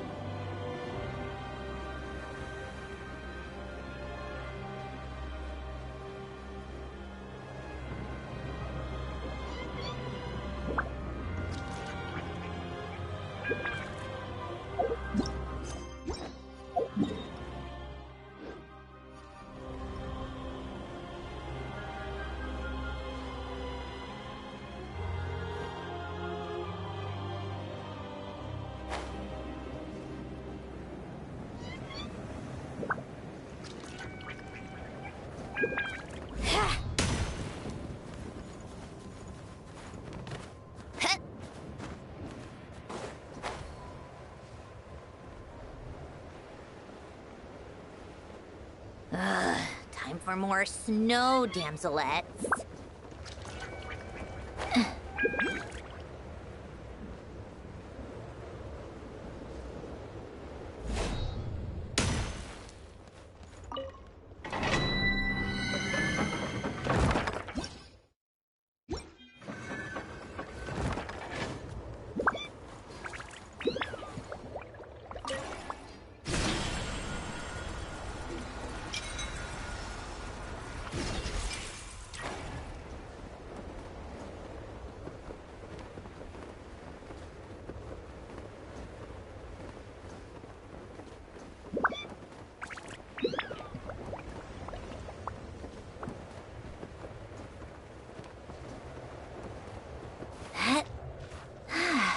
Come on, keep up.